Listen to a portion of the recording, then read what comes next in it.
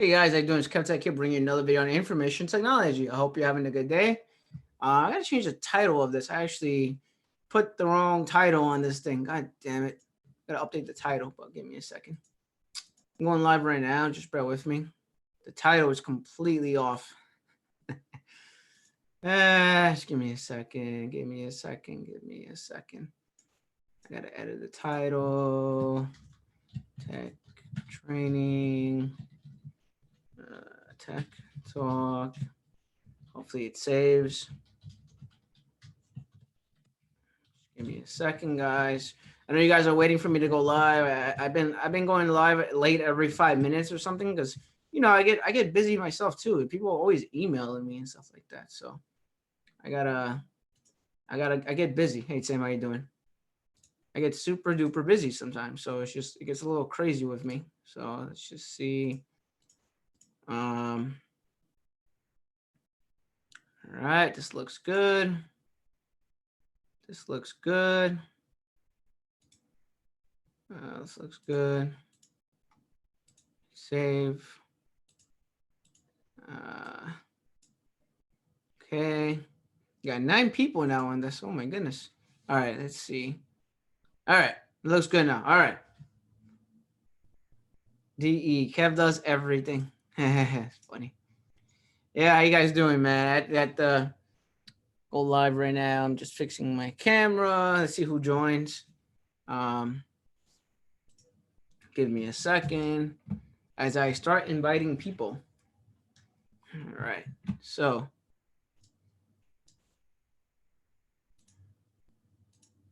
just give me a second.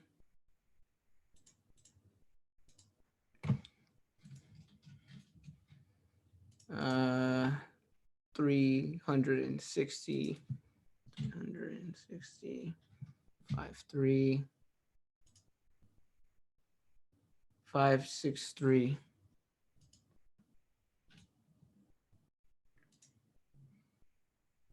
Gaming John. Yo, bro. Hey, man. How you doing, man? What's up?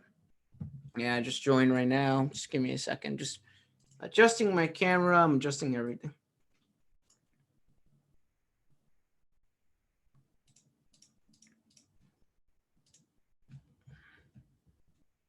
Camera's probably a little blurry. It happens sometimes. I don't know why that happens. I literally... So sometimes you might have to... Camera just blurs out for me. I don't know why it does that sometimes. I'm trying to do something on the camera and it blurs out for me. I hate when it does that. I'll fix it right now though, so it's totally fine. Give me a second. I'm just inviting people. Just bear with me.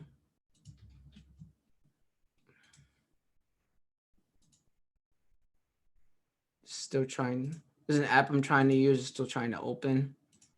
Bear with me. Bear with me.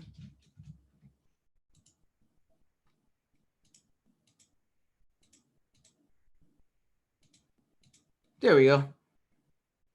I hate the camera sometimes. It does whatever it feels like it, Hey, Steven.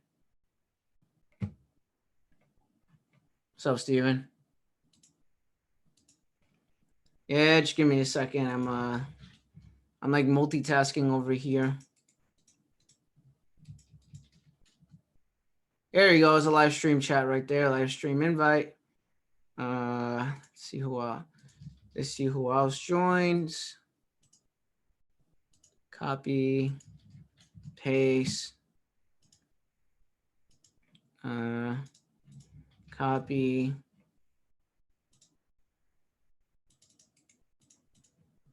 paste.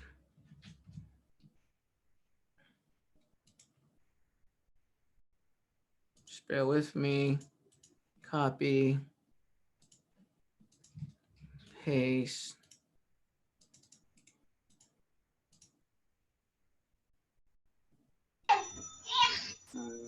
Hey, Steven. What's up, man? Not much. Yourself? All right, man. Very busy this week. A lot going on. That's good. You're lucky. Better be busy than not busy. That's true. You got the rest of your life not like to be busy. I'm always busy.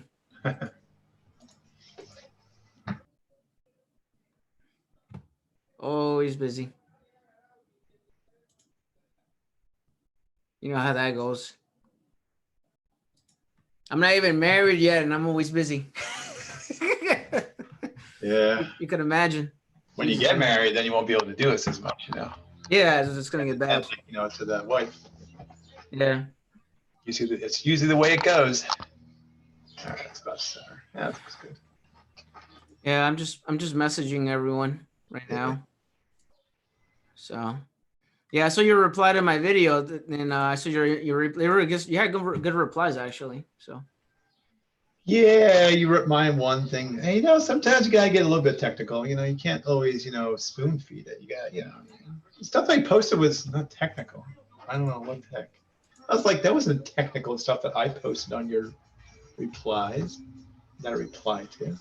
Well, wasn't that? Come on. No, not even that. It's just like, because like if you start getting more in depth, and they'll start asking you more questions. You're inviting them to ask you more questions on a job interview. If you get too involved with it. Oh, I see what you mean. Yeah. Yes, that becomes a problem, and then you're gonna be like, you know, what's gonna happen?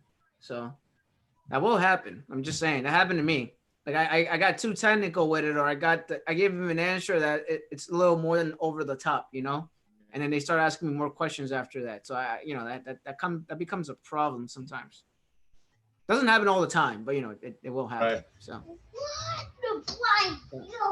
how you doing, Steven? How you doing? Good? Me? I see your eyes. You're like, oh boy, it's like getting crazy. Yeah, my kid's here today, so see him right there. Look at him. See him right there. Look at him. Look at that. Yeah, so you hear a little bit of background noise. That's just him going nuts.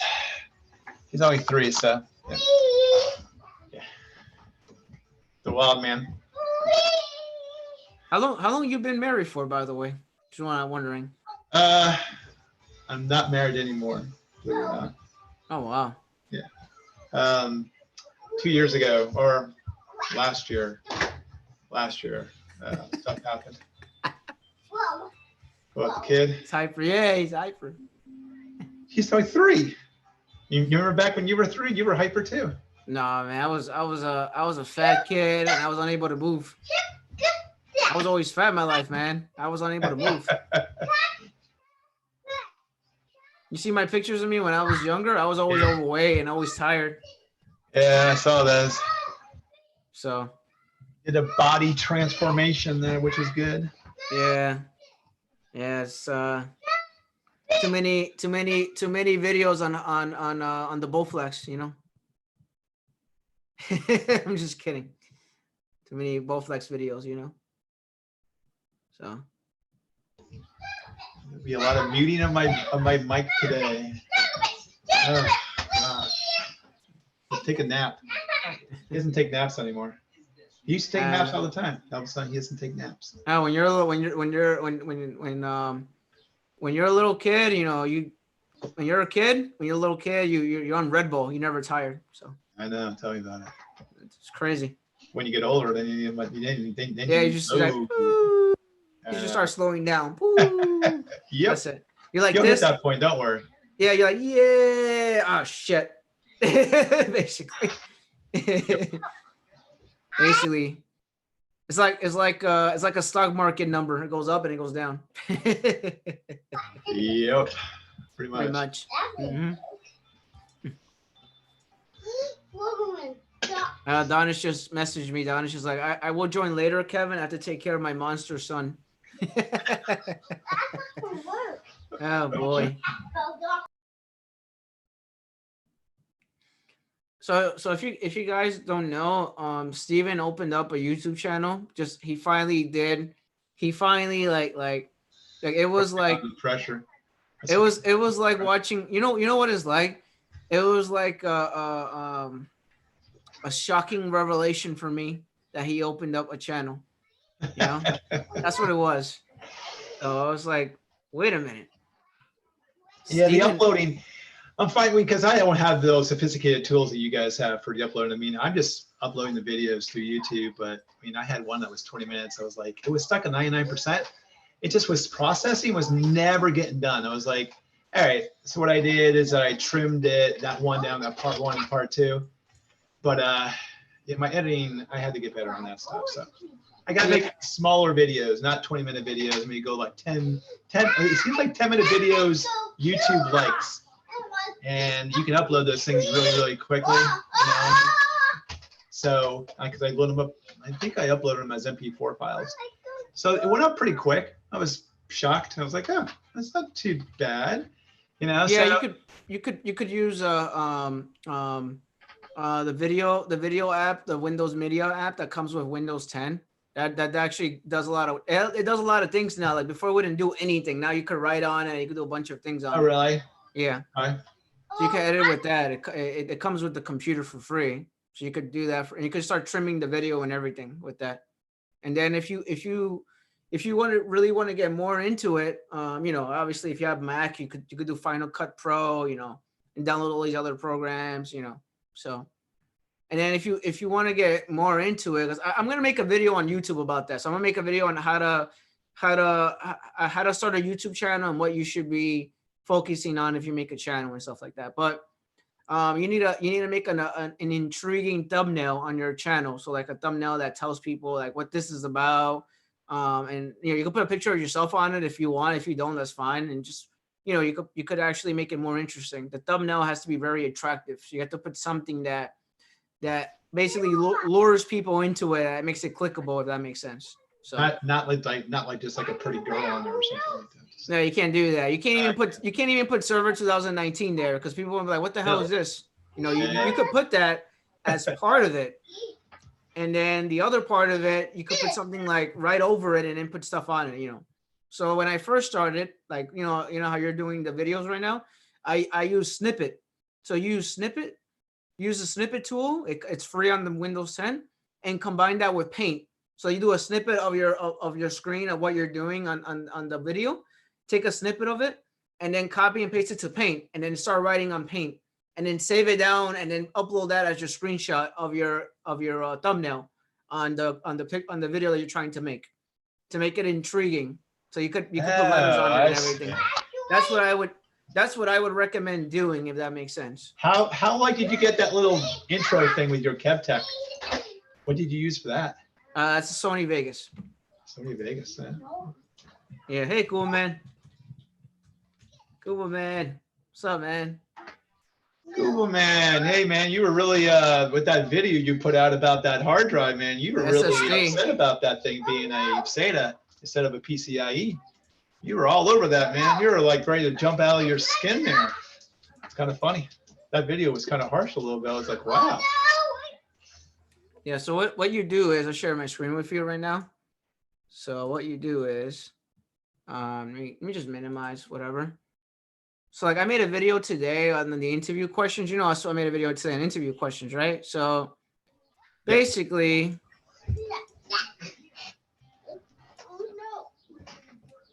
so what I do is, I'll show you right now what I do right now, because people are gonna ask me, hey Kev, how do you make your screenshot videos and stuff like that? And I could go over it for free or whatever, you know. Some people like they make a YouTube platform, they start charging for this nonsense, and I don't believe in that, you know.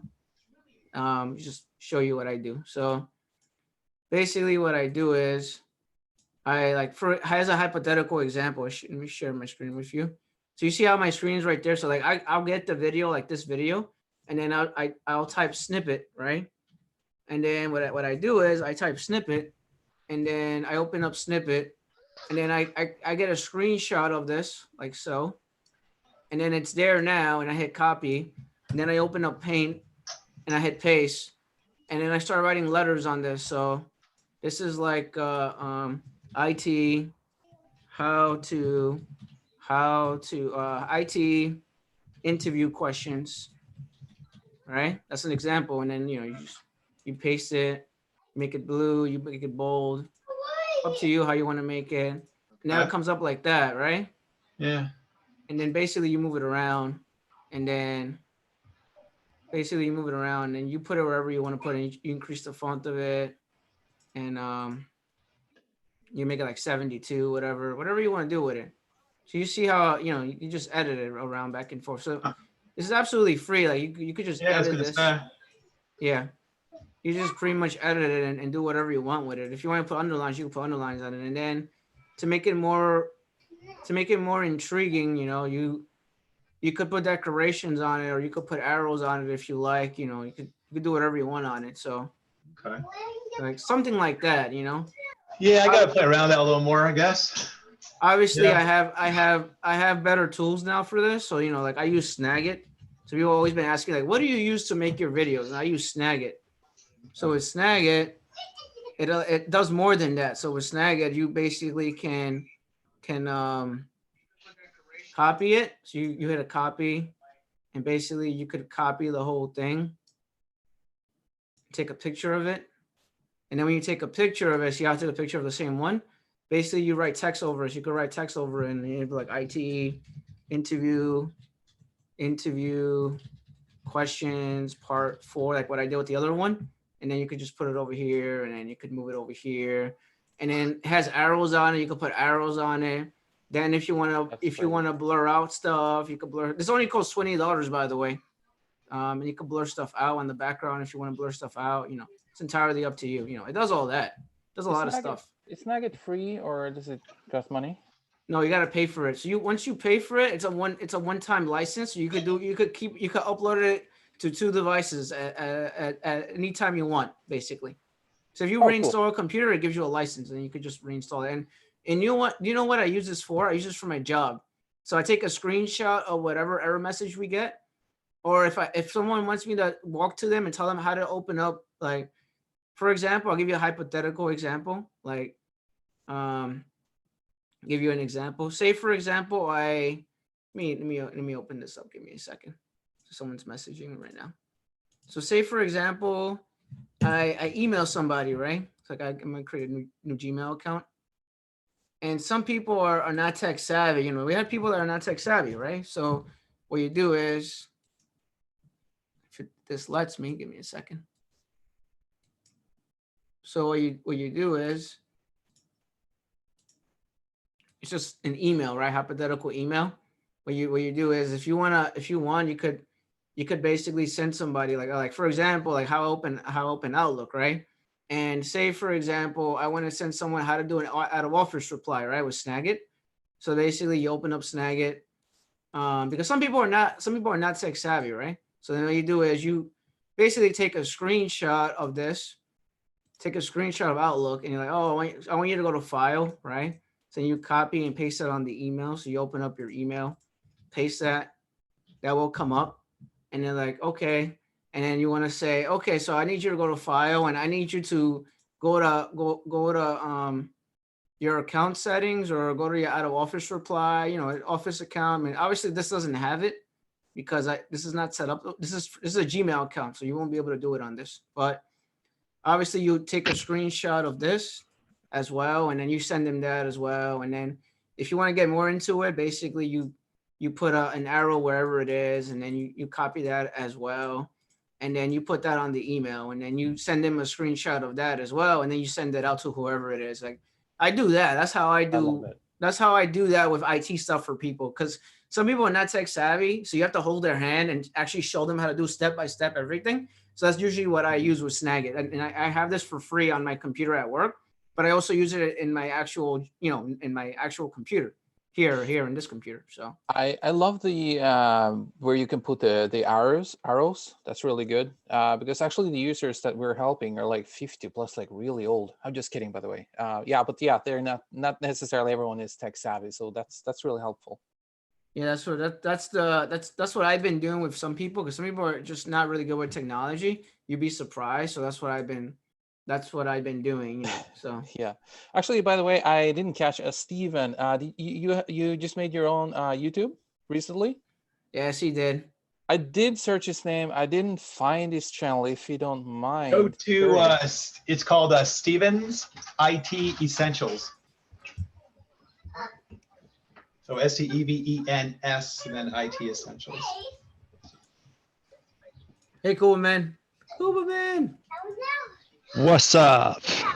Hey, Urban, did you finally calm down about that hard drive issue? You know, that little video you put this morning, man, you were really kind of tense in that one. I thought maybe your puppet was gonna like, start losing more hair. Yeah, You know? You were I like, hear you. what the heck? I'm trying to set up the puppet right now so you guys can see him. Oh, I'm sure you are. That thing is scary, man. That thing is it's something else. You have to love that thing, let me tell you. So you got yourself a new subscriber, Steven. That's cool. Can you see him? I see you. Hey, what's up? Kev, look at Oh my. Oh my God. How's I'm it giving going? up. you should like keep that for the whole entire thing. That's just freaking. They put some wacky stuff behind there. You know what? I feel like I want some IT support right now seeing that. It's scary. Look at that thing. It's like. Well, you got to put in a ticket first, otherwise you can't get any assistance. Wait a minute. Wait a minute. It's cool man, right? Wait a minute. Yes. Wait a minute. Give me a second. Give me a second. Wait a minute. So, what do you call your puppet? What's your little pet name for him? Pet name?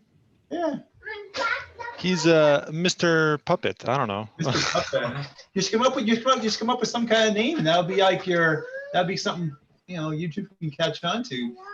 Catch so and so at this next video teaching about this. There you go. Your alter ego. Give it the Indian name. That would be cool. I need to see Kuba Man with a puppet. There we go. And I'm going to save this as a ticket. Okay, there we go. So let's go back to our dashboard. Kuba Man puppet. Incident 13. There we go. He's here. There we go. There's no excuse now. That's There's a ticket now in the queue for that. People are tuning Wish in. granted. What in the heck is this? Wish granted. Here he is, waving at you. I'm trying to figure out what to do with his left hand. Like maybe you just put it down here. Oh wait. Hold on. Whoa. There it is. There you The go. left, I the think left that's hand. good. I'll just left wave hand. like this if I want to say something to interrupt you. Put up your hand. Excuse me. There's what was it? Was it hands up, baby, hands up. Give me your heart. Give me your heart. Give me. Remember that? Like this No. guy right here. See, he's You know remember that song? Come on. How do you not know that song?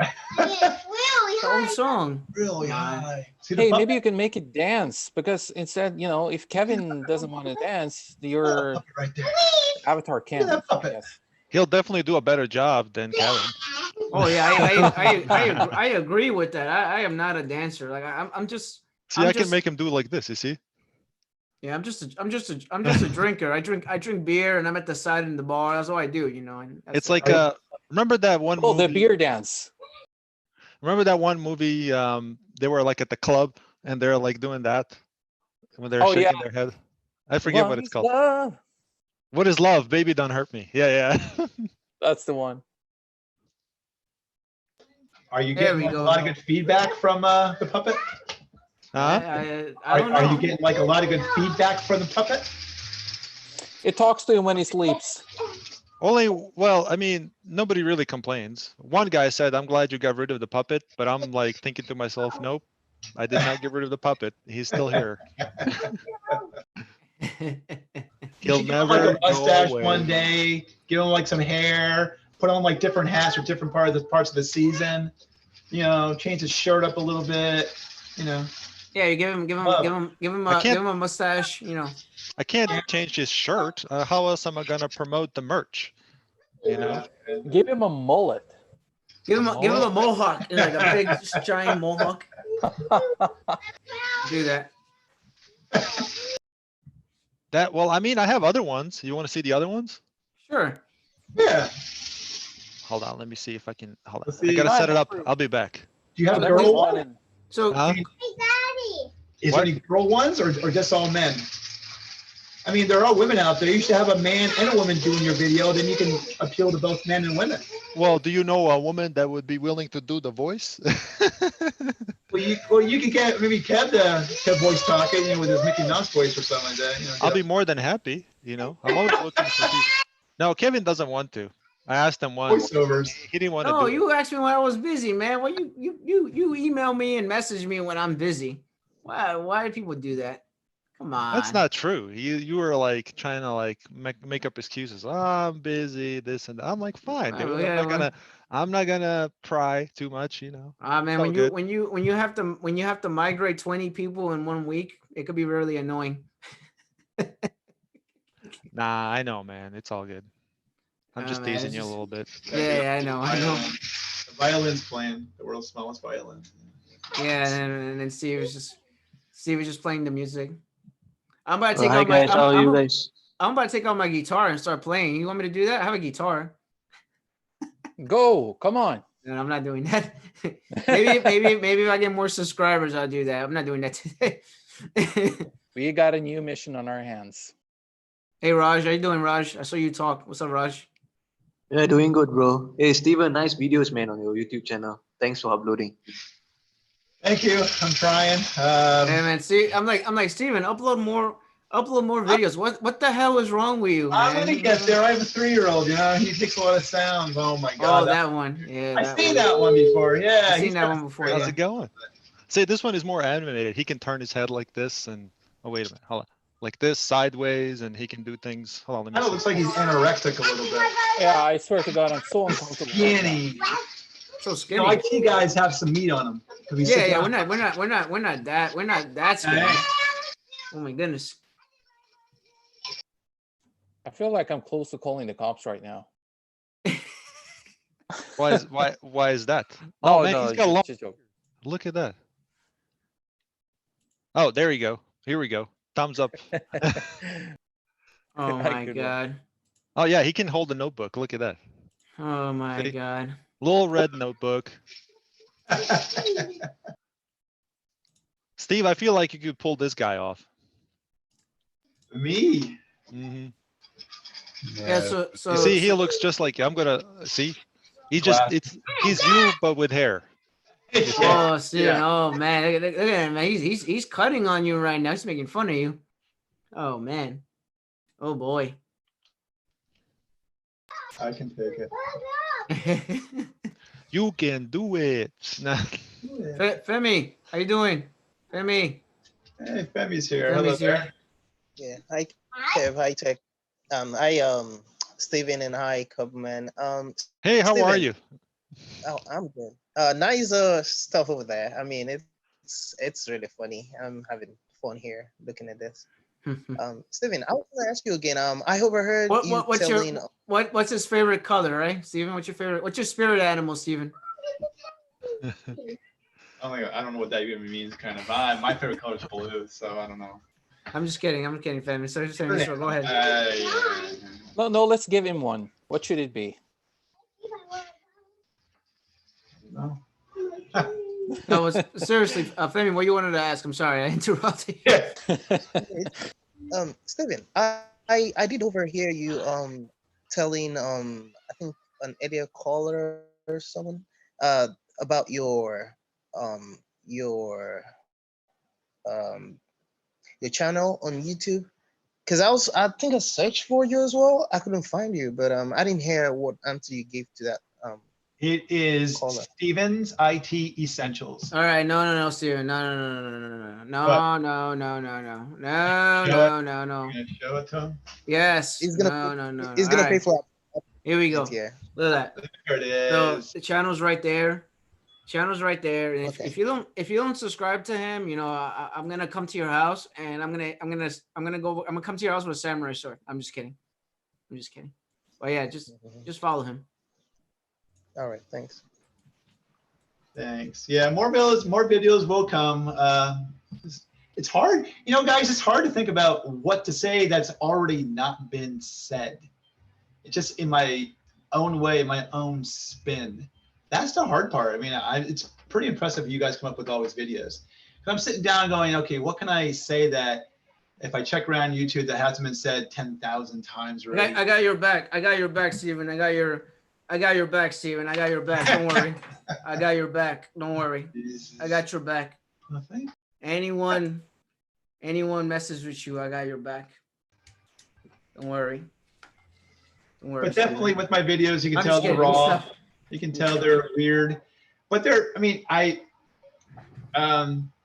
Roger, the guy that I was my coworker, he kind of set me up with that 2-part thing about joining the how to turn the PC work group computer into a domain controller. So I showed that, and it was like a 20-minute video. I was like, oh, that's too darn long. And I was like, it just wasn't processing right on YouTube like I told Kevtech earlier. So what I did is that I made it part 1 and part 2. Now, in my voice, I only say part 1. I said it because I don't have that editing software to go in and say, to add in and go, hey, this is going to be part 1 of part 2 type of thing. And I like that one. That one. I like that one. I like that one's cool. Cool, man. Yeah. He looks like a nice, clean-cut guy you would find in an IT department. That's some low life there. He just looks like that. He's wearing a tie. That would be a perfect interview man right there. What do you think, Kev? Well, hello. Yeah, I am the interview man. I will ask you questions about the interview. What would not you even like that. to know? You should make a video on interview questions with that puppet. Yeah. With that puppet. Raising the roof for the puppet. Yeah. You see that? Raising the roof. Oh my God. Anyway, Steve, I just want to say, don't worry about like how things are when you're a new channel. Just kind of keep doing what you're doing. Yeah, Doesn't matter. Doesn't matter if somebody. Doesn't matter if Kuberman goes to your Hold channel on, man. and dislikes This guy, your video. Hold on, this guy. Video. You see this guy? He's wearing a tie. He's a professional. He's an IT professional. So you gotta pay attention to him while he's talking. Okay. Dude, I was gonna say, Steve, it doesn't matter if somebody already made a video about that topic. Just do it in your own way. You might have a better way of explaining it. That's all. You might have another experience that people don't share. Everyone has their own unique experience on a topic that they don't talk about. Right. This guy's got awesome hair. Look at that. Does that make sense? Because everyone has a story to tell. So you probably have one way of doing it, and I have one way of doing it, and somebody else has another way of doing it. There's more than one way to do something. So right. You probably have a story to tell about it. So. Yeah, I mean, it's definitely weird though when you start making it. You get into it yourself a little bit, which is different. When I was making those, it's like, all right, and just waiting around because I don't have the fastest, I have the fastest laptop in the world and with all the RAM and all that stuff. So I kind of say it's going to take some time, But I was trying to be truthful as I can because some people don't have what you guys have. It's going to take time for stuff like that. You see my old videos of me recording with a Note 5 and Note 4? Come on, man. What are you talking about? Come on. I use something with that. It's called ShareX. That actually works pretty good. It actually captures the screen really well. And I was like, wow, this is really, really cool. And it's easy to use. I tried to use that, was it OBZ software or? The OBS software? Yeah, OBS. And I was like, I didn't understand that to save my freaking life. I tried to play around with it, and it gave me very low resolution. Now, I don't know why it was pulling down, and it looked really not. The video looked like crap. So I was like, well, the ShareX is exactly like my video resolution. That's why they look really good. It's like, oh, I'm going to use this, and it's free, and I can record it, but I can't stop it midstream. If I stop it, then it ends the actual recording. So. I have a suggestion for you. There's one that's a little bit better. And I think I don't know if it's made by the same people, but it is OBS, but it's called Streamlabs OBS. It's much better. It looks a little bit different and it records better and all that stuff. Okay. I'll check that out. Oh, look at Rune. Oh, look at that. You got the sweater on, the headset. Uh-oh. I can't hear you. You're muted, man. You're muted. You're muted. Oh, you saw me speaking, but yeah, good thing. Yeah, I was like, what's we going got on? so close on finally. Got around. Finally decided to join my video. Yeah, why not? Everyone else is you've been hiding in the video. After looking at friggin' Urban, you can't really go. You really can't go backwards. Yeah, exactly. Yeah, once you see Urban with his haircut, man, that's it. It's over. It's over for you. It's over for me. It's over for Steven. With that. with the head Can and we just see shoulders, Femi head on and shoulders here? haircut, Come man. on, That's it. live. Mhm. Come on, Femi, show your face. Let's go. Come on. You got that. You got that haircut. You know. You got that. You got that. You got that L'Oreal haircut. It's over. You know. That's it. That's it. It's over. So Actually, I had the what I call the corona length hair. I went to the barbershop just a week ago, I think. So yeah, I got that sorted out. I actually got a haircut at home. That's why you see me like this. I had a beard before. I got rid of everything. Yeah, mine just like falls out, so it's natural. Steven Oh. is one cut only. That's it. Yeah, but check out these locks. Look at that flow. Look at that. I used to have locks like that when I was young. Oh but yeah. More. Actually, we saw that picture. If I'm not mistaken, we saw that picture. We saw the proof. Yes. Yeah. Mm. What happens when you get older? Just kind of You start losing your hair. Yeah. yeah. So, I think Rune. I'm not trying to pick on you because we've never met, but I think Yeah. you He's can pull- picking on you. He's picking on you. Cool man's No, a I'm- bully. No, I'm not. I'm just kidding. I'm saying you can pull off this puppet. He kind of looks like you. You see, with the Somehow, hair. maybe. Yeah. Mm, I don't yeah. know. I don't know if you have blue eyes. I can't Give tell. me. I got green eyes, but close enough. Give me a Here, month. get a I'll do that. contact lens. You're good. Yeah. I guess so. Yeah, you wear a suit. You wear a shirt and a tie. You look like him.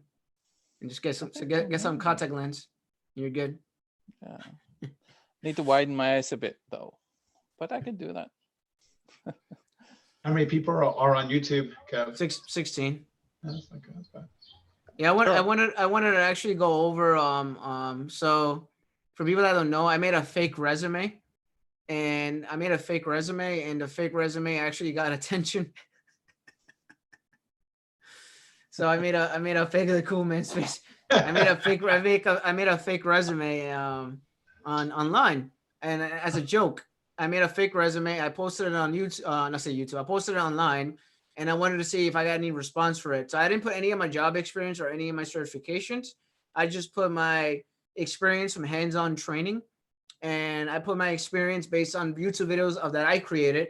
I put it on the resume, and then I uploaded my resume online, and I got like 5 phone calls, and I have no experience. I put no experience on it. It's crazy. I'm like, what the hell is going on? And then someone from Tech System called me for an actual job interview. And I'm like, dude, I didn't say dude, obviously, but I said, hey, this resume was a test resume to see if anyone were to call me. And he called me, and I'm like, oh, okay. I'm sorry to waste your time, but this resume is a fake resume. So I actually have a job. Oh, okay, Kevin, thank you. Like, did he get upset? No, he didn't get upset. He was cool with it. Oh, okay. In fact, he was so cool with it that he wants to have a job interview with me next week where I could ask him technical questions and ask him how to get into IT, and I could record it. So I'm gonna make a video on that, and I'm gonna upload it on YouTube. So that should be interesting. Yeah, he actually liked that. He's like, oh, okay, I didn't know that. I'm like, yeah. So it's pretty cool. And he said, why are you uploading this? Like, why do you upload it on our website? What's the point? And I'm like, it's a point to prove that even if you have no experience, you can still get a phone call from a job recruiter or from a company.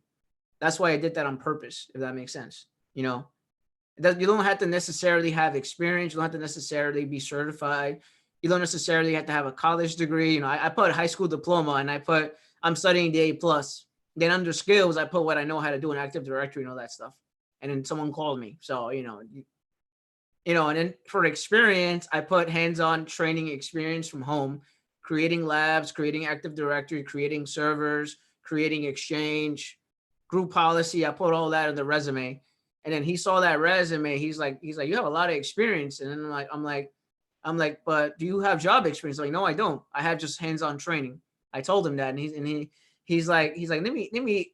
He's like, I didn't believe you at first, and then he looked at the resume and everything. He's like, I thought you were lying to me. I'm like, no, it's my resume. He looked at it, and then he's like, let me look at you on LinkedIn. So he went on LinkedIn to see my actual account, and he found all the experience I had, and he's like, damn, you have a lot of experience. And he's like, oh, okay, yeah, but I called you because of that resume, not because of your LinkedIn account, you know. So it was just a test. It was a test resume. So it's very interesting. Just to show everyone that you don't need, it's all on your resume. So you have to have a good resume. You know, it tells a story about you. It's all about your resume. No one's gonna call you unless you have a good resume. So that's why that was the point I was trying to prove with that resume. But I'm gonna make a video tomorrow about that. I'm not gonna go over that today. Oh, that's Hey, good. Femi. Yep. Yeah. So, Kevtech, I hate to say I regret things, so not to say I regret, but You regret perhaps dancing, right? I like dance, dance, Yeah, sorry. Go ahead. Sorry. it's okay. That said, if I always like when if I ever, I mean, there's people that's always willing to like try to be seen to be assisting or guide you, but I always prefer if I had met. I mean, no, I mean, not necessarily you or Danish or Couple Man or a couple of years ago. You know the way you'd have some people able to explain getting into things much more properly than other people, like because my initial experience had been with a couple of guys that would just tell me, oh, you just go ahead and apply, versus someone explaining to me that, you know what, you can actually get into IT without experience, but without experience meaning that at least there must be something that you bring to the table, like all of this hands-on kind of stuff that you usually would put on those resume. That way it kind of like gives me a better appreciation of what they mean when they say, oh, you don't necessarily need a resume, there's people doing this, because if you just tell me go do this without What? Femi? Hello, Femi? I think we lost him. So you know what the problem is, and people might agree with me, people might disagree with me. It's okay if you disagree with me, but you know what the problem is with people in IT or people that are trying to get a job in IT. And this is just me telling you based on my experience. I'm gonna tell you based on my experience. You know the problem with people in IT or people trying to get a job in IT? Some people don't have the motivation to put a resume online. Some people need a mentor to push them to put a resume online. Some people have the motivational skills already and they do it on their own. Some people need some sort of guideline to actually get into IT or how to get into it. Like they need an actual somebody to mentor them.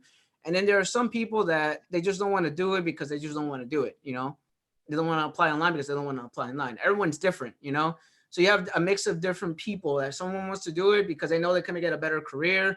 Some people don't want to do it because they're scared of being rejected. And I tell people, like, I had this conversation with someone. I don't want to put him on blast, but I have an email conversation with somebody on my LinkedIn account, and I told them when you first apply for jobs in IT and you're trying to get a job in IT and you're trying to basically get your first job in IT, like you have to embrace rejection. In IT, you have to embrace rejection. So you have to embrace the fact that you're going to get rejected a number of times before you get a certain job or before you get a job in IT. If you don't do that, if you don't embrace rejection, then this is going to happen to you. Like, this is my personal experience or my personal opinion. What's going to happen to you is when you don't embrace rejection, you don't embrace it. Basically, you're saying like, I don't want to curse or anything. I would say, F it. This is not for me. IT is not for me. I'm not going to do this anymore. This is not for me. No one's hiring. No one's calling me. You're going to say, F it. I don't care about this anymore, And then some people are like that. Like they apply and they give up too easily, or they give up too early, or there's an opportunity at the front of the door and they don't take it. Or there's an opportunity that comes up in the next few weeks and they regret not doing it or not applying to it. So that happens in IT as well. So when you work in IT or when you're trying to get a job in IT, any type of job in IT, you do have people that their morale goes down when they get rejected too many times. And they feel like they're not qualified for the job, or they feel like their resume sucks, or they feel like it's another thing because, like, I'm not trying to get into the race card, but it could be like because I'm Black, or it's because I'm Hispanic, or because I'm white, because of this, because of that, It's not even that. It's because some people don't embrace rejection as it is. So it becomes a mental breakdown for the individual as a person when they get rejected too many times applying for a job. And it's not necessarily you. And I tell this to the guy. I was talking to someone on LinkedIn like 2 days ago. And I'm like, I talked to a guy 2 days ago on LinkedIn, right? And I told him like, just because you got rejected in this job doesn't mean there's another job waiting for you in the next door. You got to keep applying for jobs. I told him that you have to keep doing it until someone calls you. You got to keep doing it. And if no one's calling you, we have to stick. If no one's calling you for any job in IT, we got to take a step back. We got to look at your resume again, and then you got to start applying again. You got to take a step back. And also part of that as well, like part of IT or part of that as well is that if they don't want to hire you, it's okay. It's okay. They don't want to hire you. It's okay. It's their loss, not your loss. You know how much you work as an individual. If they miss the opportunity to hire you, just keep applying for other jobs, you know? And that's basically how I look at it. Like people think the first job is easy to get. It's not easy to get. Like people will tell you it's easy to get, but it's not. Like your first job the first job you get in IT is going to be very, very difficult. And it's going to be a mental battle. It's a mental battle between you and the resume and between you and applying for a job. When you try to get your first job on any IT job, it becomes a mental battle because it does lower your morale when you get rejected 1,000 times and you're applying for a job and you see that you don't fit or don't qualify for the job. You're either overqualified, you're either not qualified, you either have no experience. You know, it does lower your morale as an individual. So that does happen to people when they apply for jobs. But I tell people not to be discouraged by that and to keep on doing it until someone gives you an opportunity. That's the way I look at everything. And I don't know, people might disagree with me. People might disagree with me. People might agree with me, but that's just the way I look at it. So what do you guys think? That's how I feel. You know, that's just me. That's how I feel with IT. Like as a person in IT, you know, working IT, I feel like it's all about your mental mindset. And it's all about like how you are in the mental mindset. Cause it could be mind boggling for some people when they're applying for jobs and they're getting rejected too many times. You know, it does hurt the person physically and mentally as an individual. And it actually, when we talk about this, like I don't talk about it a lot, but when you talk about this, when you get rejected too many times, a person does get depressed and everything. They get depressed and they start doing things that they don't want to do. They start drinking, they start doing things that they don't want to do because they don't get hired and stuff. I've seen that happen before. I'm just saying, you know, that's just my personal opinion, getting into a serious conversation. That's just me, but it does happen. People get rejected and their morale goes down and they feel bad about themselves, you know? So what do you guys think? So basically this sounds like asking a girl out for the first date ever in your life or something like that, or whoever, if a woman's on here asking a man out for the very first time. It's kind of like what it sounds like. They say no, no, no. You go up to the prettiest girl and they're like, yeah, get the heck out of here. And you're like, okay. All right. And that's a shot down right there. You get shot down until one girl says, yes, I will go to a movie with you. Yay! And you're all excited. It's sort of like the same thing, right? Basically, all you said there was relationships. Basically, from your day that first time that you could smile at somebody and go, yeah, I'm interested in that. Okay. You know, you go and you start asking, can you want to go out? No. It makes you feel like this small and this small. Then you got to start, all right, I got to start over. Well, I can't ask out the prettiest girl in the school. Let's go for the medium girl or the band, whatever, and see if they can do it. And then all of a sudden they get you hooked up, and then all of a sudden you're in with the in crowd, and now you're dating every good-looking guy or girl in the whole entire school, and then you're happy again. So it's sort of like relationships. What you just said there is sort of like what you learn from a very young age. Think about it. Maybe you didn't go through that. I went through that. I mean, I asked a bunch of girls out. They said, nope, sorry, you're ugly, whatever. You know, so it's just like you get put down and put down and put down. And all of a sudden, one girl says yes, and you're on top of the world. If everything is this wonderful, it's like getting that first job. Everything is wonderful. Then you hope everything falls into place. But then all of a sudden, it may not. You're right back to square one again. So, man, it depends on the person too, because some people are really bad mentally. They're not really strong mentally, you know, Steve? Depends on the person. Yeah. Depends on the person. Really depends on the person. Like they give up too easily. Some people give up too easily. So that's why you need to have a mentor, or you need to have somebody to push you to be better, to be a better person. Some people are like that. You know that. Some people need someone else to push them. You're too young to remember the Fonz, but the Fonz and like Richie Cunningham. I don't know if anybody else out there knows. No, but you need to have someone push you to be better, because some people are not good in the mental state. You know what I mean? Like some people can't handle it, you know? Some people don't have the motivational skills as other people. It happens to everyone. Some people are not there right 100% in the head, you know? So. I'm not even joking about it. I'm being serious. Like some people are not, I dealt with a lot of different people. So some people are not like that. Like some people you need to literally hold their hand and actually show them how to do everything. And then they get the job and then they're good after that, you know? They're not really good with social skills. They're not good mentally. They're not good with people. You know, everyone's different, you know? So you gotta literally deal with a bunch of different people that have a bunch of different personalities, and they're not able to do what you're able to do, you know? So everyone's different. Yeah, it's true. So I'm just going based on my experience, you know, based on my experience. So it's just from what I noticed, you know? So Yeah, if you want a job, you're gonna fight for it somehow. Like in your resume, or in your job application, you're gonna really put it in there that you really want the job somehow, you know. So if you get the chance for a job, like an actual job interview, you come pretty far, I guess. it's not.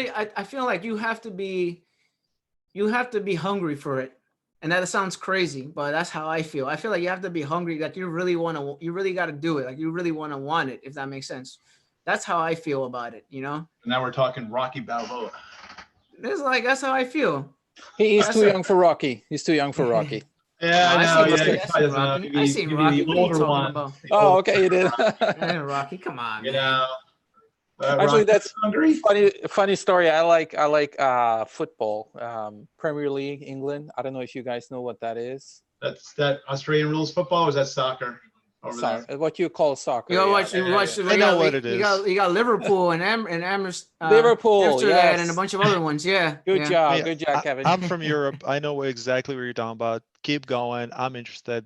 That's These good. I Americans, mean, they don't know. Nah. the coach for Liverpool, Jurgen Klopp, he actually did a story to the team where he talked about Rocky Balboa as an example about motivation somehow, and he didn't really get the reaction he wanted. So in the end, it was like, why? What? Oh, nobody know who Rocky is. So because the movie is so old, yeah, it was kind of funny, but yeah, that happened. Just wanted to get that out there. Yeah, but I bet you if you play the music, people know it.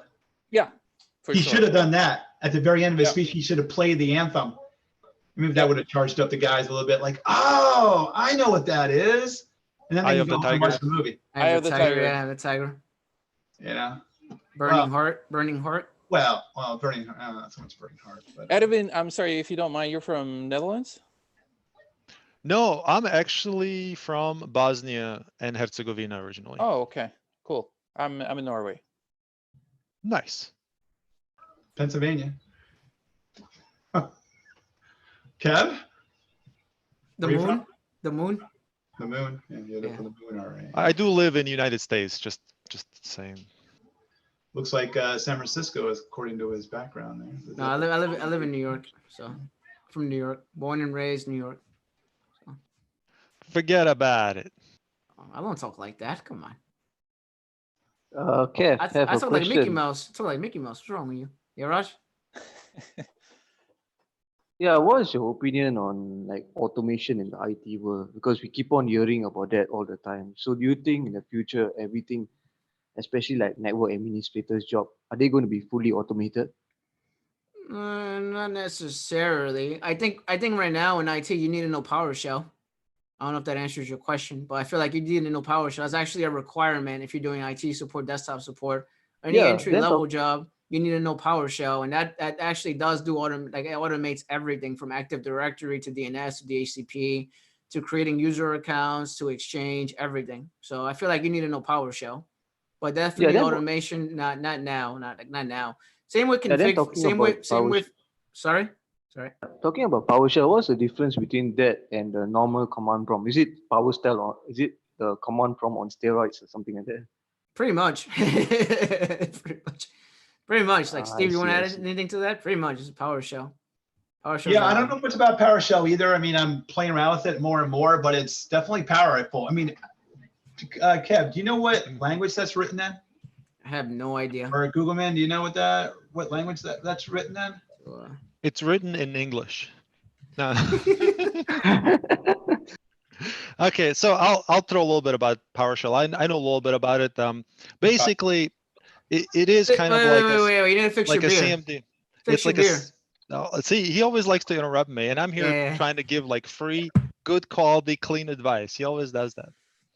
Anyways, so it is like command line on steroids, if you will. So basically, just an example, you can push software just by using the command line. You can access different, I almost said suppository, but it's not. It's repositories. But basically, Steve's shaking his head over there. I apologize. So basically, it's just a server that you can access, and you can pick which software you can just push to that computer. There are many different things you can do in the PowerShell that command line doesn't allow you to do. So that's just an example. There's a lot more to it. There are so many things you can do, execute with them. You can access remote computers with it, all kinds of stuff. Yeah, because I heard PowerShell is pretty scary. You can do certain things like privilege escalation, even if you're on a standard user or something like that. Yeah, you can. So you can, basically, remotely send commands to a remote computer that allows you to basically, push different things to it, whether it's software or just a file. You know what I mean? So you can elevate the privileges remotely, and you can do everything through the PowerShell when it comes to stuff like that. But yeah, I mean, again, I don't know a whole lot about it because I don't really use it in my field that much, but I know kind of the basics. I see. Then how do you like protect because I heard a lot of malwares are also written from PowerShell because of the how much stuff you can do with it. So how do you protect like your enterprise from running all these PowerShell script? Because Bash isn't that powerful in command prompt, but PowerShell you can do a lot of things with it. They use silence. So basically, you have for silence you have what's it called, a row or a row or site, and basically you create a site on silence. And when you do that, when you create a site on silence, and I'm gonna go over silence at some point, by the way. You go into silence, and basically you basically create a site. You put, it's basically like Active Directory almost. Basically, you put everyone in a folder or a specific folder on silence, and basically you block certain applications on the operating system on the computer. So if someone tries to run PowerShell on their computer, they can't run it. Silence blocks it immediately. Just this the way that's the way our environment is set up. Oh, what's the name of the software? Silence, SILANCE. So it's CYLANCE. So some companies use Silence, some companies use McAfee, some companies use a few other applications, and that's basically what it is. But use Silence, and basically Silence gives you the ability to block applications that go in and out of the computer, and they combine that together with group policy. And then basically what they do is it blocks them from like basically running PowerShell. The only one that's able to run PowerShell in my job is me. So what I do is I run PowerShell, and basically I run a config file on PowerShell, and basically it imports and exports the numbers of people that have McAfee and Silence up to date on their computer. And then basically I get a report after that, and then basically it installs it. It basically imports an Excel file on my computer, and then I could see who has not been active or inactive or hasn't been updated on Silence and McAfee. It shows all that. It's a command I run in PowerShell. So pretty cool. Some cool stuff you could do. So. I was actually surprised when I realized that it's actually been around since like 2006 or 7 in inside of the Windows Vista. And Windows Vista. Someone said Windows Vista. Yeah, I mean, yeah, just about then. So, but then even at that, I remember the interview I had previously before the job I got eventually. Actually, 2 jobs before that. There was this dude I was talking to, and he did make mention of how scripting languages basically were beginning to become like the in thing, and that was what first kind of like tweaked my mindset towards, okay, you know what, if people are beginning to talk about this, then it must be something that one would definitely want to know. And suddenly I realized even with anything, it could do virtually anything like you said, and that was when I began to take it even more seriously. So I just thought to add that. Yeah, it looks like I'm gonna make a video on PowerShell at some point. Not now obviously, but I am gonna make a video because it's something you need to know as an entry level tech. So it's something that's a requirement actually. Not every job requires it, but you need to know how to do that. So Actually, you can do a re-imaging through PowerShell, if I'm not mistaken. you could do a lot of things on PowerShell, man. It's crazy. Do re-imaging, you can run an installation, you can run a bat file, a .bat file. You could do a bunch of things on PowerShell. You know, I If think you know maybe what you're doing. If you know what you're doing, obviously. if you start using Power, like don't get me wrong, I don't use PowerShell very much at all, but I think if we start to use PowerShell as we did the command prompt with the ipfig command, do our commands that we did in CMD, and just move that over to PowerShell to get us familiar with that environment, then maybe people would, I mean, maybe we would maybe go into that next step. Oh, let's, search for this command. Let's try to execute it. Because we know how to do the ipfig, IP configs and all that other good stuff, all the simple stuff. But if we take it to the next step, that may make us, all of us in this room, kind of like not be afraid of PowerShell going, oh, it does do the same thing as command line. But I'm scared of it. Yeah, well, Me I'm too. afraid of PowerShell. so am I, trust me. Just that blue background, The blue Just that- background. I got beat up by a guy with a blue shirt. Do you know how I feel? Come on, man. But I mean, it is kind of intimidating, but I mean, you can demote, you can demote domain controller through it. You can do a lot of cool things, which by one swipe of the key, it's amazing what you can do. It's like, it's sometimes it's all automated. It's like, you just sit back going, good done. I heard you can actually delete, maybe, if I'm mistaken, you can delete all, I don't know how to say this, but Windows credentials. You could do that, yeah. You could change You can your remove password. everything. You could change your password. You could delete an account. You could disable an account. You could do a bunch of stuff in PowerShell. It does all that. It does Active Directory stuff too. You could even create a script and run it on Active Directory on PowerShell. You can even do that. So it's possible. It's possible to do that. That's not impossible. It's possible to do that. Do you ever go to Windows credentials in Windows and just delete all the how do you say that? Like Credentials manager? A credential manager, that's what I'm looking for, yeah. Yep. You can make a script in PowerShell which removes everything there, so you don't have to do it manually. I don't know if you understand what I'm trying to say. I know what you're talking about. Sometimes people change their password and they have their old password store in Credentials Manager. Exactly. It could be a pain in the butt sometimes, and then their account keeps getting locked out. So yeah, there you go. Yeah, it's a common first level thing, and I mean, if PowerShell could fix that easily with one command, that would be awesome. I made a video on that on Credentials Manager, and I made a video on account lockout status as well. How do you check if someone's account is locked out? And I made a video on how to use account lockout status tool, which is an Active Directory tool that you have to download online, and how to check to see if someone's account is locked out and how many times they use a bad password, and when was the last time they changed their password. It shows all that. So, I need to check that out for sure. Yeah. So Eddie. I'm gonna keep saying Eddie. I'm gonna keep saying Eddie until you answer me. Eddie. No, I was on mute. How you guys doing? What did I miss? So we haven't done anything technical yet. I was talking about Steve's hair, and that's it. That's pretty much Steve's it. lack of hair? Okay.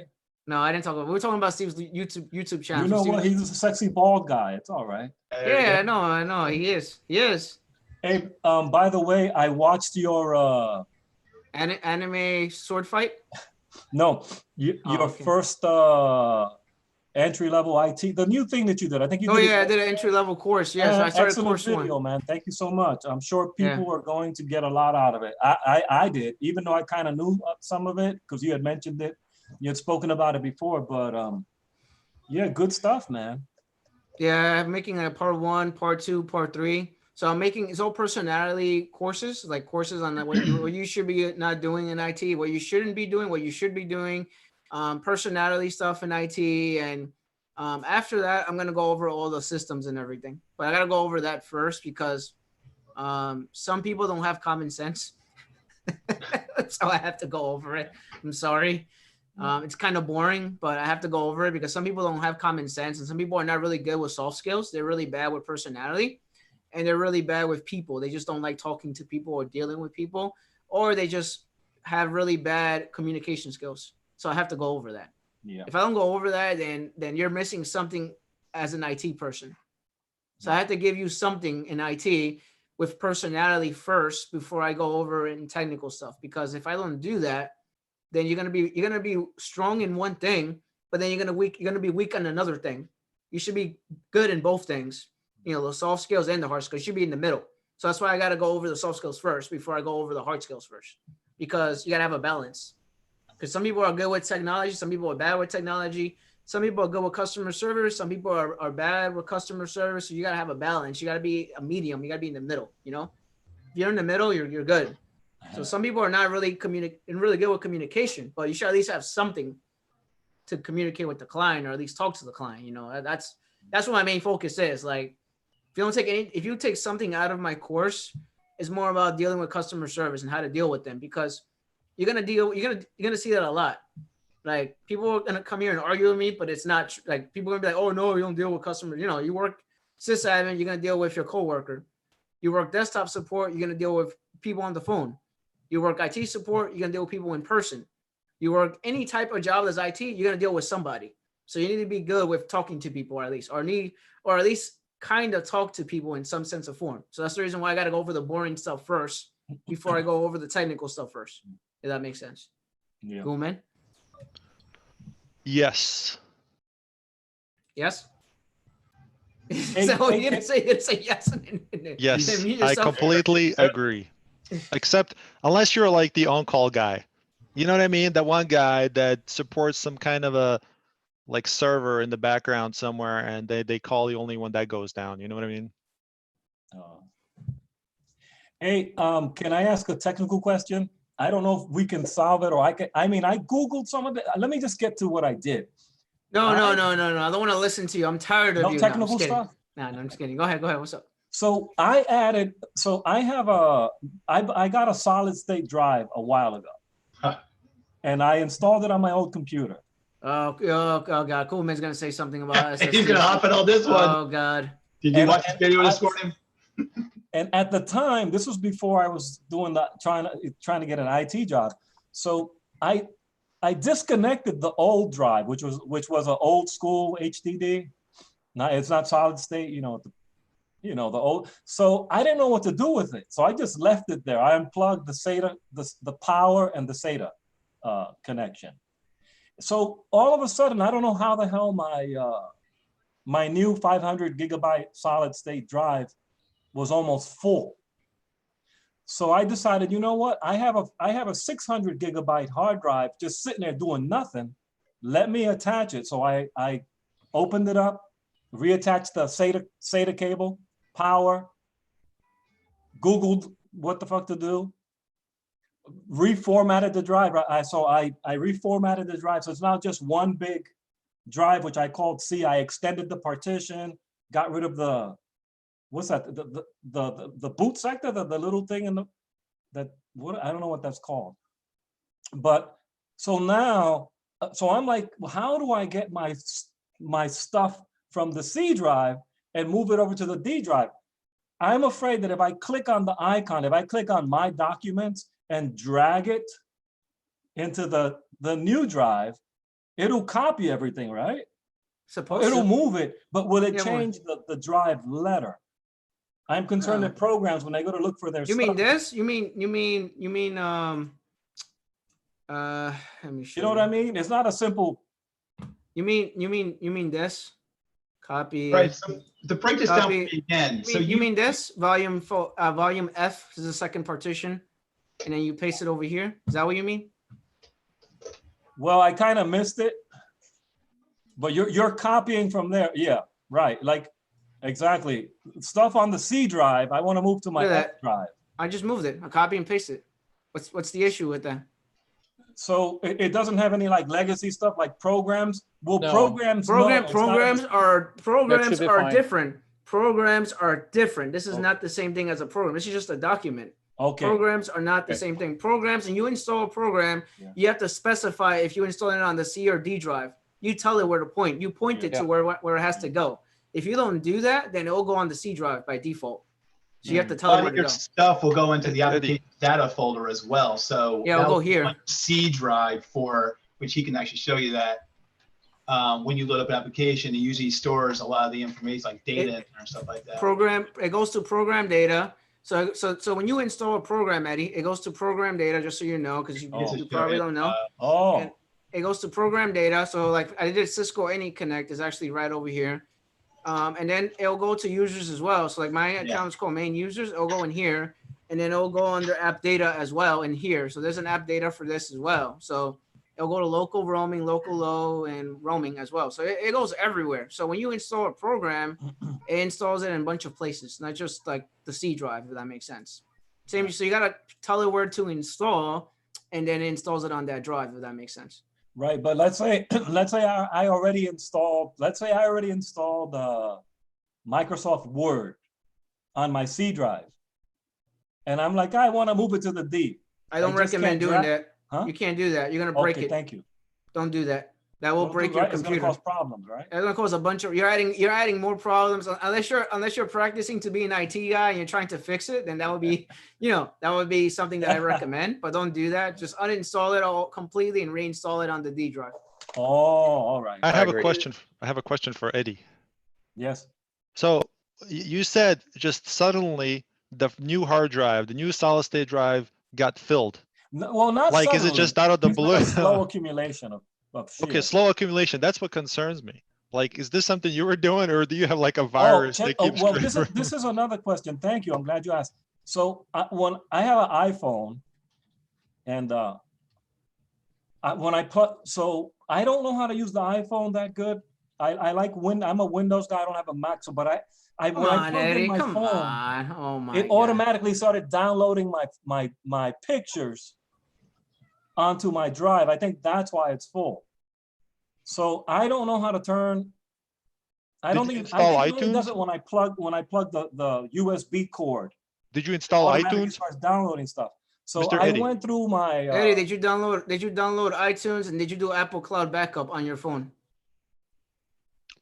I have backup on my phone, but I don't know if it's on. You gotta turn it on. Huh? You gotta turn it on. So you go I don't think it's on.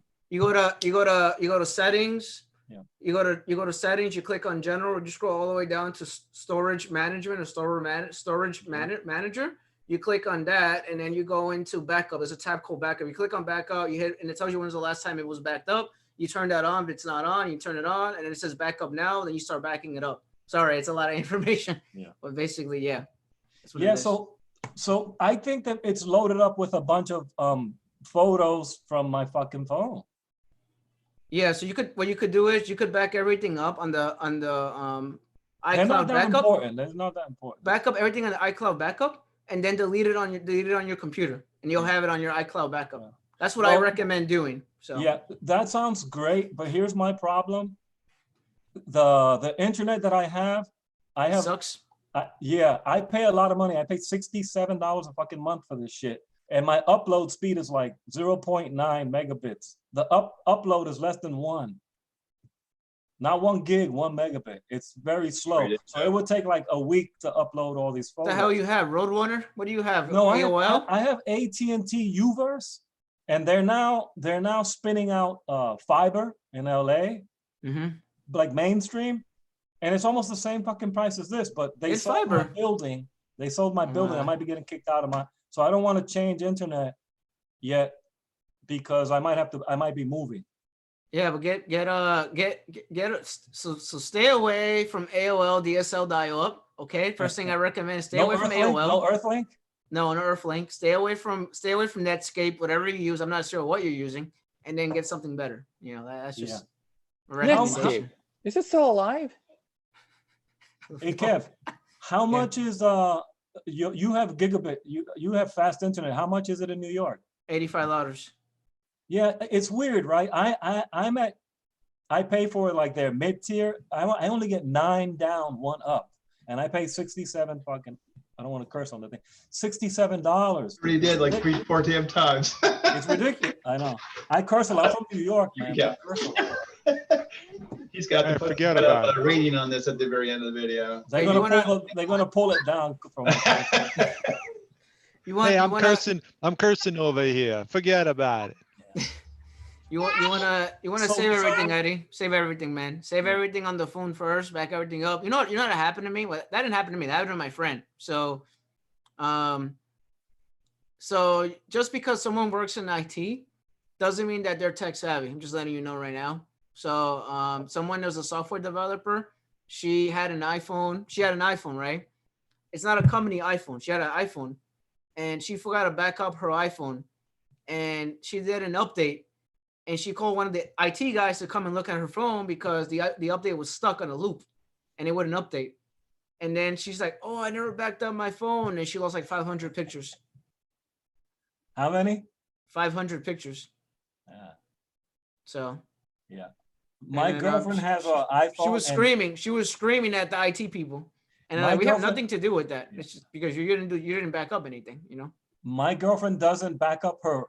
You know, she's not an IT person, so she has an iPhone, and she keeps transferring all of her pictures.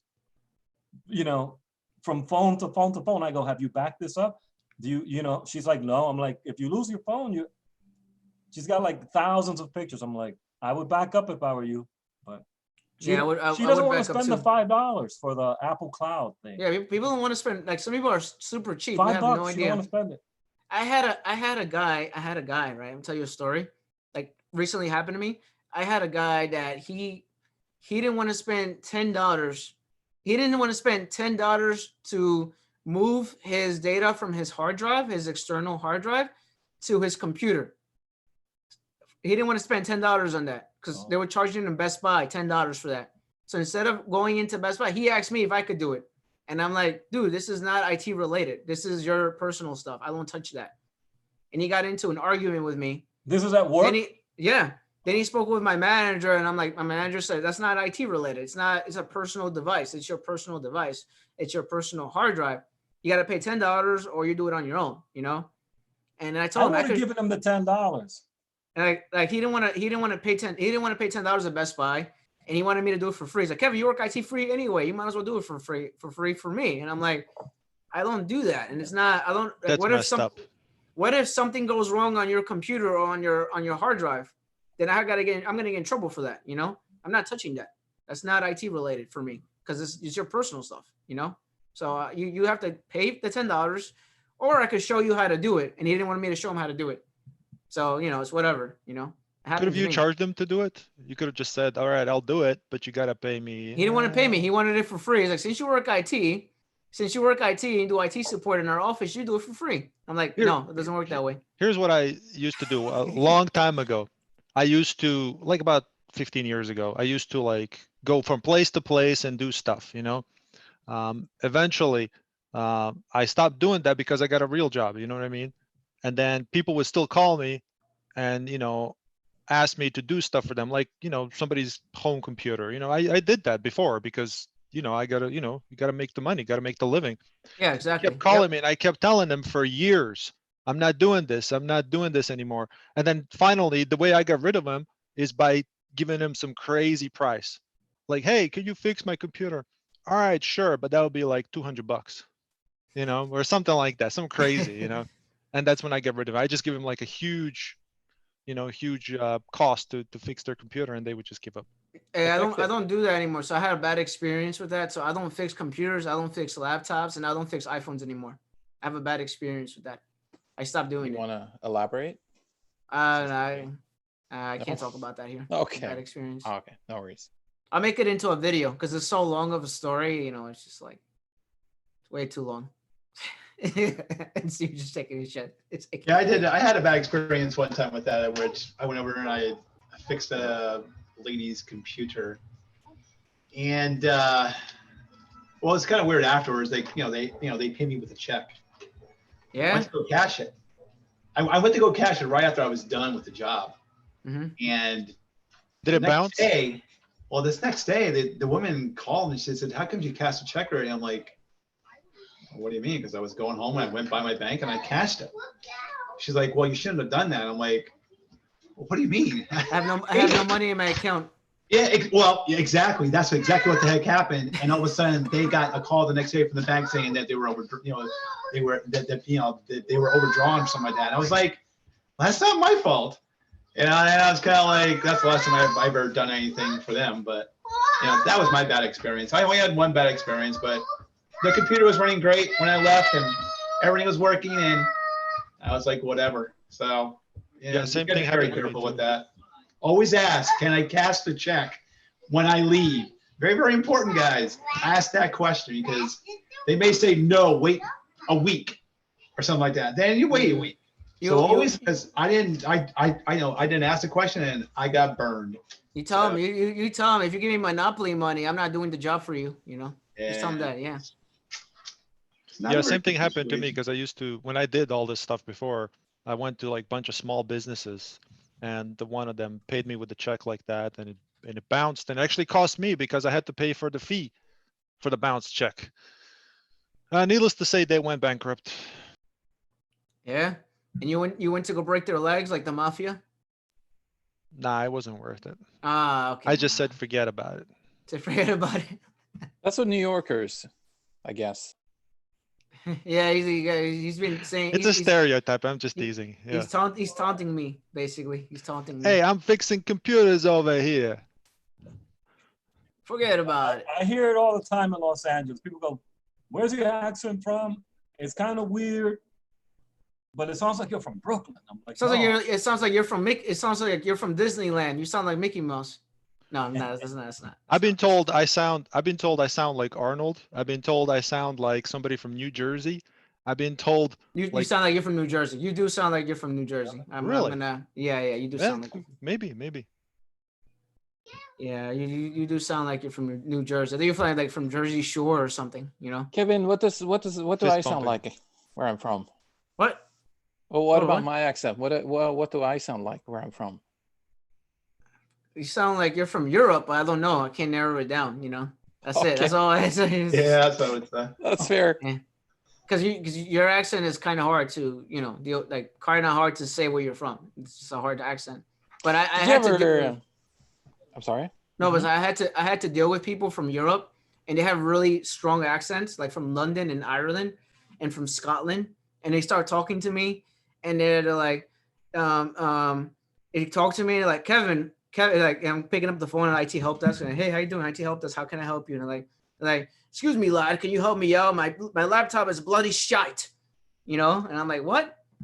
And I'm like, what are you talking about? You know? And I'm like, what are you talking about? It's like, my laptop is bloody shite.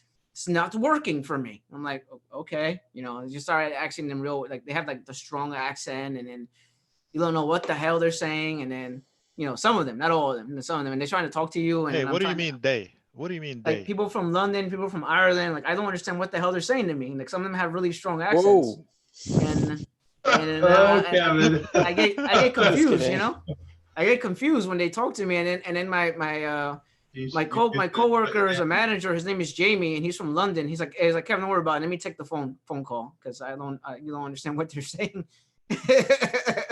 I like when people have accents. You know, I mean, sure, we can't understand each other sometimes, but it's okay. I think it's unique about. Did anyone see the movie called Fargo? Fargo. Mm-hmm. Yep.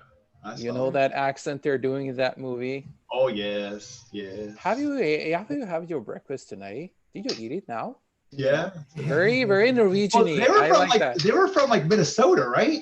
Yeah, Minnesota, like North Dakota. That's kind of like they're trying to portray like a Scandinavian kind of accent somehow. Oh yeah. It's actually Ufta. Actually, that's a Norwegian word, Ufta. They actually use that today. That's very funny for us. Really? Oh yeah. They were settled. That state was settled by Scandinavians. Yeah, a lot of Scandinavians. Yep, that's true. Ooh la la. I only know that because I Googled it. Because why the hell are they speaking like that? Hey, what language? Right. What language, if I may ask, what language do they speak in Iceland? Because I think I saw there was a show. They speak hockey. Compliment to answer you. No, they speak Icelandic, which is very close to what the actual Vikings spoke, Old Norse. It's very, very similar. Mm-hmm. So in Norway, we spoke that language like I don't know how long ago, but it developed. So now we have our own language. But the Icelandic kept their language, so to speak. So yeah, it's called Icelandic. Yeah, very interesting. Yeah, the show I watched was called Ragnarok, and that's like those. That's Norwegian. That's the Norwegian series. Mm-hmm. Yeah. Oh, is it? Oh, I've seen okay. it. Yeah, that is Norwegian. Yeah, Oh, okay. So they were speaking Norwegian language, right? that's right. Oh, okay, okay. Very good show. Yeah, Oh, absolutely. I spoke with somebody. So literally like 2 weeks ago, someone can log in remote desktop, and they only spoke a little bit of English, and they only spoke Japanese. And I'm remoting into their computer, right? And I'm trying to help them remote in. I'm remoting into the computer to try to help them remote in. So I'm remoting into their computer with a screen share application using BoomGuard, and I'm on their screen. And then I'm trying to help them go into the website, the Citrix website, to connect to their computer. And then everything's written in Japanese. And I'm looking at their screen, and I'm like, oh, God damn it. And then I'm looking at the screen, and then I have this Google Translator, and literally I'm putting my camera, and I'm scanning the screen on the camera to see what it says on everything. And I'm like, oh, yeah, that app is great. That's a this good help. is a start menu. Okay, It's magic. This is the login screen. Okay, this is the login button. This is this and that. I'm like, God damn, what the hell does this say? It's over in Japanese. And then I helped him log in, and he's like, thank you. I'm like, you're welcome. And I'm like, Good oh job. God. I'm like, God damn, this is over in Japanese, and I'm trying to help them log in. And then the funny part is when I helped them log in, and then I helped them log in, and then I clicked the sign out button by accident because I didn't know, because it's written in Japanese and the translation was wrong on my phone. So I signed them out, and I had to help them sign back in again. And that just happened to me a few weeks ago. It was really, really random. But I hope you're not going to scare off people who want to start first line or IT support here, but usually I guess that's not really common to speak to people who don't understand English at all. Yeah, it's because he has the Japanese language pack installed on Windows 10. That's all he has. He doesn't even have English. Like there's no log out button, there's no shutdown, there's no restart. Everything's written in Japanese. That's a true test. Even Google Chrome is written in Japanese. When you open up Chrome, that's and you a go true to test. Google.com, everything's written in Japanese. So I'm trying to help him log in, and I'm using the Google scanner on the phone. You know how I have the camera, you can just scan it, and I see everything's getting translated, and it says instead of it saying Citrix, it says lettuce. I'm like, what the hell is this? And the translation is totally wrong. And I'm like, this is not the right login. And then I'm trying to log them in, and this is like lettuce. Then it says tomatoes. I'm like, oh my God, this is so wrong. See, I thought you were gonna say that you were gonna use your anime watching skills because it's all in Japanese. No. And I helped them log in, but it's just like a random experience. And then that was one time I spoke with someone, and then someone called me, and they were speaking to me in Spanish. And then my coworkers are looking at me, and they're like, you speak Spanish? I'm like, yeah. So someone was calling me from IT support, from South America. So we have an office in South America, and they're talking to me in Spanish, and I was just walking them through how to log in and everything. And like, you speak Spanish? I'm like, yeah, of course I speak Spanish. And then we're just talking in Spanish. It was interesting. See. So Eddie, how is your training coming along? Tell us what you're up to as far as what you know and what you don't know, and what you need help on. Me? No, Eddie. Not you. Eddie. Me? I need help with everything. I'm dumb. I only know how to paint the fence like Mr. Miyagi style Karate Kid. Hey, where's the guitar? Where's the guitar playing going on? Oh, no guitar today. Eddie, need help? Go ahead, Ed. Tell us what's going on in your life. I've been doing the breakdancing? The test out program. I think it's called PC Pro. I like the simulations. I've been doing the simulations, and I already did all of it. So I've been going back and doing it again, and I find that I'm faster at it, which is, so I have, it's a 3 months. Is the air conditioning noise bothering you? No, you're good. You're good. Can't hear it. You're good. I'll be right back, by the way. Eddie, how do you reset my password on Active Directory? I go to. No, wait. Oh dear God, you're doing Donish on me. Eddie, pick up the phone. Answer me. Sorry, Eddie. Hi, this is IT department. Eddie speaking. How can I help you? Hi, Eddie. I don't know what's going on today, but I'm trying to log into my account, and when I try to log into my account, it keeps saying your account reference is currently locked. Contact your administrator. Can you help me unlock my account? Seems like it's locked out. Sure. Let me take a look at your account. What's your name and first and last name? Right. I would have first to name- know how we. Yep. My first name is Kevin. My last name is Apollinario, and my username is K Apollinario. Okay, give me a second, please.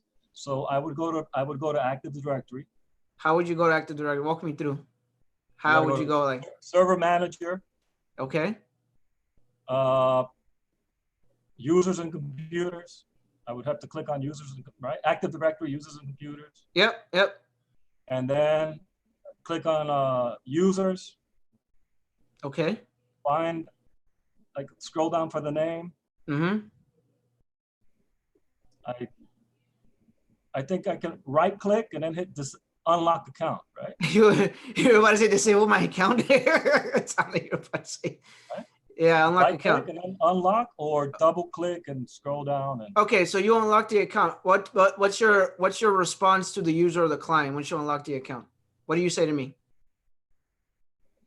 What is your response on the phone when you unlock someone's account? What do you say to the user?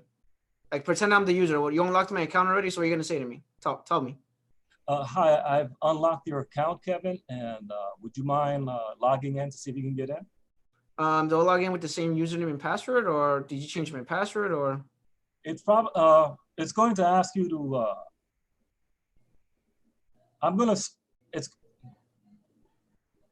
You just unlocked my account. You didn't change it, right? I didn't change anything, right? No. So Okay. Let me. you should be able to log in with your old password and user ID. Okay. All right. Let me try logging in. All right. Yeah. It looks like I'm able to log in again. All right. Thank you. I appreciate it. Great. Have a nice day. If you have any trouble, I'll be following up in a few minutes. Make sure everything's okay. I'm sorry? So I'll be following up, and I'll be calling you back to make sure that everything's still working. If that's okay, or if not, have a nice day. All right. Thank you. You too. You have a nice day. Kevin, you're missing out one thing. By the way, while you're on the phone with me, I have one more question and an issue here. Oh, here we go. You can do it. You missed that one. You missed that one. Go ahead. No, go ahead. Continue it. No. I was just making an example. Is that how it works? So you ask for something. Sometimes, easy? yeah. So sometimes you unlock an account, and sometimes they might have another issue. Yeah, so, definitely. Oh, by the way, while you're on the phone, By the way, Eddie, just a quick question. So I know my account was locked out, and you unlocked my account, right? Any reason why I keep getting my username and password keeps prompting me on Outlook? It keeps prompting me for my username and password on Outlook. I know you unlocked my account, but it keeps doing that anyway. Do you have any suggestions on how I fix this? Because it's still doing that for some reason. Keeps popping up. The box keeps popping up for me. So what do you think I should do? Or what do you recommend I do? What's going on with this thing? Why does Outlook keep doing that? Can you give me a second? I'm gonna probably ask my supervisor for some help. This is a little above my tier, I believe. My area of expertise. Come on, Eddie. Come on, man. You're killing me. You can do this. You can do this. To fix it. Come on, Eddie. Go on. How do you fix it? Why would someone's account, like the dialog box for username and password, why would that pop up? Even though you unlock someone's account, why would that still pop up? How do you fix that? Would they have to refresh the program? What do you mean refresh the program? Like you want me to give the program a bubble gum, like winter fresh? What do you mean? What do you want me to do? Isn't there that the little? I'm not that familiar with Outlook, but I'm trying to remember from Donish's training. So you unlocked my account. Is that a syncing thing? Yeah, it is a syncing thing, but you unlocked my account and I'm still being prompted with a box. So what do you think I should do now? You just unlocked my account. You didn't change the password. You just unlocked it. So what do you think I should be doing on my computer? It's a very easy fix. Nothing complicated. Because sometimes this does happen. You get a dialog box after unlocking someone's account, and they'll see a dialog box in Outlook. You just have to think why his account keeps locking, or at least why it keeps asking for his password. Why is that? Is it? Did you check and see that your caps lock button is not on or anything like that? No, nothing to do with that. You unlocked my account, but you're getting prompted. I'm getting prompted for credentials. Even though you unlocked my account, I'm getting prompted for credentials. There's an easy fix for that. So literally, there's an easy fix for that. So why is that happening? It's just a regular unlock account. It's nothing to do with certificates. It's nothing to do with changing password. It has nothing to do with recreating my mailbox, because people are saying that on chat. It's nothing to do with any of those things. Why will that happen? Do I have to do the GP update thing? Why would you do a GP update? What does that have to do with Outlook? I don't know, I was guessing. I missed it. What was the question? So, because we're doing like a one-on-one phone call, and I told Eddie, okay, he unlocked my account, right? He unlocked my account on Outlook. Now he unlocked my account on my computer, so I logged back in. But sometimes when you unlock someone's account, they'll get prompted for their username and password on Outlook. How do you fix that? That's basically what the question is, because sometimes that does happen when someone's account is locked out and you unlock their account, and sometimes Yes. they'll have a password prompt on Outlook after unlocking an account. How do you fix Okay. that? So I'm asking Eddie how to fix that. Should they just close the program and then reopen it again? Yes, exactly. Yes, there we go. Yes, exactly. Steven, you wanted to say something? Oh, you're good. Yes. Nothing to do with passwords. Nothing to do with passwords. Someone keeps saying password. I don't know why I keep saying like change the password. No, that's not the fix for that. So if sometimes you'll have an issue. The synchronization issue, right? Yeah, exactly. You have an issue where the user gets prompt for their password again because their account was locked out, right? You unlock their account, they'll get prompt on Outlook, and it's This not happens even a lot. Yeah, it's I was not gonna even say. on Outlook. It's not even on Outlook, on their mobile phone too. So they have the company email on their phone. They'll get the box. It says enter your password on your phone. That does happen too on your phone. The same This- problem happens on your phone too. If your account is Happens locked a lot out. with a single sign-on. Yep. Does that make sense, Eddie? Yeah. And it could be anything. It could be Outlook. It could be some other program. It could be just a website. Yep. Why do you have to? So I should direct them to save their files first, right? Before shutting down, save your stuff. Absolutely. Anytime. Yeah. Anytime you suspect there might be like a computer reboot, like if you're trying to repair like a program and stuff like that. Talking about password unlock. I'm talking about unlocking an account. Oh, And my then it bad. prompts My them for the bad. Go box. ahead. It prompts them for the dialog box on Outlook. You might have to close out Outlook and reopen it again because you just unlock someone's account. That does happen. So There's no way to do that without shutting the program down and then restarting it. no. That's what you do. You will just restart Outlook. You close out Outlook and reopen it, and that fixes the problem. So, Technically speaking, whenever you put in the new password, it should just work, but it doesn't sometimes. Oh, okay. So I think that's the issue with the synchronization there. It's like you already have a program open and it's in memory and it has that kind of memory cached back there with the old password and things may not work properly. So it's best just to close it and open it up. And at that point you wouldn't even have to enter a password because it will replicate the domain credentials through. And not even that. Sometimes you don't even have to have them close Outlook. Sometimes you either hit you know where it says the username and password. I don't know if you guys know this, but if you use the username and password, you hit the cancel button and you click update folder, and then it connects to Exchange after that. So you don't even have to close out Outlook. I don't know if you know that, but you don't have to close out Outlook as well. You just literally hit the cancel button and then you hit update folder, and then you don't have to close Outlook. The password just automatically updates on the computer. So you could do that as well. I have another question. I don't want to monopolize all the time. Monopoly? You don't want to monopoly all the time? Is that what you said? I use Google Mail and Google Documents, and is it predominantly a Microsoft world out there? Should I invest in getting the online Office suite or Microsoft 365 just to become more familiar with it, or will I get the hang of it at a job? Why are you using Google Docs as your Google application? You have free softwares that you could use. I like Google Docs. I'm very familiar with it, so it works for what I need. You know, if I need to talk 90% of the people are using Word. So when you open a document from Google Docs to Word, it looks disorganized, and the letters and the words are all over the place. But So Eddie, to your question, you don't have to buy it. At your job, you can download it get for free. familiar to it. No worries. Absolutely download no it for problem. free. You could download Word for free Yeah. if you download an alternative like Apache Office, OpenOffice, or LibreOffice. Yeah. There are free programs out there. So you don't like Google Docs? I'm not saying I don't like Google Docs. I like Google Docs, but it's not Yeah, recommended. he just said it. He hates it. I didn't say I hate it. And I don't like. I heard him say it word for word.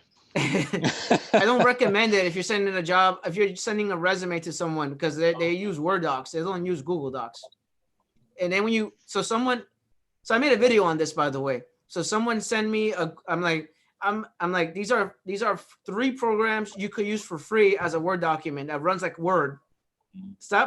Please stop sending me your resume as Google Doc. I told everyone, I made a video on this. I talked about this. I'm like, stop sending me your resume on Google Doc, because it does not look the same when you're trying to open it up on Word, if that makes sense. But Are you hiring? Stop get around that? doing that. So I get around that. I save it when I save it and when I download it onto my computer, I save it as a PDF file. Some people don't even use PDF to look at resumes. Job recruiters use mostly Word. Some of them use PDF. Most of them use Word. That's why I don't recommend that. So, Femi. Yeah. Yeah. So I was wondering, I don't know how much of OneNote issues a couple of you have had to deal with. So there's this issue I've been mulling over it since yesterday. And what it is that because I've never really had to use OneNote until this user situation. So I quickly had to get myself going before I had to deal with her. And it turns out that on one of the notebooks that she was trying to sync to OneDrive, there was a I think it's a section or page of it, a couple of pages or section, whatever it's called, because I'm still trying to get used to it now. It was stuck on loading. So I thought of all of the things that I could come up with to try to troubleshoot the issue. And of course, I was thinking in relation to some of the tools of troubleshooting that I would try to exploit when we're dealing with Outlook. So I tried to mimic it. So part of what I did was to try to see if I could force sync that particular I think you call each of them notebooks, but it didn't seem to have any effect. Then I noticed that when you look all the way down to that particular notebook, it was kind of grayed out compared with the other ones that synced. So I went into options to try to see if those. I noticed that there's 2 tabs where that had to be checked when you go in options and you click on sync. Let me interrupt you there. I use OneNote, by the way. This one that I used before. So I actually opened up OneNote right now, and I'm going to interrupt you for a second. So there are 2 sections right over here. So if you go here, you have to check here, and then you have to check over here. So in here, you could set the default location and change the default location. And it will tell you where the book is located on your folder. Does that make sense? I know I did not check that.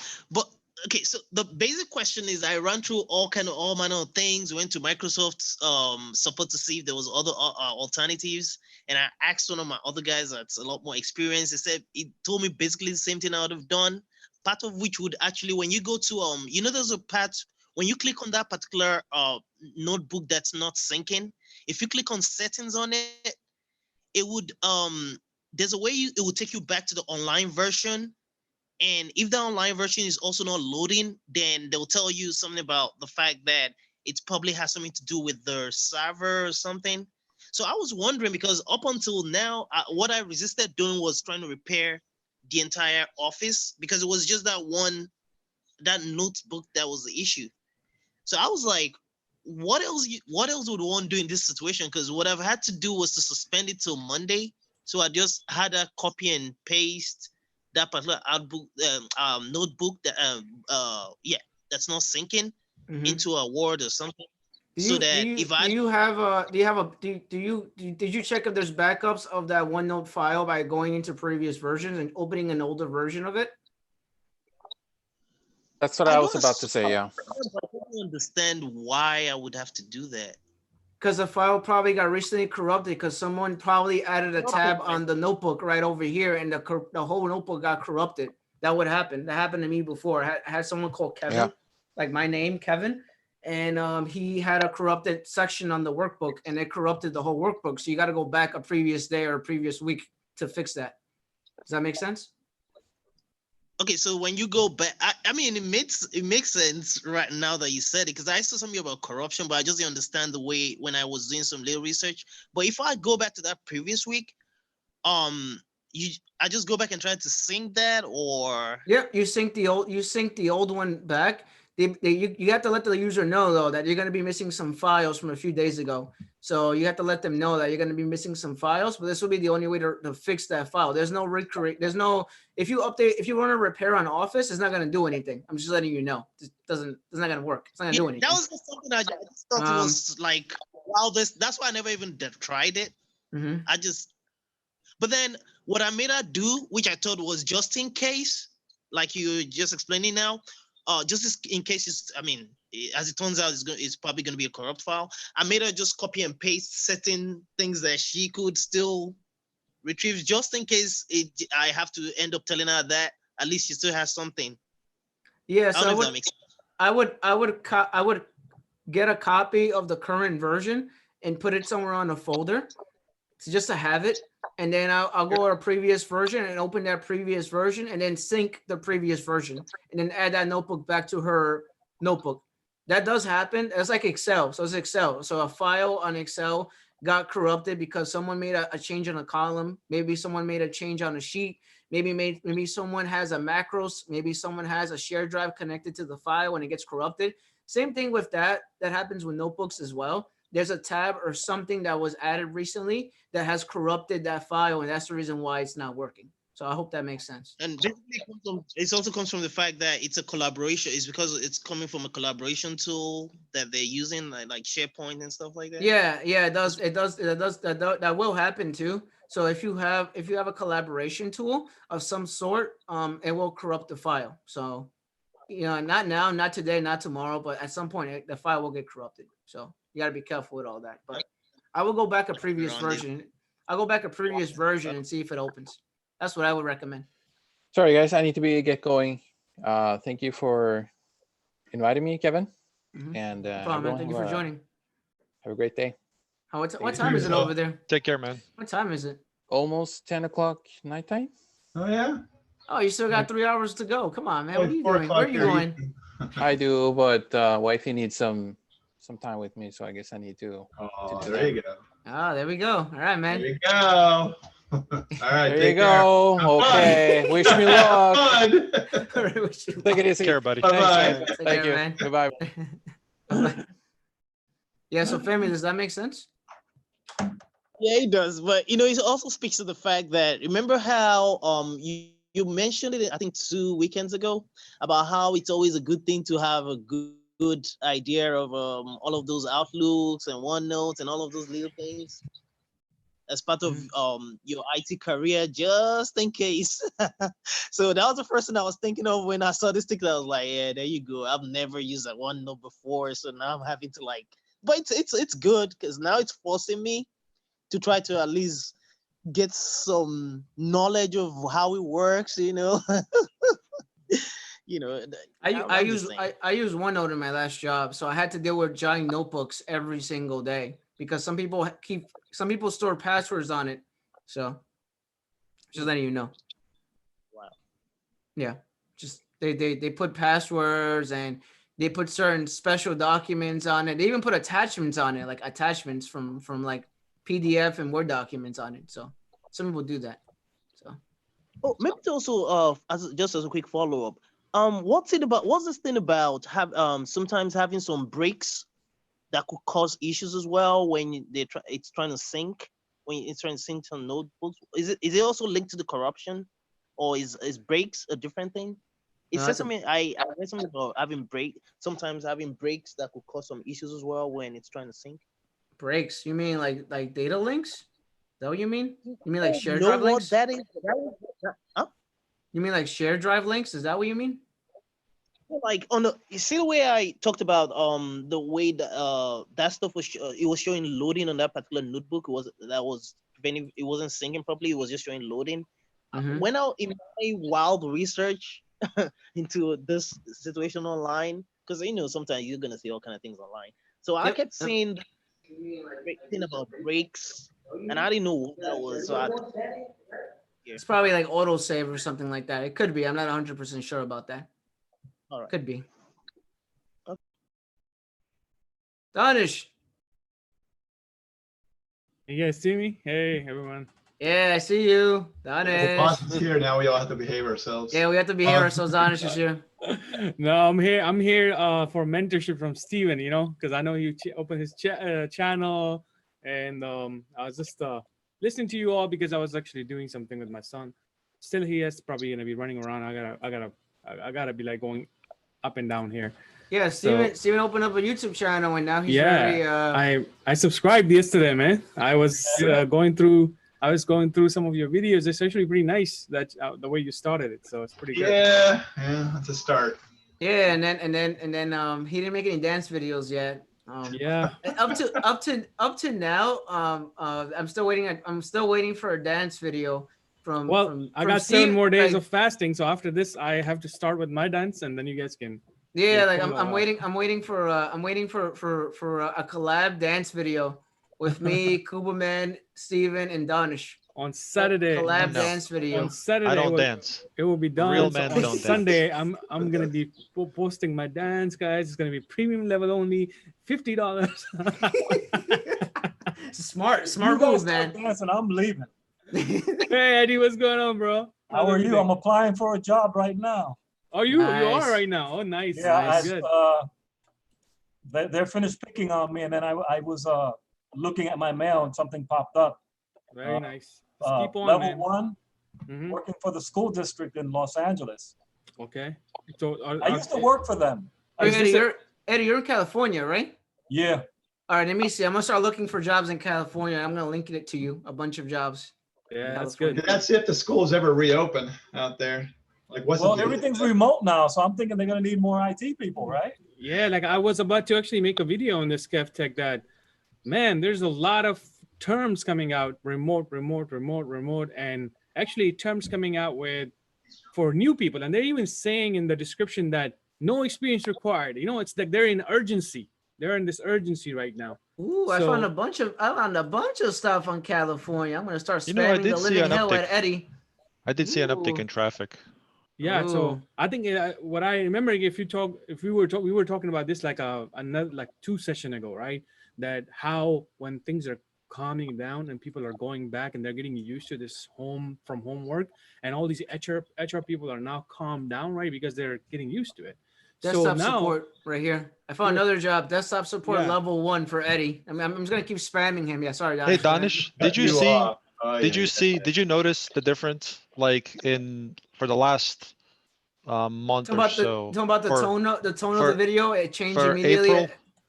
For April, I've noticed the traffic went down about 30% for me, but then it started making a comeback this week. It did. Like one example that I want to give is I'm going to make a video on this, by the way. Maybe Kevtech can make a video on this too, I guess. So people are putting postings out there. They're saying remote tech support or something like that, right? And a lot of them are saying that it's like, let's say, contract, but look at the amount of jobs people are amount of people that are giving jobs. So it's usually saying 5 to 10 people immediately, and that's just crazy. So look at the amount of like people that are unheard of. Yes, that's unheard of. That's not something that I was used to. And I'm like, wow, hold on. People are like, all these tech companies are hiring in bulk because there's maybe a huge demand that is coming to them right now. And then they're saying contract, even if it's 3 months. Look, for people like who are like, let's say, for example, Eddie's position right now. Hey, wouldn't be the best thing if they are telling you no experience required, coming in, we're going to teach you for this month time, or let's say 6 months of period of take it, no problem, because you're looking for the job right now, right? And you want that experience. So that could be the best starting for the people who are in a situation where they're not getting a job right now or something like that, because that's where you can actually maximize on this situation. But later on, this is going to go down. People are not going to be putting like 5 jobs for IT contracts. That's not going to be available. I found a job hiring in California for Facebook with only 1 year of experience. I just sent it to Eddie. So Facebook, Come on now. Can't go wrong with that. Wait, I don't see my chat. Yeah, I'll copy paste it. I'm on a couple of websites, and they send me job stuff every now and then. I go through it, and sometimes I go in to look. Eddie, I'm gonna ask you right now as a favor. Yeah. Can you do me a favor? Can you apply to K-Force? Are you familiar with that company? K-Force. Yeah. Oh, I've heard. Never heard of them. What is it? So K-Force is a company that gets you a job in IT, but they work with financial firms and stuff like that, and big companies. K-Force. What do Yeah. you want me? What do you want me to do? Apply to them. Oh. And put me as a reference. They know me.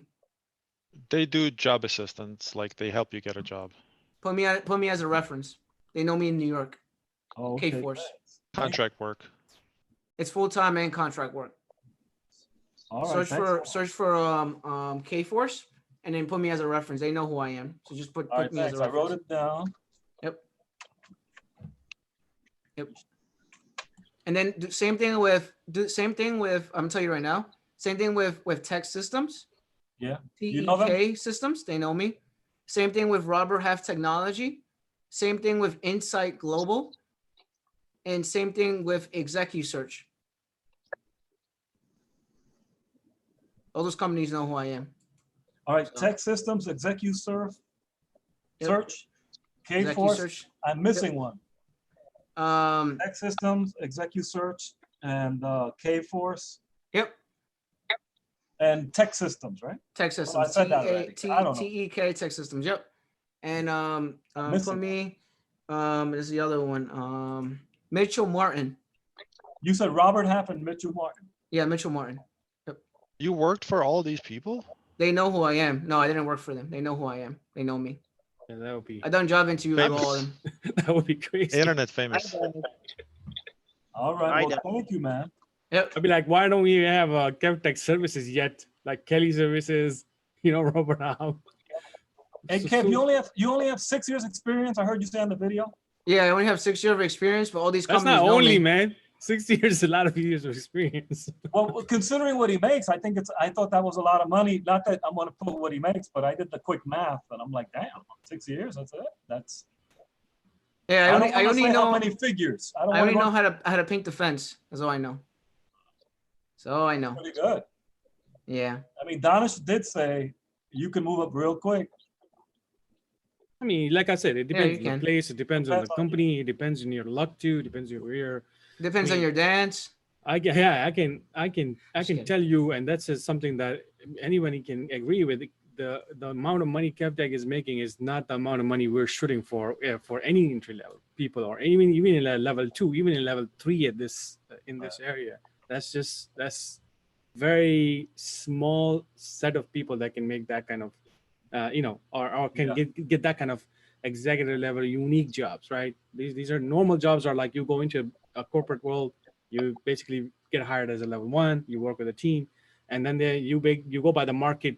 What's the market is paying you. Your company competes with other people, other companies, and salaries. They do this benchmarking, right? Mm-hmm. So they sit down, they sit together, like, okay, I think your job is about this much in the market, so we gave you this much. Look, we gave you $2,000 raise or something like that to make you in 98%, 97%, to make you happy. And then if you're happy with the job, of course you're gonna stay there. But if you feel like no, forget this, I want to jump like 20K, 25K more in IT, then to be honest, 90% of the time you gotta flip the job. You gotta move away from the job. That's how it works in IT. That's the reality. That's the majority of the way it works. Now, some companies may do something very different, and boom, they're just gonna, hey, you know what? You've been working with us for $45,000, and I'm gonna make you level 2, and now I'm gonna give you $85,000. That's gonna be like, to me, that's gonna be like, wow, amazing, man. That's something that happened that I never heard of. It depends on the company. Depends where you live too. Depends where you live too. Exactly. It's IT is where you work, where you live, who's gonna hire you. It's all about that. New York is super expensive. And some companies, they look at search too. So some companies, if you're certified in this, I'll give you a $5 raise. If you're certified at this, I'll give you $2. if you're certified at that, I'll give you $1. You know, they look at certifications too. Some companies, like an MSP environment, will do that. Not every company would do that. So depends where you work. Yeah, but like I said in the beginning, anybody who is looking for a job and they don't have any IT job yet, official job, to be honest, you will take this whole other stuff away from you. Focus is going to be only getting the job, no matter where it is. Simple. Unless you are one of those type of people who already have a good job. Now, here's the thing. I have one member. I don't know if you were in her class, Layla. Were you in the same class? Yeah, Layla. Okay, yeah. So Layla is already making good money. She's an accountant, almost an accountant, right? She's making a good amount of money. She's not going to just leave a really good paying job for something that's, you know, so I told her, look, you have to be playing a little bit on the safe side over here. You cannot just go so low and then come back up again. That's where you're already comfortable with your current job, but she loved technology, the passion is there. So then I'm like, maybe you may see 5,000 or something like that. If there's a job available, maybe up or down, we have to look for that. So some people may be in that situation because they already have a very comfortable job. So they cannot bargain like that, you know. But the people who don't have a job, to be honest, you need experience. You need that real world work, inside the work, feelings, customer service, all of that stuff is gonna kind of get refined after these training once you really actually touch things, once you actually do things. That's no way you're gonna get that kind of stuff, right?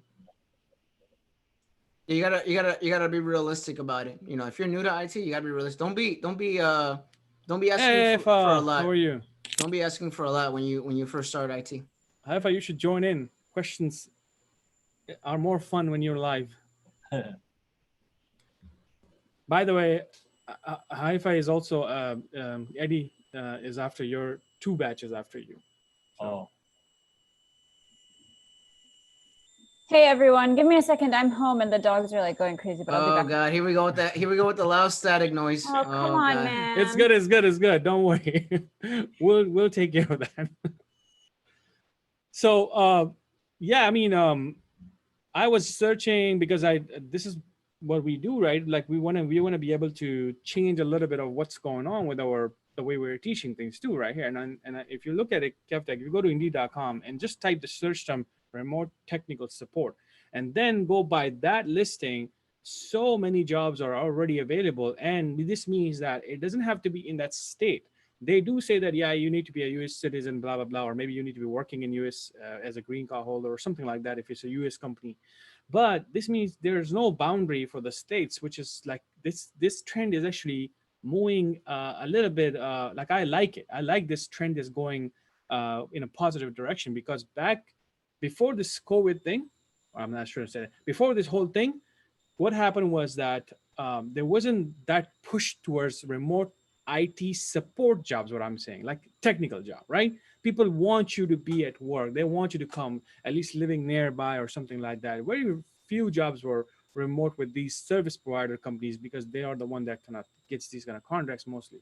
But now it's getting more common. Like if I go to these description, which is right in front of my screen, should I share my screen, Kev? Yeah, I'm looking at it right now too. I actually type remote jobs and it actually pops up in New York. I'm looking at it right now. Yeah, let me share my screen quickly. Yeah, go ahead. I have one in here too, so I'm gonna just. Go ahead. All right, there you go. So can you guys see my screen?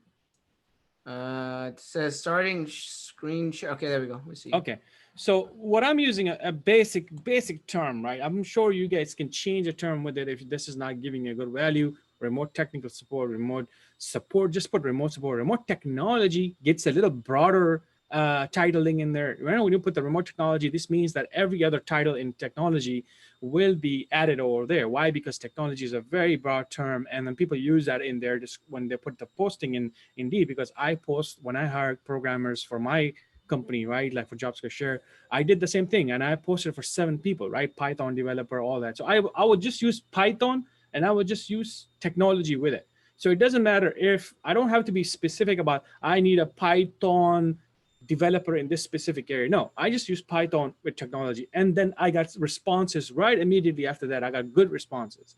This is exactly how an HR manager is doing. They're doing the same process. They're going out there. They're using these terms, big terms, inside their categories, right? There's a title and then there are categories. So that categories are not showing to you because you're the front end, you're the people, right? There's a back end administrators, they are seeing all these titling, right? The categories. So if you put like, let's say remote technical support, a very basic generic term, you can see that in New York, there's this one $20 to $25 job. You basically says junior IT support, and it says remote work available, right? So now some, like, look at this right here, temporary available, and they're even using a tag out there. What tag is that? I don't want to say too much about the tag because usually the videos get a hit on Yeah, it. YouTube gets hard when you can't say that. So you see that. That's a tag. This tag is very important right there because you can even do remote and tag, remote and that tag, right? Look at it. It's a temporary job. So people who are getting into IT now, and I say don't, of course, you don't want to go blindly like that. Of course, you have these big channels in front of you, Kevtech, my channel, Kubelman, Steven now. So there are these channels that are going to really help you based on how you're going to approach these jobs either. Because here's the thing, how many people have lost a job and those are experienced people? I mean, Right. how many, am I not right? Am I wrong right here? How many people have actually, you're not. How many people have actually now lost a job and they are experienced people? Of course, they're going to have to make some money. So for them, these are also really easy jobs. So that doesn't mean only we're just pushing entry-level people. But here's the thing. The reality is you got more competition now. You got more competition with more experienced people. So some companies may want experienced people or some may not, because experienced people may not go down that much. Experienced person may say, I was making 45. Why should I go for 25?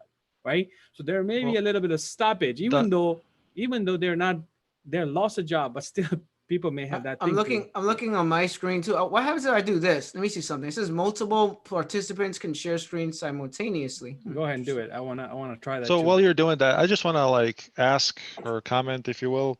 Mhm. I wonder how many of IT people actually lost their job versus of how many more IT positions are open, because I don't really see that many IT people actually losing their job. So like, I don't know that they would necessarily be more competition with experience in that sense. I don't know how to answer that question. Cool, man. There are people losing their jobs. A lot of people actually. Yeah, so I understand, but how many of those are Yeah, IT yeah, jobs? I 'Cause agree we- with No, they I'm are talking about- hiring for IT support right now. So why would they fire people? No, there are people losing jobs in IT. I'm not even. Okay, What's- no. give me an example. Yes. There's a little bit of two sides to it, Edwin and Kevin. It's when the thing started, right? The first 2 weeks, remember, many people who were working for a business who are more like either on contract or more like a service provider where you have a very small business. Now imagine you have a lawyer and you are supporting, let's say, 4 or 5 lawyers in a very small company, right? That was your client. Now they're not going to the work. That's the kind of you kind of lost that person that you hired to do that kind of job with them. Most of the people that are losing the job in that area, but there are people that are working with very large environments, but they were on this type of some kind of contracts, they lost their job. But remember, the people who are working for a very like a normal IT person who is going to a just like Kevtech, right? Or like the people that I work with, most of the clients that I have, 2 clients that I know, these are the people that are in IT for many, many years. And though if they were not there, the whole company would have gone down. Now think about that too, right? So it's all about how you were hired, what was the type of your work, and that's where you're going. So first 2 weeks was crucial because a lot of people did lose their jobs, but now what happens? People are coming back now, right? People are coming back, and now you're seeing all these different type of remote type of jobs available. So my thing is this, that yes, it went down because it was a situation like this. Come on, who can deny this, that this was a situation that none of us have seen I have not seen something. I was gonna say also depends on the company and how long the company's been around too. It also depends how long the company's been around, the reputation of the company. It also depends if they have money backed up for in case something like this happens. So yeah. It depends. So let me on give a an lot of example. things. Let me give an example. Let me give an example of who. Rahal was a thing, the batch before Eddie. Okay, this was one of my students. Yeah. He applied for a job and he got the job. He went for interview. They hired him. They totally hired him. And then this thing happened that because the company was a service provider, like for small businesses, small clients, the person said the clients went down. The their small company went down with it. So they let him go right in the first week, almost like he didn't even start it, right? Now, another example, Stanley, who is his co-student, he got the job in one of the more, let's say, like, I think it was like a security federal type of area, right? I don't know if that was federal or government, something like that. He got the job and he's still in that job. He did not call me back that I lost my job, right? So like I said, it's based on what kind of companies people were in IT. So are we saying that service providers, like small, are there more small service provider than more companies? That should give you a clear example, right, Kuberman? That not many people, in my knowledge, will be losing the job. Many people are going to be gaining the job in next few, like a month or two. They're going to be getting more jobs because these companies are going to come back, these small ones, right? But bigger companies or nonprofits that were stable are still there, and they're actually struggling. They're actually going back to the office or doing meetings with their higher ups and saying that, whoa, how did we support 300 people from remote? That was just too much for us. We worked like 24/7. And I can, Kevtech is in this area too. Kevtech, how many tickets you got immediately in the first 2 weeks, and how many tickets do you have now, right? How many tickets were there? There were like crazy tickets. And you said it on the TV, on the live channel, that you had hundreds of tickets on there, right? And now all of that tickets kind of came down to very small numbers. So Kevtech may be able to able to take that kind of stress. Maybe he has that experience, but not everybody is at this level, or like the people who have been in IT for so long, right? There are newbies in IT. So imagine if they were doing that support that Kevtech is doing. They're going back and telling people like, man, that sucks because that's too much work for us. So this is going to change the game a little bit in future, like in a month or two. People are going to start supporting their techs. They're not going to just fire their techs or hire more experienced people. They're just going to get more people in it so that they can work with each other. Simple, very simple solutions right here. I think the main thing that's going to change, and I mean, I don't doubt that some people lost their jobs. That's for sure, that can happen. But and it has happened, I'm sure. But I think the main thing that's going to change from here is that there's going to be a lot more people working from home. Because what I hear is that a lot of companies are considering keeping people working from home. And I'm sure there's some kind of cost associated with that. I don't really think about it too much, but I'm sure it has to do with cost. So I think that's the main thing that's going to happen. It's just going to be a lot more people working from home, at least for the time being. I mean, this is why they're hiring, right? Yep. You know, what I heard too is we hired 3 new people, and we're not going back to the office until probably 2021. Just letting you know. It's crazy. You know, and I heard this week with the colleges, even out in California and stuff like that, they were saying that they have everybody at home. Everybody now got all the equipment at home, so everybody can work or do schooling at home. So they're like, it's already in place. So they bring people back, and we have to go back to this. They said this is going to be a whole big thing again. So instead, you know, so people that are working from home may be working at home for a long time until there is a cure for this stuff, or a what do you call that? If you look at it, it's weird. I think Femi raised his hand. Femi, want to say something? Yeah. Let me see that Hi, hand. Dennis, by the way. So Hey, how are you, man? you actually said part of what I was going to say, because on Friday, for example, because we've been having this thing about where Pepsi, where I work for, they've been pushing forward, or maybe in another month or something. Because initially I thought they didn't think that it was visible for us to be able to support so many people from home. But they've been so surprised that it's going to a point they're even looking at, you know what, we don't even want none of you back. It's working the way we've planned it. We can review from time to time to see how we could keep doing workarounds. But you know what? Just chill till September 8th. We might still actually review it. And I think moving forwards, because even as recently as Thursday, I was still getting calls from agencies, including tech systems, who Kevin mentioned, and I've actually worked with them. And I was like, no, I'm good with this for now, the way it is, because I kind of had this feeling, like you said, that a lot of the companies hiring right now are being pushed to it, not because they really want people for the longest. And also, I've been noticing from asking around as well, it looks like suddenly people realize that, you know what, why didn't anybody think of this as many people think of this? You know, we actually could have a lot more people working from home. So I think it's probably going to be the new normal. Probably not for me. Probably not for me. Unfortunately, I have The to be thing in the is, though, office. it's working though. Like, it was a crazy ordeal that everybody had to go through, and it was just like, it's working. And we got slammed big time too the first month, and now the issues reported are way down, maybe even less than it was when everybody worked from office. Well, for me, no, I'm more busier now than before. So Yeah. But I'm not gonna lie to you. You know, I think I might have said this before.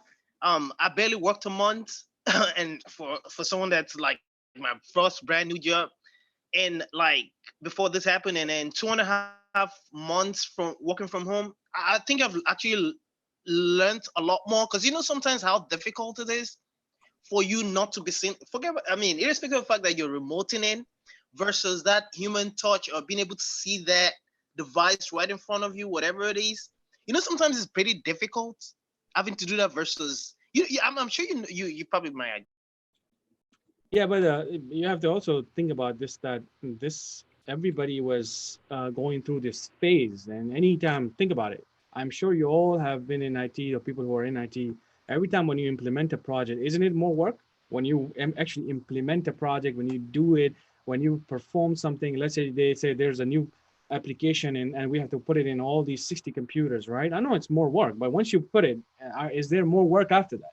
So the thing is this, it's not gonna be like crazy like the first 2 weeks. It's gonna come down. It's not gonna be like that unless you have a very extremely busy area in there, like going left and right on you. And another thing I would say that then there's a, if let's say I'm the manager, I'm the director of this company, then I need to be sitting down there and what the hell is going on here? Because is the help desk not properly doing their job by assigning it with each other? Why is one help desk getting burned out with these kind of calls? Of course, that's going to take us to a different area. But after a month or two, this thing is going to come down. Why is that?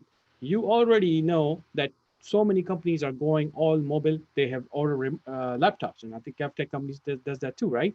Like 60 laptops or something. I know a bunch of companies that did the same thing. 150 laptops on Monday. There you go. 150 laptops on Monday. Here we go. So getting the laptops, configuring the image, shipping it back, getting a user getting used to the mobile laptop that they never used. Some of them never used it. Okay, now here's the thing. What about their connections? I know the companies, when you work in the company, they know their connections will work because that's how they have designed it. But what about the people who are using 10 years old and 12 years old routers in their home? That is just like, killing the whole thing for them. So, this is the phase is gonna be not easy. The phase is not gonna be easy, but the phase is gonna be extremely beneficial for people who are already in the work to get more technical, because these type of skills are something that you're not gonna get it like very normally. Like when you work in a company, right? You don't get too many calls from a person working from home because there are less people who are telecommuting, right? Because you're working for for people that are there, like all in the business and office, and you're doing everything, and you got the tools with you, you got a USB and everything, you are quickly going in there doing everything. Now you have to actually utilize, first of all, your technical skills or customer service skills, and you have to be on the phone. How do you quickly do things, to be able to not see the screen and to be able to get into someone's machine? It's more technical than working somewhere, by the way. If people are mistaking that, okay, remote jobs are more something that's so easier, I can just go in there and I will become like, this is an easy job for me. Yeah, let me just get in without any skills or without any investment of my energy, then, good luck with that because it's more technical. I agree. Someone raised their hand though. Wait. Someone raised their hand. I think Haifa wants to. Yeah, Haifa raised their hand. So I don't know if you guys want to switch and answer this question yet, but I wanted to ask about software testing when you guys are done talking about this, and I didn't want to forget, so I threw it I off. think I'm done. Go ahead. Yeah.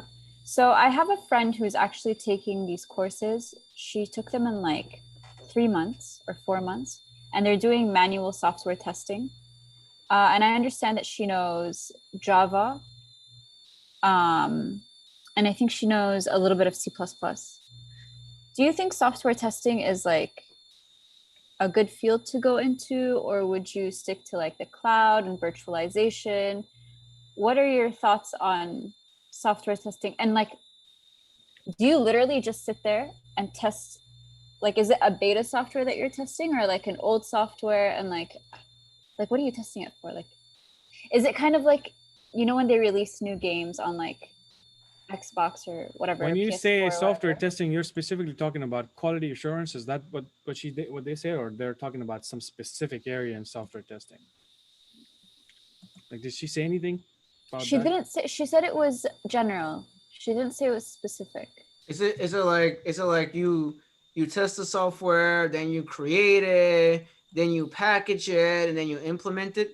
Like, is that what you're talking about, or are you talking about something else? I think it's quality assurance. That's what that. Yeah, it's probably Maybe it's quality assurance, because she was saying that she wants to go in. She wants to get a job in IT first, and so she's doing software testing while she's studying for cybersecurity in college.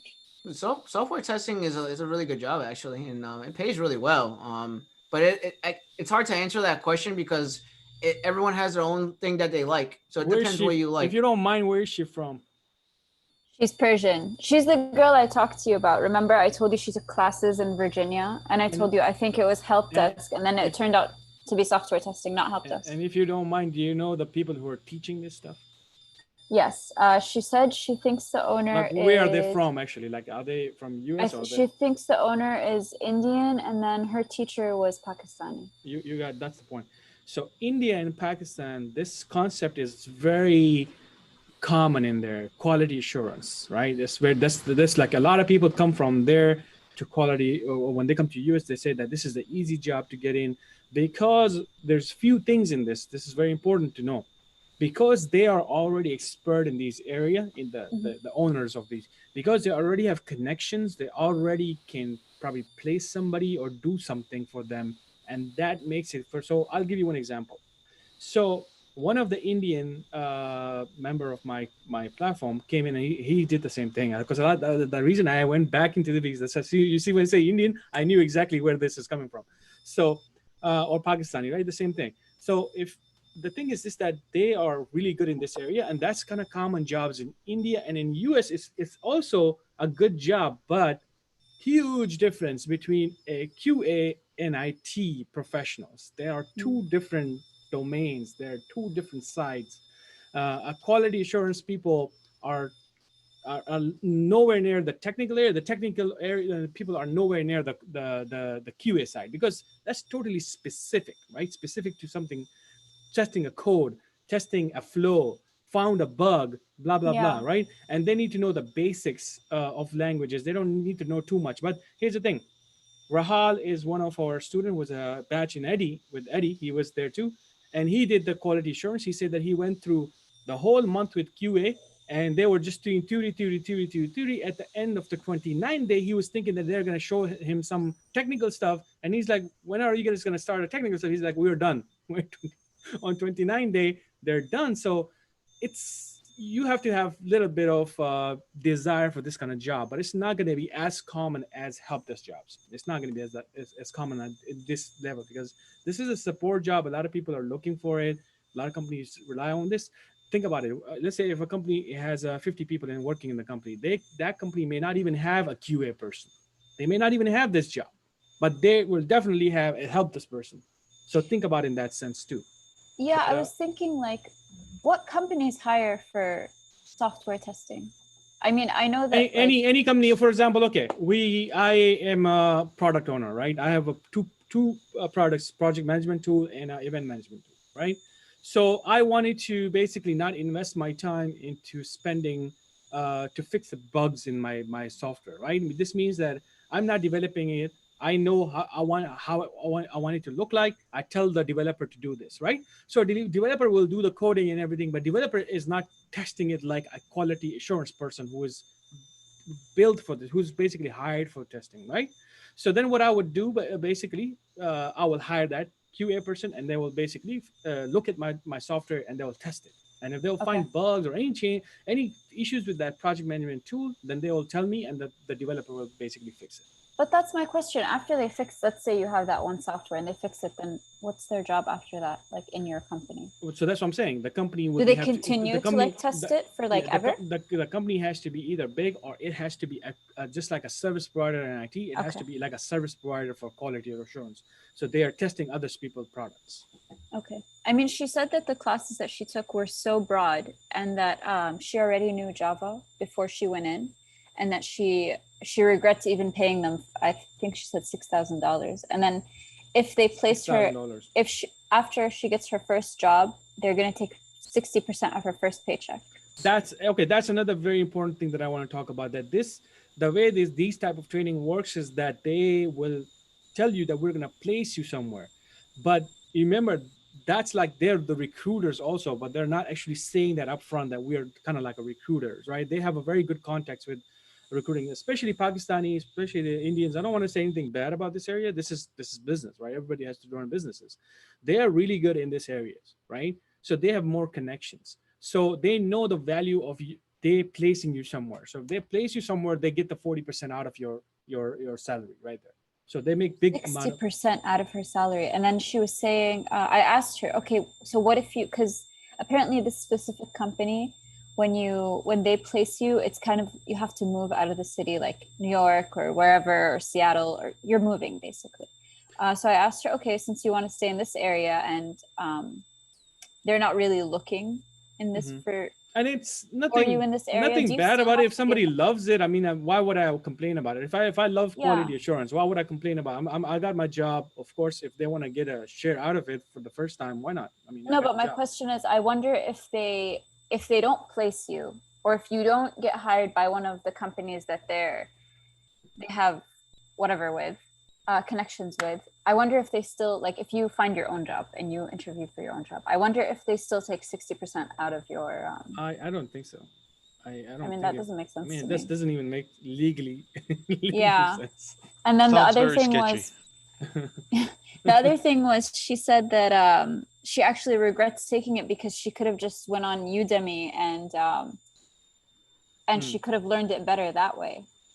Wow. Because theirs was so vague and so broad that, like, so if she spent $6,000, look, she could have spent $1,400 on JobSkillshare, maybe $1,000 for Kevtech, maybe $1,000 for Steven, maybe $1,000 for admin. Man, that would have been the best technical training ever.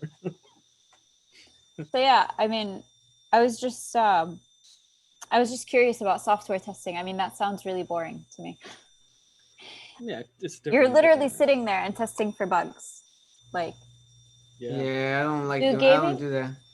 Do gaming companies use the same kind of quality assurance? Like, yeah, I mean, of course. Like Bethesda gaming company or whatever. I would consider gaming even more in this area. Why? Because it's a game. So many things can go wrong, right? Cool man, you leaving? Cool man left. Donna scared him away. I'm just kidding. I'm just kidding. Femi, you wanted to say something? I know you wanted to say something. Femi? No, I was just listening actually. Oh, because you wanted to say something before. I know you wanted to say something before. Oh no. Disregard me. Oh, okay. Forgive me. So you saw, Donish, how I attacked Eddie and asked him to unlock my account? I think I just came at the end somewhere. I was listening, but I wasn't like I heard something like he was saying something and. But it's okay. I mean, look, listen, man. I mean, don't worry about these type of, the thing is this, that you already know that if you work somewhere, you're not going to be pushed like this, or you can have a Google with you. You can always work on a little bit of more of your customer service side, that you can always say that, hey, can I call you back? I need to look at this. Or you could just ask Alexa. Hi, Alexa. So, sorry, my mom called. Nothing to worry about. Yeah, hello. All of these skills will come with time. I have a question for the newbies in here, for Hefa and Eddie, and whoever. Not for you two here on the other side. What are you talking about? Femi and Donish? Yeah, me. I'm which guy? If you have let's say you have a website you go to, not frequent, well, every once in a while, and you try to access that website and on your browser, and it doesn't come up, like, or like it came up, but it's not working correctly or something like that. What could you do command line wise or to the browser to make it work correctly when you reconnect up to that website? Let's say you go to like a government website and you did some work on it, and about 2 weeks later you have to go back to it, and all of a sudden you're like, what the heck? It was working like 2 weeks ago. Why isn't it working now? And you try and try and try and try. Let's just say you get a help desk taken in for that. What are some of the things that you learned in your training so far that you could try to do to try and solve this issue for the customer? So when the user opens up the browser and they go back to that website, they can do what they need to do.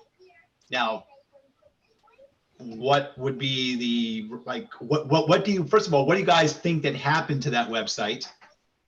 And then maybe what maybe on the person's computer, why they can't access that website, or they can access it, but it's not really getting what they need out, like, without giving the answer. What do you think? Go ahead, guys. You or Eddie, you or whatever, hey, whatever. Take a shot at it. I think I would try to clear the cookies and cache, but let me think about it. No. Hey,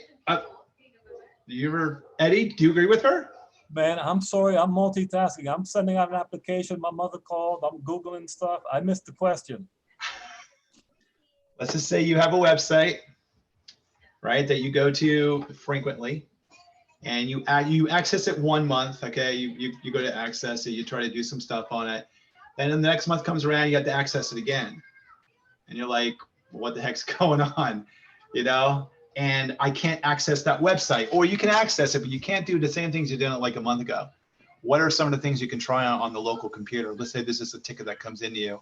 What's the best things to do to try on that person's, on the user's computer? Can we make this ticket a little bit more user friendly to them? Well, she was almost perfect. So what the ticket is like this, that you're saying that they go to the website, but some things are coming up and some things are not working properly, right? Yeah. Like the site is like screwy, basically. Yeah, right? screw. Yeah, we'll say screwy. Yeah. So Eddie and Haifa, they can get to the site. Right. They can get to the site, but let's say some images are missing, or some texts are going left or right, or the way it just doesn't look right. Right. Okay. As a technical person, when you get that call, what would you do first? Okay, now let's say, for example, this is not a call. This is an email, right? Let's make it an email. Okay. And you are sitting in front of your machine. You got the screenshot in your email. You open the screenshot. What would you do? Like the first thing as a technical person, what should you do? It's the website on your own computer. Ah, what a good start right there. Yeah, because that's the first thing you should do. Okay, now you found out the site is working perfectly fine on your machine. Now on the user machine, what do you think? Steven, didn't you say something about this question in relation to what you do on the command line? That's one way to try and fix it. Yeah, because I was just trying to be clear, because I know you said you were referencing the command line specifically as a troubleshooting way to go for this. So I just wanted to be sure if you're talking about respect to the command line specifically to fix the issue, or generally. It should, in 9 times out of 10, if you do it from the command line, it should fix the issue, because it will do what it needs to do from there once you put the correct commands in. Unless your computer is buggy and you have to restart the whole goddamn computer. But I want to add something there for Eddie and Haifa. I think that line you don't have to worry about, the command line. At this I'm trying to think of command line. Your skills at this level is I'm not there. It's not there. What do you have option right now? Okay, you can remote into the machine. You use some kind of tools to see the user machine. You call them, hey, how are you? Okay, Steven, are you having issue with this website? I just tested it on my machine. It's working perfectly fine. So I think it's something on your browser. So can I take over? You're basically going to give them some warning, right? You're not going to just take over the machine, right? While they're doing something. So you call them, they picked up the phone. Then what do? Let's say this is this is a IE. Let's call it IE. This is an IE 9 issue. times out of 10. Of course, is IE. You gotta remember too, when you're opening up, when you open up on your own on that own machine that you have right in front of you, it's probably the first time you're accessing that website. So right there, that should tell you what she said earlier. Yeah, I would clear the cache and cookies. Yeah, it's a pretty simple answer, to be honest. Oh wait, so I answered it 5 minutes ago, and you guys are still asking. Well, No, yeah. but the question Is has there to be more? the question has to be kind of like, you know, when we ask these type of questions, then it depends on who is thinking about like what kind of answer, right? So I'm thinking when Steven is saying that, to me that's a little broad. So let's just pull it down a little bit more. He asked that question as a generic question because some IT interviewers will ask that question just to see how you think. Yeah, just to see how you think. That's the important part when you say that I would first try it on my machine, which is extremely, I would say that's the good answer that I would be expecting from anybody. Like test the site on your machine first, right? All right. And hey, folks, what would be the command line? I have no idea. Figure that out. No, you haven't gotten that. They haven't gotten No, they haven't gotten that. So what would be the command line? ipconfig /flush DNS, and that will flush. Wait, can you type that out? Yeah. You literally do it on CMD? No. Yeah, CMD. You can do it on your home computer too. Now, one thing I want to add to that. Thank you, Steven.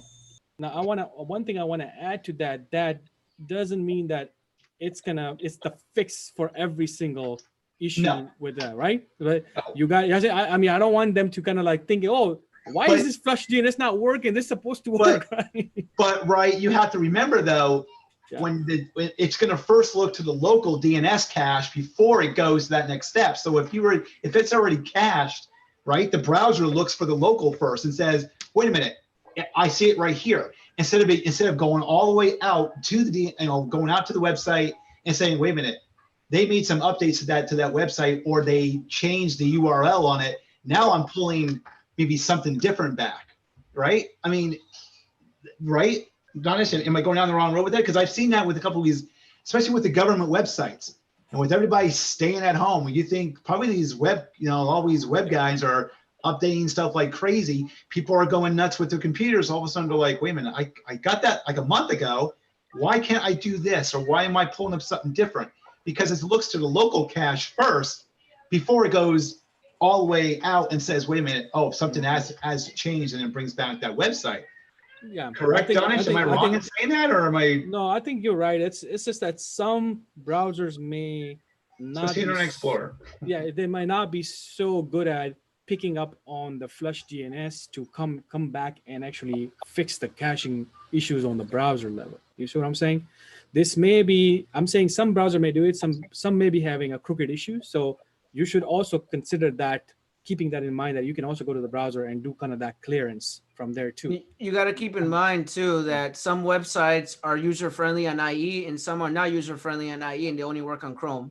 So it depends what website it is. I was just about to say that. I really forget something. Like my thing on that is the flush DNS is going to be a really good command. For example, if somebody's, like in your example, if somebody changed an IP address, right? Let's say Cloudflare's IP addresses get changed almost immediately. Which they can do without even telling you. I mean, they can do anything they want. Yeah. I mean, and they don't have to come and say, "Hey, Don, I'm gonna change this IP address." So just make sure you flush out your DNS cache. They don't know who you are. They don't care about that. I think I would add this command to your like, you know how you troubleshoot and you want to keep good commands with yourself. I think that's a really good command, to be honest. Yeah. Question: why does that happen with the cache? Does it just like save, like, so it doesn't refresh itself? Why does it save it locally? No. Why does that happen? Like, why does that even happen with like cookies and cache? To make your browsing experience faster. Faster. Okay. So JavaScript Share is under Cloudflare right now, and when you visit JavaScript Share, certain amount of data does not go back to the server and render again because it's already in your browser. Yeah, that was my question. Not now, like if I had to go back, and if I had to go back now, right now, and if I change my homepage and you don't see my new homepage, you may be stuck. You may be getting all these issues. Why? Because certain part of CSS certain Doesn't part go of back. JavaScript doesn't go back, and some Okay. will have to go back because, let's say, what if somebody wants to pay? We do not cache things when it has to do something with payment, right? Because they have to put their username, they have to put their password, they have to select a schedule. So even if they do a mistake by coming back, let's say after an hour, that schedule doesn't work then. There's an issue. Okay. So these are all, yeah, that's the reason. So companies will be very careful of what to cache and what not to cache based on what they're, what they want to do. Where did Eddie Okay. go? Where's Eddie? Eddie disappeared. No, where's my? Now here's the thing. Oh, What I if didn't wanna every? hit What that. if? I'm What if? typing. I'm Okay. not- What if every? Okay, you go to the site. There's a government site or whatever it is. You go to the website and the site is coming up, but the person is saying that I'm not able to open any images in the website, inside the one website. What would you do then? And it's a very common thing, right? These days, and I'll explain to you why images won't come up or whatever. I'm going to go into a little bit after that. Let's say you went to the user, a user called you. I can get to jobskillshare.org, but I cannot see any images on the homepage. What could be the issue? It's not something with the extensions or being able to see. It's not Flash or anything like that. As a technical person, the first thing, if I call you, what would you do? You did that before too, right? If I call you, I'm having this issue with this website, and this website is being used by many users in our company.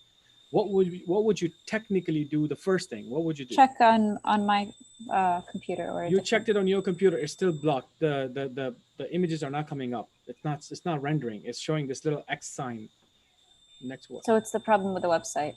It's a problem with the website. Okay, so how would you determine that? Like, let's say, for example, why did you just determine that this is a problem with the website? Did you check it on a different browser?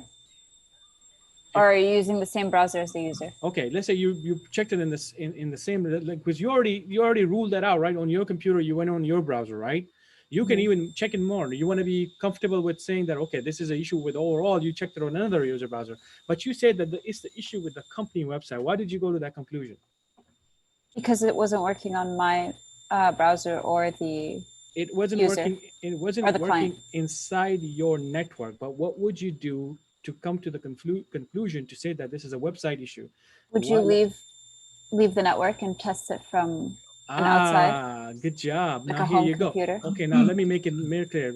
Don't get into a conclusion immediately that's just a website issue. A person can just pull up their phone immediately in front of me. Why is it working on my phone then, right?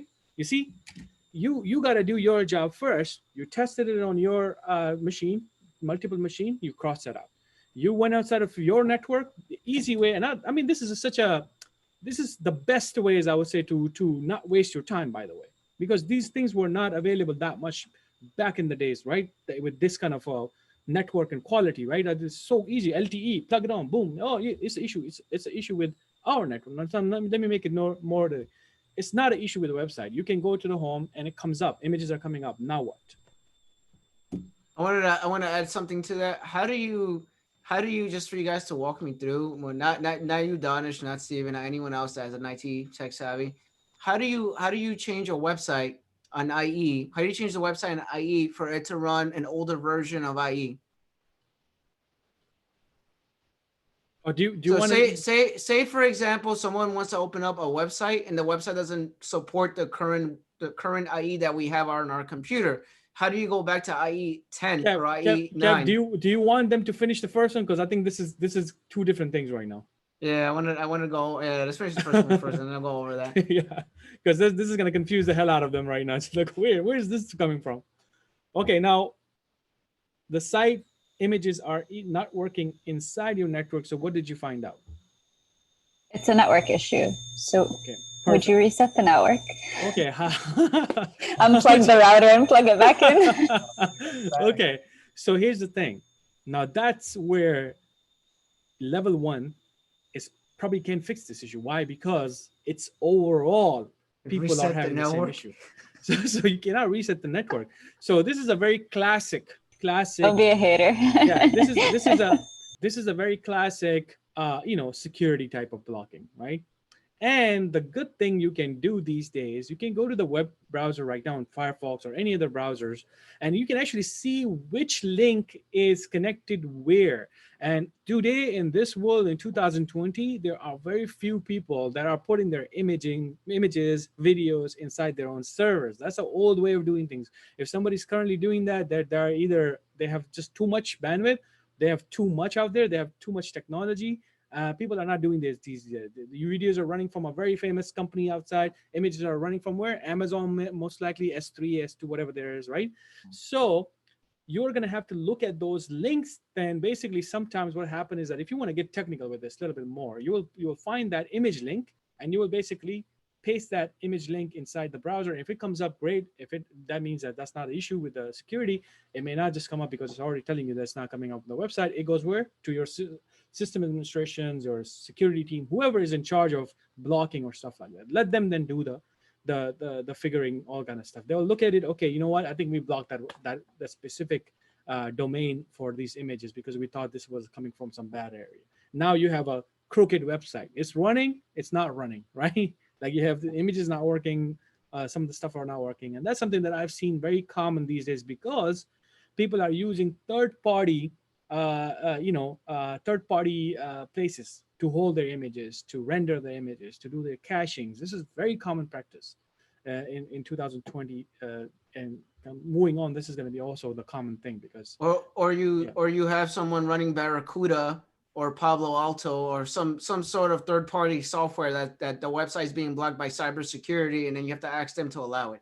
And they'll just go and check, okay, you know what, let me just see what else is hitting this website. They're going to find out, okay, this is the image. But your main part in this whole demo was that you first checked it yourself, then you basically checked it on your network, then you went outside of your network. So you in only 3-4 minutes, you kind of got figured it out, right? So I think I know how to answer Kev's question though. How do you? So I'm sorry. Before you answer it, can you repeat the question? Yeah, I was going to ask you the question again. So how do you run IE for it? So say for example you're running IE 11 or whatever. How do you run IE 9 or IE 10 on the same IE web browser? How do you do that? So say for example someone has a website like a company government website and they're trying to run IE 9 instead of IE 10 or 11. How do you do that on a web browser, on the IE web browser? There's a way to do that. I know how to do it, but you know. Right. Sorry. Also, Eddie, can I ask a question before? Does this work for any browsers, or is it specific to IE? It's only specific to IE. Okay. Eddie? Is it you run under compatibility mode? No. Eddie? I don't. Did he say? Don't you right click on Chrome and then? No, not Chrome. IE. IE. I'm going over IE right only. Click on IE. Mm-hmm. Go to properties, and then it says previous versions. Click on previous versions. There's no previous versions on that. What are you talking about? Nope. There is on the Google Chrome thing. Nope, not on IE. I'm talking about specifically IE. How do you open up IE 9 or IE 10 or a different version of IE? Whatever someone has a website they're trying to go into, and that website only works on IE 9 or IE 10 or a different IE. Steven, does that sound? Have you ever heard of that? Or am I making that? It's something that I'm not making this up, by the way. There's a way to do it. I haven't done that in a long time. I have. Before you answer, can you give us a minute to check? Yeah, because I work in a really weird environment. So there's sometimes I come across some weird issues that you've never seen in your life before. So sometimes people might ask you like, I have this website I need to get into, but it only runs on IE 9. So how do you run IE 9 on IE 11? How do you do that? No plugins, no nothing. How do you do that? So you open up your web browser and change it to something else. How do you do that? Your IE web browser. There's only IE. There's only IE, by the way. Chrome doesn't do this. IE only does this. Okay. There's no chance that you have any options for changing it in internet options. There's no chance. Nope, there's not internet options. Nope. Yeah, I know. I've never. You never heard of this in your life. Is it through the F12 developer tools? Yes. Yes. Don't ask me how. Ding, ding, ding, ding, ding. Correct. Yeah, so I'll show you my screen because I have my screen open. So if you open up IE, right? So I have IE open right now. and someone's like, I want to open up this website on version 9 or version whatever 8, whatever. You press F12, right? So you get this thing called emulation, and then you could change the emulation to 10, 9, 8, 7, or 5. I'm not even making this up. So sometimes you have a website where basically it only works on 9 or 10. So if you change this to 10, it'll change the whole thing to 10, and the website will change after that, and then the website will work after that. So I don't know if you guys ever even heard of that. How in the world did you find that out? I had to do this a really long time ago, so that's why. So you could Never change even this. heard about that before. I'm not making that up. That's just something that I come across. That's why. How did you open that page again? What did you click to go to the? You press F12, and then there's a tab called emulation, and then you change it to 9, 10, 11, 8, whatever you want, and then just close out the box, and that's it. You can also do it from the settings icon. It's at F12 developer. Whatever. Yep. So it's something that you will not see 100% in your job, but you might see it if someone's running a website that's only supported by 10 or 9 or 8. So that's why I wanted to go over it, because you might see it in your job, you might not see it. It's like a one-off, but I see it all the time in my job. So that's why I wanted to mention that. Steve, you ever heard of that? Never. Me neither. I never. I've never heard about. What the hell is that? Ever. Like, I'm looking at it now, and it looks like, now you do it under the document mode or the user agent string? It's there. It's called emulation. You press F12 and you right. click Yeah, emulation. I mean, I'm on it, but I mean, I got document mode, browser profile, and user agent string. So which one is it?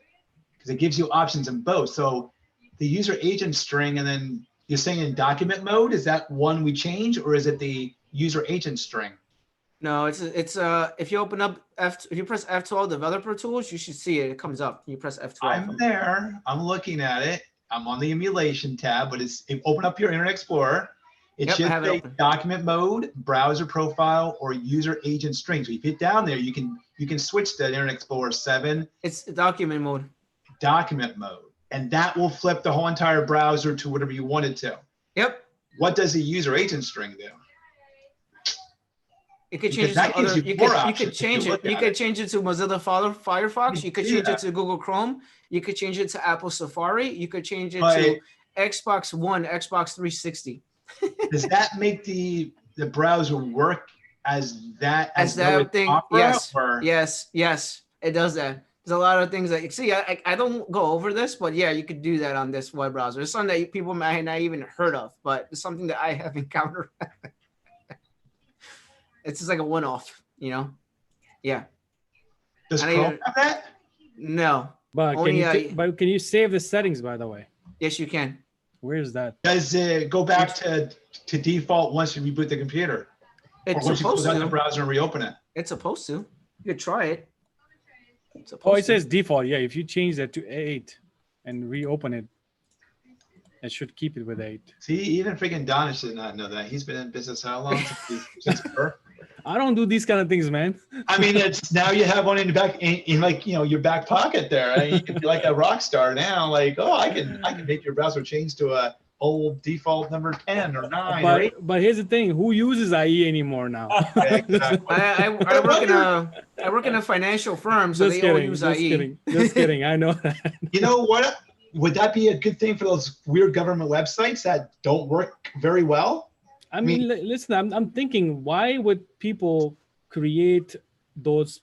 That's what I'm going right now, Steven, because I know that in the past we had some type of scanning applications that were working very on old systems, like old browsers, right? I don't know if I forgot the name of that scanning. Why wouldn't they think of this stuff? I mean, there's got to be something. I got to test it. Hold on. This is something that needs to be tested now. So there's actually an application that I know one of the company uses, and we have to give them a actual plugin for this, basically. Oh, goddamn, no. For this to work. Oh. So we have to come back to this and test it really that why, because I'm sure we did a little research on this and we would have came across this a little bit on that, right, Steven? So if you open up Edge, on Edge it opens up Microsoft Lumia 650, Microsoft Lumia 950. It opens up as a Surface Book and a Surface Pro 4 on Edge. And then if you go into mode, you could change it to Windows Phone on Edge. Just letting you know. It's just something that's there. So. And you pressing F12 for this one too? Yep, I have 12. I mean, I thought this is more for like you want to do like a quick, because look, the developer tools are like you are testing a website, you're building a. Oh, it does more than that now. HTML and all that kind of stuff. But does it stay with an application? Let's say, for example, I'll go with a specific website. If you close the web browser, it doesn't stay. It goes back to 11. So you have to only leave it open. So that's what I'm saying. Like that's going to be a problem. That's the reason, Steven, when you say why this never came to our thing is because you don't. If a user has to do this change every day, that's not a solution, right? No. That's not a solution. So that's the reason. I don't know why I seem to think it could throw up some security issues in itself. I don't know. I'm just definitely can. Definitely. Yeah, like if it can keep, let's say for example, you go to the website jobskillshare.org and it just say I want to keep a default for JobSkillShare 9, like version 9. I would say, wow, that is a great, like that's wow. How the hell we didn't come across this so far, and why did people create plugins and tools for this, right? If it doesn't do that, then it's just emulation, as it says right there, right? Yep. So it's kind of like tell you exactly what's the response is going to be. Just like you go to the debugger or networking, or you go to the inspect tool, right click, inspect on HTML, you get into it, you change things, but you refresh the browser, it goes away. Yeah, it's just something I wanted to add because I seen that before where certain websites don't, unless you, Danish, unless you're using what I use, we use AppSense. And AppSense saves the settings of the web browser, and then it always opens up on 10 or 9. Does that make sense? Yeah, we use third party software. Yeah, we I think we bought some kind of licensed stuff. I don't remember the name of it, but it was like a scanning software. It was a big, huge issue in our one of the places that was there, and then they were like, oh, we cannot run the scanning anymore. We have to be on IE because there are, like Cisco has some applications that are not up to date with Chrome. And it was developed for like, chatting and stuff like that. And we had to do this whole crazy thing. And I'm like, how the hell this never came across me? Because I spent a huge amount of time on this. So I think that's the reason for this is going to be because it's not outside in the public where people can say, oh, you can actually use or change the settings like by default. We have AppSense. So with AppSense, what it does is it redirects your IE, and you could change the IE to defaults at 9 or 8 or 10 or whatever. That's what you have to use a third-party software with it in order for it to stay, in order for it to keep the changes or the settings. But this is something that I come across, so that's why I wanted to mention it. I know it's random, but I wanted to. Other random things that you're not sharing with the world.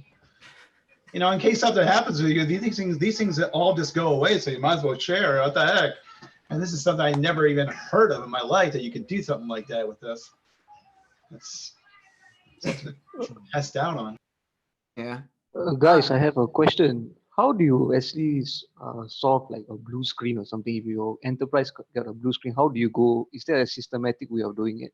You grab the computer and you throw it out the window. I haven't had a blue screen of death since I got Windows 10. No, that could be. So when you have a blue screen of death, that's typically a software change has happened on the computer. It could be a Windows update. It could be something hardware related has happened with the graphics card or the memory or the motherboard, and it could be a virus as well. So you have to narrow it down. So what you do is you open up safe mode on the computer. You open up safe mode with GUI, and it would show you the error code on safe mode. It would actually show you the GUI error mode, and then you could go on that and look at it and see why it's doing that. If that makes sense. Yeah, like Raj, there's no standard way of doing this in a corporate or business world, I would say, because it's just depending on what kind of issue it is, right? It could be a gazillion amount of issue for a blue screen of that, right? So whatever fixes the issue, I would say, Because I heard that there's a way where you can open up the Windows dump when a computer got a blue screen. They actually put a dump file. Yeah. It's like it's a memory, it's a snapshot of a memory. Yes. So you can actually open up a dump in something like Windows DBG, which is the Windows debugger software. Then you can look at it. But is there any way where you can automate that? Because it's really complicated. This is very low level stuff like computer science stuff. You go here. Look. So you open up MSConfig and you go to boot. And you do safe with boot mode, and then you do boot with log. and then you do both log, and then just, is that what you do? Is that what you've been doing? You do that, and you click the log file, and then you restart the computer. Is that what you're doing, or are you doing something Yeah, else? yeah, that's the way. But what do you do with the dump file? How do you open up the dump file and read it? That's the thing I'm asking. So Yep. there's different on the Windows, of course, it's going to be a little bit of hard, but I'll give you, let me give you this link right here. I use this right here. Just give me 1 second. Okay. Yeah, so you have to, you could go into log files, and it'll tell you what the error code is, and then you gotta go to Google for that and figure out what the error is. Like I said, it could be a memory issue, it could be a graphics card issue, it could be a recent software you installed, it could be a bunch of things, Windows, it could be a bunch of things. Raj, if you check the Zoom chat, I just posted a link. So check this out. Now, Nearsoft may not be openly available on your company's websites because it's a tool specific website. It has a very kind of like a hacky type tools in there too, right? You just go in there, password sniffing, everything. So if you open this link right now, it exactly tells you where these dumps are coming from. And you can open the whole dump in there. You can see the whole message in there. And you can even grab this from a machine if it gets blue screen. Let's say, for example, the way I do this, I will push out this software to a machine that has a blue screen. They send us the blue screen, basically a blue screen ticket. I will send this software to their machine through the command line, and this will grab the log for me and grab all the dump DMP files to my machine and bring it to me, basically. I'm not sure if you can automate the fixing, by the way. That's not something I don't think.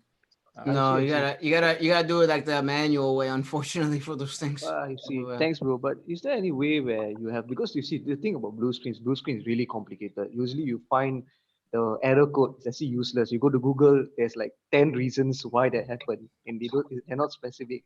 So is there any way where you have some kind of partnership with Microsoft or what, where they can? Oh no, I don't think Microsoft is gonna come in fix blue screen for you unless you have some type of insurance license agreement or some type of agreement at desktop level. You know what I mean? So servers, I work on servers a lot. I know we have to get into this special. There are different type of basically support. There's a premium support. There's like a basic support, and then there's like you can only call 3 times Microsoft, and they will give you every single hour right there. So there's different type of, it depends on how much money you want to pay. So for example, one day I was having heck amount of like a really bad time with FTP. You know, when an FTP goes bad, it's really hard to fix it. And I'm still not too good at FTP area because it requires a lot of settings. And one of the Microsoft person like spent almost like 6 hours for me to tell me that I think we should redo the FTP. So they Microsoft couldn't even fix their issues, right? So certain things like they're so like this. I don't think Microsoft would be coming and doing some fixes for you at this level. Yeah, I see. Because the thing about blue screen is quite intimidating. I've got a situation where one of my friend was working in a company, and basically there was a worm that goes around infecting all the computers. So someone clicked something and it was a worm. The guy who actually created the worm was quite intelligent. So he blue screened all the computers in the network, every computer in the network that got infected. So that's why I'm saying, because if it's a normal software problem, it's quite easy to solve. Okay, is it not easy, but you still can solve it. But blue screens are really, really difficult to solve. That's it's a known thing. I mean, I agree with you. It's not easy to. I mean, like I said, like if somebody have designed it to go down like that, like to mess up with the machines, then I'm sure it's not going to be easy fix, right? Just like encryptions, right? You get encrypted, the crypto thing that just happened last year. Everybody was going crazy. Yeah, the crypto API stuff. Yeah, it was not. There was no way to fix that. You only could fix it if you had backups. And even backups were encrypted. If your backups were bad, then people have paid $250,000. One of the hospital paid around that kind of money. So some of the things it was just out of our hand. There's no fix for it. But for example, the software that I showed you has a command line ability. You open it on the machine, it tells you how many blue screen of that are on this machine, like how many dumps are there, right? Or if it happens on a machine that is, let's say, remotely available, I can push it out to that machine, bring the data from that machine to me, and then I can study. And of course, I'm not going to be able to fix it immediately, but I'll study what the error code is, right? I mean, that's how I work, basically. Yeah, that's why I was talking to Kev about how PowerShell, a lot of malware today use PowerShell at its back end to do a lot of evil stuff because of how powerful PowerShell is. You can do a lot of dangerous stuff with PowerShell, including crashing a computer. Okay. Yeah, but even at that level, PowerShell shouldn't be allowed to run at that level, right? There's a evaluation level in PowerShell. Try this on a brand new machine. Try to run a administrative something on a PowerShell. Try to like delete something. It's gonna prompt you. Do you want to evaluate? Do you want to run this? So for next time, do you want to do this specific message it gives you? It doesn't just you throw it on the machine, it's gonna work. You know. Even as an admin, I have to push it out to one of the developer wanting to run something on their machine because I had to run a PowerShell script. A developer needed my access to basically evaluate that PowerShell on that machine. So like I said, True, bro. I agree with you because my friend, which I told you the story where he clicked something, the malware actually contained a rootkit. So he went and gave everybody additional privilege. He went and found some exploit in the operating system and then installed the rootkit, and then basically the PowerShell was running on escalated privilege mode. That's why you can go around crashing the computer. And then that's probably either it's not patched, right? They either have some type of software that is, or maybe Windows have something that is not fixed yet. But I would be a little bit worried if that's not yet done yet, right? Then maybe the person have not patched his machine for a long time or something, right? Yeah, I agree with you. And now another thing I want to ask you, now in enterprise, usually when they deploy updates from Windows, they have something called WDS, Windows Distribution Server, where they don't deploy the updates directly to the computers because recently there was a creator fault update that people installed the updates and it went around deleting files. So enterprise are very worried. Yeah, enterprise are very worried. It's WSUS, WSUS. I just kind of like typed Windows Server Update Services. I can never totally pronounce. Yeah, Windows Server Update Services. Yeah, it's a different features than WDS. WDS is mainly for design for deployments for like a bigger operating systems. You can always think of that as the WUS, like Microsoft very wussies. They call it the WUS server, the wussies. That's how you can read. That's how you can remember that. I want to share my screen for a second because where Kev was in before in that MSConfig. I don't know if you like new guys know, but there's a lot of really good information in there. Like that can really. There's a lot of good tools as well. Let's see if I share up my screen. Let me see if I can do this here. Okay, so you can see my screen, guys. So we're in the MSConfig. And you have like a general tab where you can start up the actual computer, normal setup, diagnostic, selective setup. You got a boot. Hold on, Troy. You got a boot tab here, which you can actually go into advanced options. Hold on. Okay, I will then. You can actually boot it up into safe mode. So then in here, you can actually boot your computer up into safe mode when you go to restart it. You can get some log files. There's really good stuff in here. You can get timeout for 30 seconds. Then on the service tab, you can actually turn off services from in here as well. There's a lot of services. If you know what you can turn, what's safe to turn on, you can hide Microsoft services. So these are all the applications. You can go in here. You can reduce some of your startup time by taking down some services on startup. Here, you can go into Task Manager. It gives you a nice little thing right into your Task Manager in your startup. And then this is the cool one. This here, you get a whole wealth of tools. So if you just look in here sometimes and you get like About Windows, you can click on Launch. And this here will tell you what version you're running, stuff like that. UAC, user account control settings, it takes you to here. You can actually adjust them from all one. It's like a one-stop shop. Security and maintenance. You click on this. It'll take you into this area here. A really good thing is that reliability thing that's in here. And unless they moved it, I think it's under, I thought it was in here somewhere. It had security reliability. It's not, I don't see it now. Unless they moved it from maintenance. Oh, here it is. This thing is really cool too. This thing gives you a nice little printout of your computer's performance the last like month. You can actually go back in time as well. You can click on this and it gives you all kinds of stuff, events. which is pretty cool. That's like a nice little thing that you guys would take a look at. Windows troubleshooting, you can launch this and this will open up into the Windows 10 Windows troubleshooter. You can go in here and troubleshoot problems. They have computer management. You click on this. This takes you right into computer management area. You got system information. So here you can get all the information about your laptop or desktop, or whichever you're running on, at one place. Event viewer, of course, you guys are familiar with that. Programs, it takes you into the add and remove programs the old way through the light control panel. You got all that right there. System properties. Takes all the system properties, and here even if you want to change your computer, go into the fork into a domain.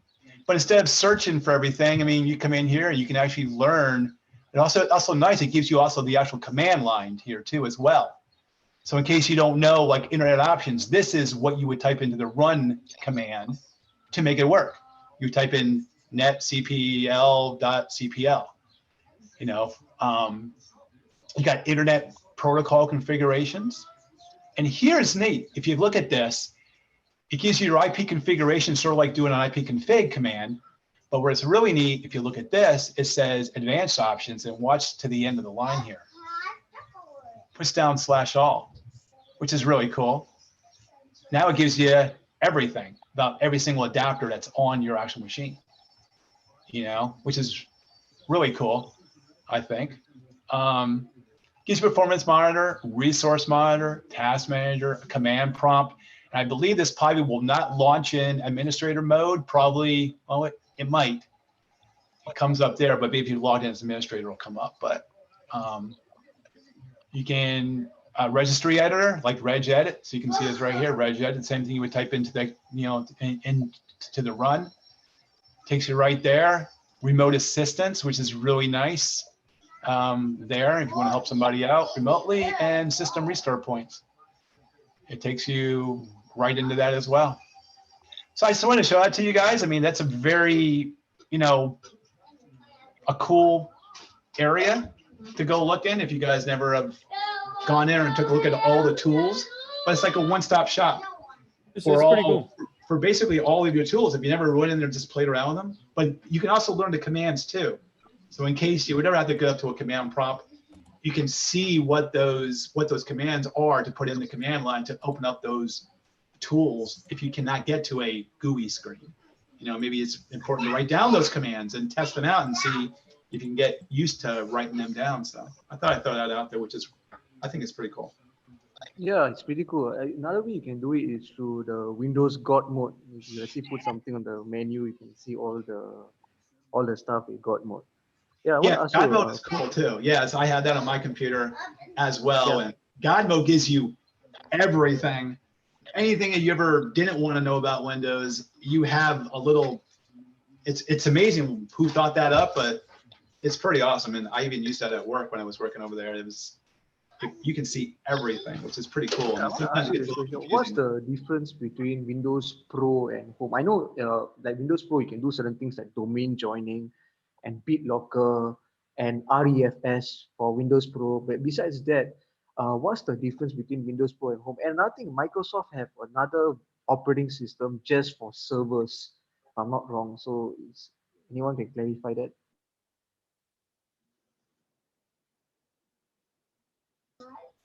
I wasn't even paying attention. I'm doing something right now. So you're talking, what's the difference between Windows Server operating systems?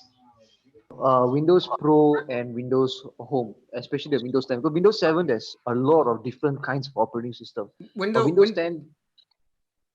Go ahead, bro. I said Windows Home, you can't even add that to a domain. Windows Professional, you can add it to a domain. And then there are different versions because some people have enterprise, some people have other stuff, because it depends what you're using it for. Like some companies use a different version for different things. So some use it professional because they add it to a domain, and that's professional environment. And there's enterprise environment because that specific operating system might be good for some other stuff. So like it depends what environment you're in your company to make it sound like it makes sense. But the home edition does not allow you to add computers to a domain. You can't do any. You cannot add a computer to a domain. It doesn't work. It just doesn't. It's not designed for that. It's Yeah. designed for being at home. Also, too, with the home version, you don't get the remote desktop server as well. Like you can't remote. You can remote. Wait a minute. It doesn't supply the server, right? So you cannot remote. You can remote into something, but you cannot remote. How's that work? It's one You cannot get remote into like you can't go out, right? Or you can't go in. How's that work? Guys, Danish, help me out here. Because the home is, you don't have the server portion of it. I think you cannot remote into it. Remote I'm not sure. right? I'm not 100% sure because it's like I don't have any home version right now. Because but that's what they had. They had that RDP wrapper software, which you could load up on the home version to remote into the machine. It shouldn't have any remote services like the. If it doesn't have RDP, then mean it doesn't have. No, it doesn't have. So the home version versus the pro version, the home version doesn't have MMC. So you cannot do MMC on the home version. Kind of like a management, right? Yeah, there's no management console on it. So because you can't do and this is anything because another reason with this would be I think Haifa just came across this. Remember Haifa, you were doing group policy stuff. It shouldn't have group policy like the pro have, right? Mine is pro. But yeah, my grandfather's was home. His was, and you weren't able to do that group policy stuff. I did do the group policy, but it like ruined something else while I was doing it. Oh, what? And he ended up. I thought the home version don't have a group policy, but maybe it does. I had to put an admin, and I set him as a standard user, and then I did group policy through the admin. Because if you cannot add a computer to a domain, this is mine. I have a home version, guys. I know. Okay, there you go. You're on your. This is a home version. It doesn't have the server portion down here. It just has remote assistance. So I can't add people. I can't do anything to it. This part here is missing. Can you look for a group policy? Because I'm not sure about that. Can you try group policy on this machine? Just go type. Do you have different users? In search, just type group policy or something, local group policy, something like that. I want to see what happens. It doesn't have it. I mean, you got to do it with. Yeah, it doesn't have it, right? Do you have a different user that's not an admin on this computer? Do I have a different user that's not an admin? Like a standard user. Yeah, look at this. Like, let me share my screen for a second. Okay, go ahead. Look at this. So if you go to my screen, let me get out of this. Look at this pro version, right? Right. Yeah. If you go to this, it actually has group policy on it. So you click on that. No, pro have it. Pro have it. Yeah. Pro have, you go to MMC, it will have MMC. But if you try running this on a home version, it will not work. It will not work. That's what I was talking. Maybe he had a pro version then, because I definitely set a group policy. Because I'm like, wow, how they have. All right, guys, MMC does work. MMC does work. I can add local group. Yeah, policy. you can add the local stuff. Up to a certain extent. Is there a open a group policy in there? I want to see if that's the real, like that's the. Yeah, there's certain things are missing there on MMC. You can't do certain things on MMC. It doesn't work. Because the MMC is just kind of like a tool to add more stuff to it, right? Right. Okay, guys, walking through this. This has been like forever. Hit file. Hit file. No. Hit file, and then hit add or remove snapping. Okay. And let's just see what you have. If somebody put a right answer, Google it. Yeah, if you Google the image, like the image format of so you got group policy. You got group policy there. Seems like you do have it. Hit OK. It works. Look at that. But how would you can't tweak any of this stuff to make it work. That's why they put that RDP, which it does not work in Windows 10. It worked in Windows 7 really, really nice, but the guys never came up with any kind of code for Windows 10 for it. So no, it does not work anymore. Like open the security and just try to do account policies and open account policies, password policy. Click on that. Oh, what password? Yeah, go ahead and click on that. And double click on it and try to change it. I mean, I don't know. This is home version. I was thinking Hit, Yeah. type remote desktop. Do you have remote desktop on that? so it's working. So type that remote kind of desktop. take my theory wrong because I thought you cannot have this, but maybe you cannot apply to it. It's because this is not you cannot connect to the domain. Steven, so how are you type gonna apply remote it? desktop. I want to see if you have remote desktop. How come you guys are Remote doing desktop. it through here? Why aren't you doing it through the C drive, like we did in class, Danish? Open You know that what I'm up. talking about? C drive. It works, right? Remote What do you desktop mean C works, drive? right? Right, but I can only go out. Nobody can come.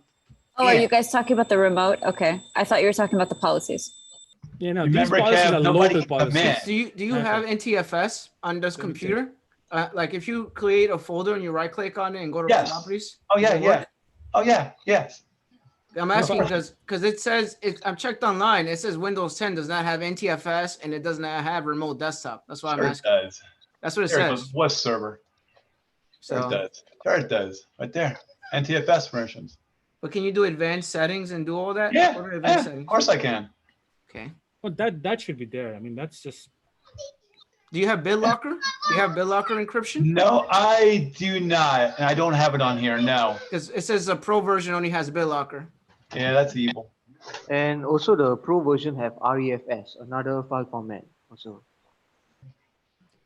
Yeah, I don't know. I don't think I have BitLocker. I don't think. Here's that God mode, so it'll tell me here if I have it. And it God says mode. it says that the home Well, version guys- doesn't well, have guys, Active Directory. Make it easy for yourself. Try this. Look at my chat. Difference between Pro and home version, and go to Google. No, there's actually a trick to this because I never try to go by the blogs, by the way, that much. Because if I wanted something quick, this is actually for the new text right here. That's my technique, right? Okay, how many things that I would know by heart? I mean, if somebody Looking asked me at this in this. an interview, seriously, I'm gonna slap that person. Like, what the hell are you talking about? You're trying to like ask me to how many things are going to be working in Pro or how many things are not going to be working. The only things that we're going to be concerned about domain stuff, right? But if you go to Google, type the difference between Pro versus home and go to images. Images, the quickest way you can gather information like that in something that you are not aware of, right? So just do that right now. You have a huge list of the difference because the next level is what? Home, Pro, Enterprise, and then there's education too, which I have actually used because one of the people didn't like the app store in their place, and education was the only place that I could do that. There's like a special version of Windows actually to do that. So that's the best way to find these things, to be honest. If you want to get a better answer for people like Hi-Fi and Eddie or something. So if anybody wants to send me an ISO file on the Google Pro, I'm all. What are you talking about? You can upgrade your computer to Pro. You could do that. I'm gonna pay for it. No, you do upgrade now on ISO. Upgrade a tool assistant. You could do that. You But tried is it it? gonna get From the Microsoft Store. Yeah, the Microsoft Store. Do you know that? Yeah. Yeah, pay for that though. You know what I mean, Kev? You're smiling there. You know what I mean? Yeah, then Yeah, so there's another thing I've- called Windows to Go, so something like you can. Oh yeah, take- and then there's other types of Windows. Then there's different types of Windows. There's like the Pro version, and there's the to go version, whatever. Then it's just different. It's different versions. There's a Surface Pro has like a different versions in there too. Windows 8N or something like that. I don't remember. It's think- called Windows 8N. 8N, the letter N. I don't know about N, but I think 8N. it's called RT something. I forgot the full name of that. Windows Um, 10s. Oh, the 10s is also BS, man. Yeah, I agree with you. Total bullshit, man. They lock off they only Yeah. allow you to download from the App Store. And they Windows 8, Windows 8, Windows 8N, Windows 8 Pro, Windows 8 Pro N, Windows 8 Enterprise, Windows 8 Enterprise N. Wait, you're in the Windows 8 now? Are we Yeah. going back now? Seriously? No, but I'm just going over the operating systems. They have Then there's different versions of another operating system for IoT devices, the Windows IoT Core, where you put it for Raspberry Pis and all those stuff. it. Yeah, I'm just looking at it. Do you want me to share my screen, Kev? 'Cause Windows- I got Windows those 10. I got those rail tickets. Windows 10 S, Windows 10 Pro, Windows 10 Mobile, Windows 10 Enterprise, Windows 10 Mobile Enterprise.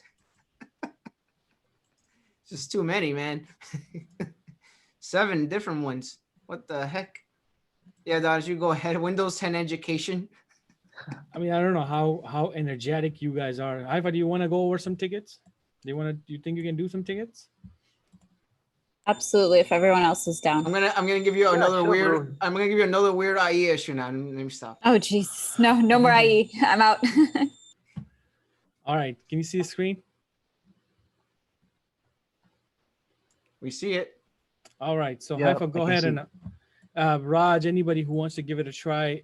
This is a real tickets, by the way. These are not made up. These are real tickets.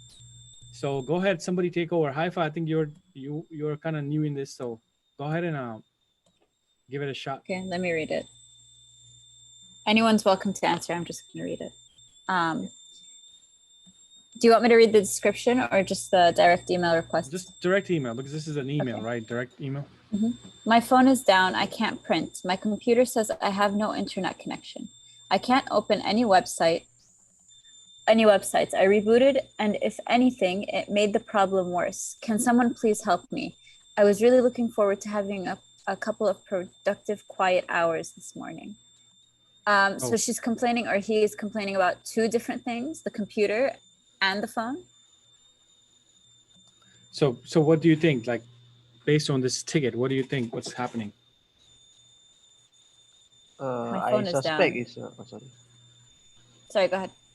Yeah, I suspect it's a network issue because you cannot even connect to the internet. You cannot even connect to the printer. So what I will do is I first open up command prompt. I put IP config and I see whether does my network card have a IP address, or whether is there a PIPA address. So if there's no address or there's a PIPA address, then I know there's a networking problem. This is not my computer issue. And what if it is a network issue on that? Like you found out that, okay, this is not giving you an IP address or anything. What would you do? Now it's just like technically that's kind of like the process. You're inside the process. What would you do next after that? I will do IP config release and renew just to try and see whether they get the IP address or not. You did that, and then it didn't give you an IP address then.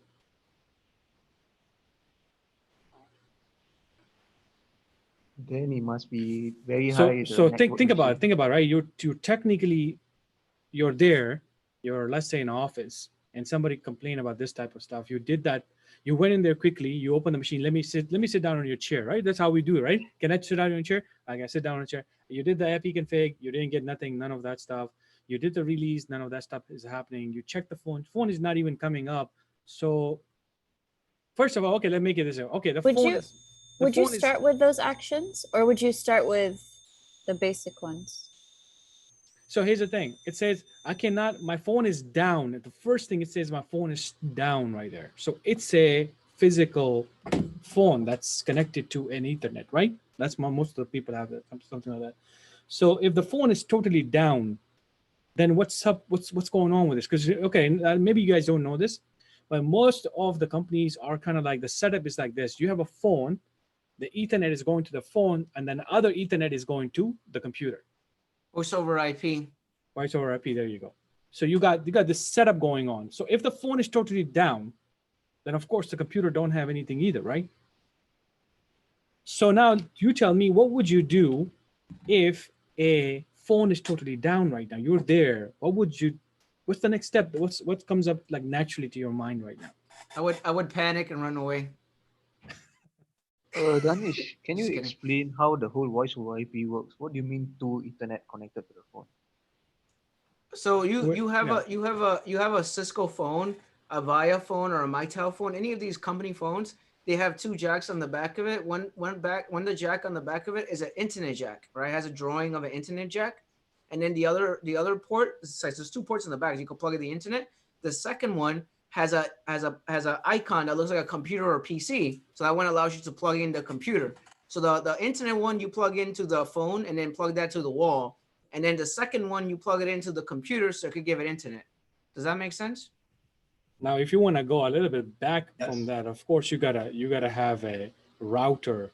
You gotta have VLANs configured for this kind of stuff. It's not just you are adding one phone out there and you know, can connect it and it works, right? You gotta have that networking behind that done for VoIP, and then you're gonna have to have all that kind of stuff done from networking side.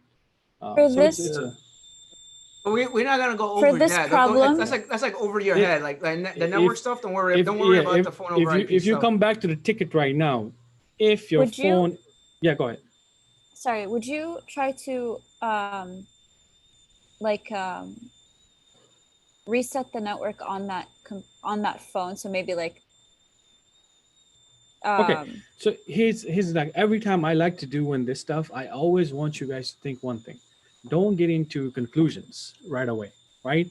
What did you do before this ticket? You do what? Kev you're always checking say. to see if anyone else has that same issue. Exactly. Right, but We I don't asked wanna, you that, and yeah, okay. Sorry, No, I don't know if I heard that. Did anybody heard Okay. that? Okay. I was saying, do you go through the basic steps? No, Like, no, do you see, go through like checking? I heard her say slap the computer, but that's just me. There you go. Because I Sit did not up, hear. let I go. did not hear you guys saying that. Okay, can we check other people's? Like, okay, just look other office. Is it working? Look, if somebody's having an issue, and most likely if somebody is this may be a cubicle, maybe 4 people are sitting together, right? Or this could be a single office. But when it's a section of area, then there's a switch that's giving that kind of connection, right? Maybe If the it's, let's switch say, is a down. big office, a huge office that has maybe switch on the right side, switches on the left side, right? So those are connected to their ports right there. So if other person have everything working, then what else could go wrong? So now you have configured it, Raj, and you went out there together and like, okay, you know what? I think that left person is, everything is working fine. So you're gonna come back now, right? Because you know that, okay, things are good over there. Now what else can go wrong with this computer, right? Then you wanna go into more of that. Dennis, I wanted to add to that. Like sometimes it could be a dumb issue where the person accidentally kicks the cable with their leg, and then you have to plug the cable back in. Exactly. You could have done probably that like in a second if you thought that maybe the phone is totally not giving you any juice. I mean, it's not even giving any lights. Nothing is coming up, right? So maybe flip the phone, check the Ethernet cable, the jack, and if it's clicked already, then you can go back a little bit more, right? So if it's already clicked, then what else can you do? This would be my steps. I would have a cable with me, and I will also have another phone with me too. So you gotta test both together.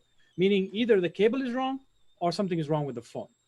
So, yeah, like one out of 10 chance that will happen. That doesn't happen. It's kind of rare where that happens, where basically you have a phone where the phone just completely dies, or the phone is just going bad for some reason, and then you have to replace the phone and replace the phone. Maybe the phone is bad, or you might just have a bad physical cable or the internet cable, and you might have to just replace the cable itself. So it could be those two things. So yeah. Danish is absolutely right. And if that also doesn't work, then this could be either an issue from all the way to the back to the switch. You go to the switch, is the light blinking? Is it being turned down? It's something happened to that switch port that it was administratively down, or it got shut down by force, right? It can happen, right? It's depending on what kind of security you have in place on those switches. That's going to happen. For example, I'll give you an example. So usually a lot of times you work in a company, they use some secure systems, like we call it PCI systems, right? They use that systems to take a credit card from members or users, right? So those by law, those type of computers has to be really secure, and that's what we call it PCI compliance in US. If you don't do that, they're going to charge you $150,000 for violating this law. So what happened is that if, for example, you want to make this really secure, so that Ethernet cable Hi-Fi is going to be connected directly to that phone, and through the switch, I'm going to go back to the switch and tell the switch that that phone has a MAC address, and only that phone can connect to my switch. And anybody else take out that switch and connect it to their system or any other port, shut it down immediately. Danish, is it port security? Are you talking about port security? Exactly, port security right there. So you go to the switch, you basically put the security on the switch, port level, right? And then basically you say that if okay, now here's the thing. People won't be doing this kind of security because it's very tedious. Imagine if people don't know these things and they're like, let me just take it out this switch and plug it into somewhere else. It's gonna immediately their switch is gonna go down. But the thing is this, the port is gonna go down. But the thing is this, it will also alarm me as a security professional. Why did you do that? Why did you take the port out from there and you plugged it somewhere else? This was a very secure system. You're not supposed to do that, right? So I got an alarm right there that boom, that somebody did something in there. Now this could be a mistake, and this could be a user doing this, and this could also lead to a lot of issues in conferences. Remember, when you go to a company, these conferences ports are always most likely open, by the way. Most of the people don't secure these type of ports, but some companies are maybe more secure. The reason they don't do these kind of securities on these ports, because it will create more calls for technical people like me in tech, right? Because people are going to come and say, hey, I brought my laptop, I brought my Mac, I want to use my Mac and I want to plug it in. And then they're going to keep doing that. I mean, how many times are you going to go and do these kind of port blocking and unblocking? So this can lead to that, but that's not your job, by the way. If you see that it happened, you checked all the wire, you checked, and you got another phone with you, you couldn't fix it even then you need to go and assign this call to a network engineer. Who is better can we go over just like the steps, like 1, 2, 3, 4? So first we check the surrounding people, and then we go and check the physical cables. I know. I mean, when I say surrounding people, that means you already went in there. So I think the first step would be to just see what's going on, right? Is it even like if they say my phone is down, they may say it's if a phone is down, but in their wording, the phone might not be totally down, right? You might want to just check. You want to go check in the phone, because sometimes they say something and it's not necessarily true. The same thing. Right. Yeah. So okay. So then, sorry. So then, so you check the cable, you check the phone. You check the phone. Okay. Now the second step, I think, should be what Kevtech is suggesting. Check the cable, because check the cable. There's always a dumb issue with the cable. Just check because the cable. You don't want to move away immediately to just check if the issue is going on. So you check the very basic things there. Then I like the Raj approach, because you're already on the machine. You have to. This is called communication, by the way. This is more of a customer service, by the way. You went in there. You don't just say, oh, let me come back to. Let me go back to quickly another office and come back to it, right? You are doing something to show them technically you are available to this person, even though this step may be, 100% right or no. There's no right or wrong in this. Third step would be. I would say it would be something like this. You go in the office and you're like, hi, good morning. How you doing? Such and such. How's it going? And they're like, yeah, I'm having an issue with my phone. Okay. And then you go out to them. Okay, let me have a look. And you look at their phone. Okay, the phone seems fine. You're like, okay, just give me a second. I want to just make sure I want to check your physical cables. You don't mind if I go and check on back of your phone? Because it might be on a desk or something. So let me go behind your desk and check. So then you go in behind your desk and check. Okay, it doesn't seem to be an issue with the cable. Can I bother you for 5-10 minutes? I want to see if there's something going on with your computer. So let me go on your computer and check. So you want to ask them permission for, so that's when you use the computer, and then you go into the. So then you do the IP config release and renew. But that's also when you figured it out that the phone got some kind of juice. Fine. If you find out that the phone is you do something different. But this is the approach you would do. Yeah, so you see that different ways you kind of like approach to it, right? So, but the first, what Kevin has just said is exactly customer service. Okay, and so after you run those, let's say the phone has some juice, and then you run those 2 commands. And then what do you do? What's the fourth step? Then the fourth step, as you tried everything, you basically ran out of resources. You tried everything, and you tell the user or tell the client that there seems to be an issue with our system. I need to contact our network administrator, and I will get back to you on this.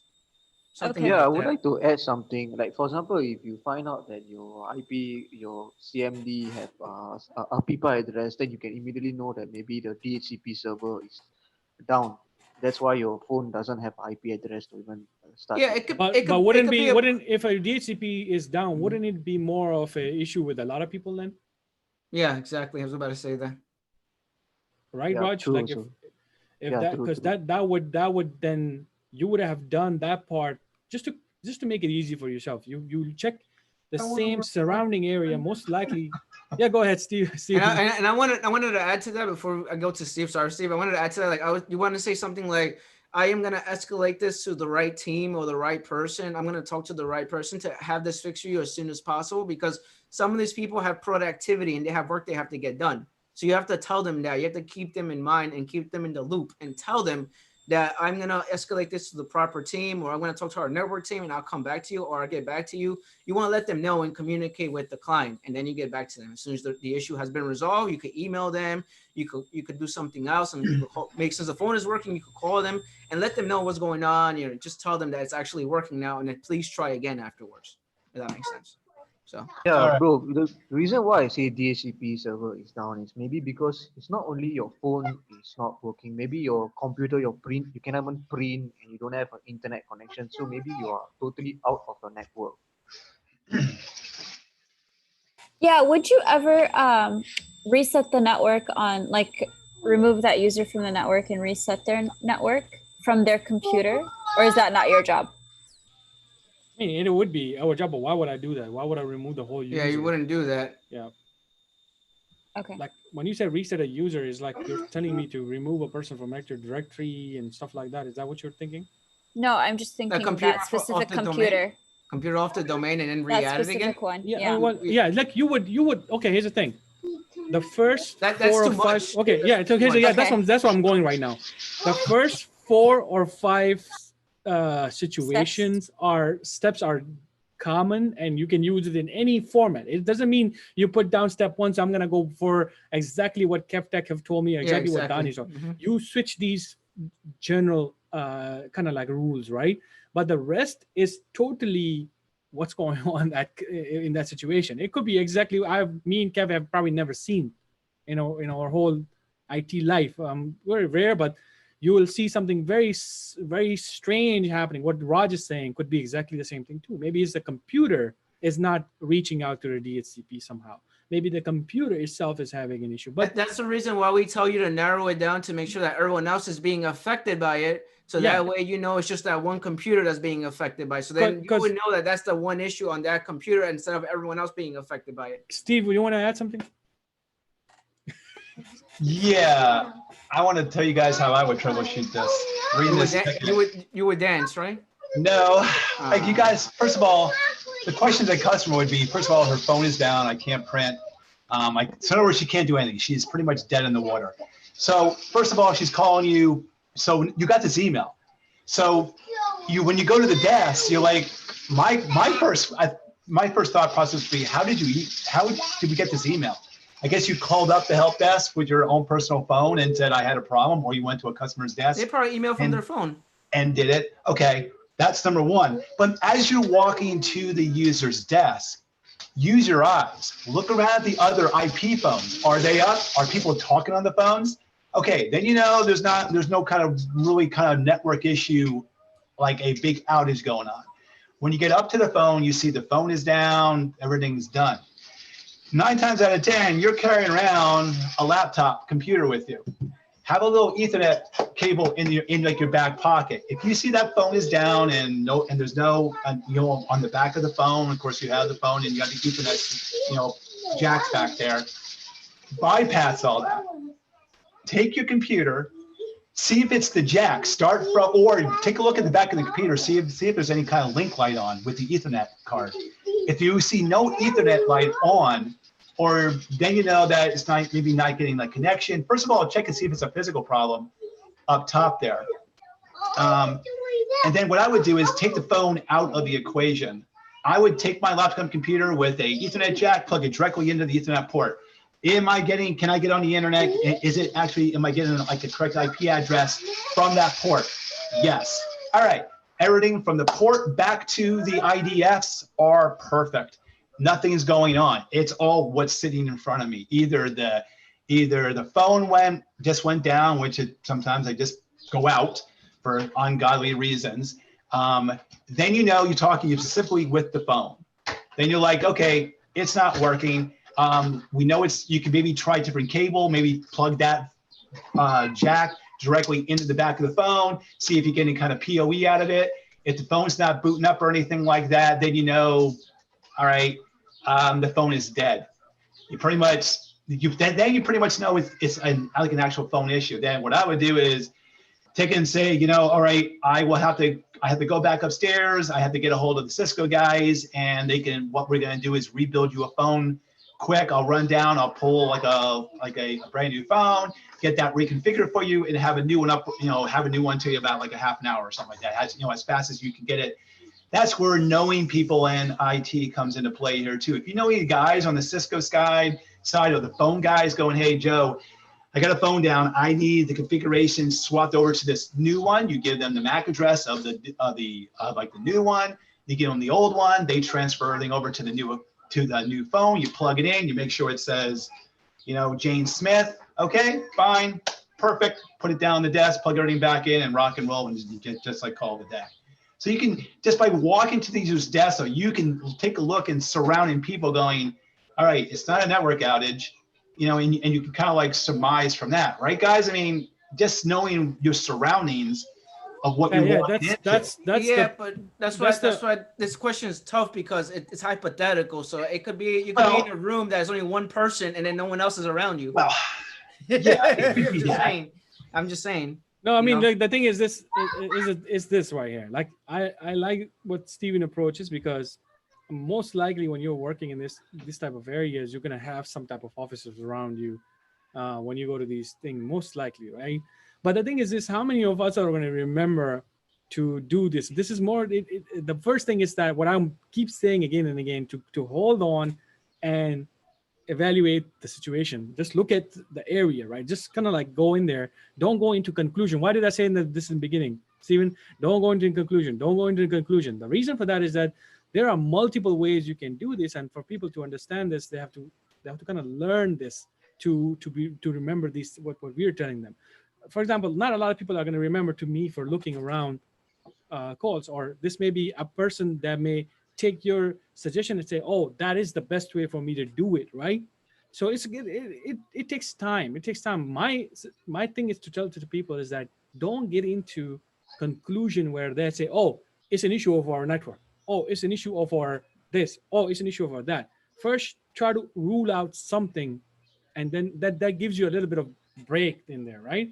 Because as soon as you go into conclusions, you are already ahead and you may be going in the wrong direction. You may waste some time in there, and then you're going to come back to the basics. So the basics is what Steven is telling us. Go kind of like see around what's going on, what's the surrounding area. Going back to our first tickets to hold on. If it's a phone call, hey, pick up your phone, check your check the same site on a different network. So you're doing something in a very basic way, what I'm saying. Just holding and then going for fixes. Now the fixes is there a perfect steps on this? I believe there's no perfect steps. I believe this type of calls has no perfect steps. You can fix it one way or another way. It doesn't matter. You may get to the conclusion very quickly, or it may take you time.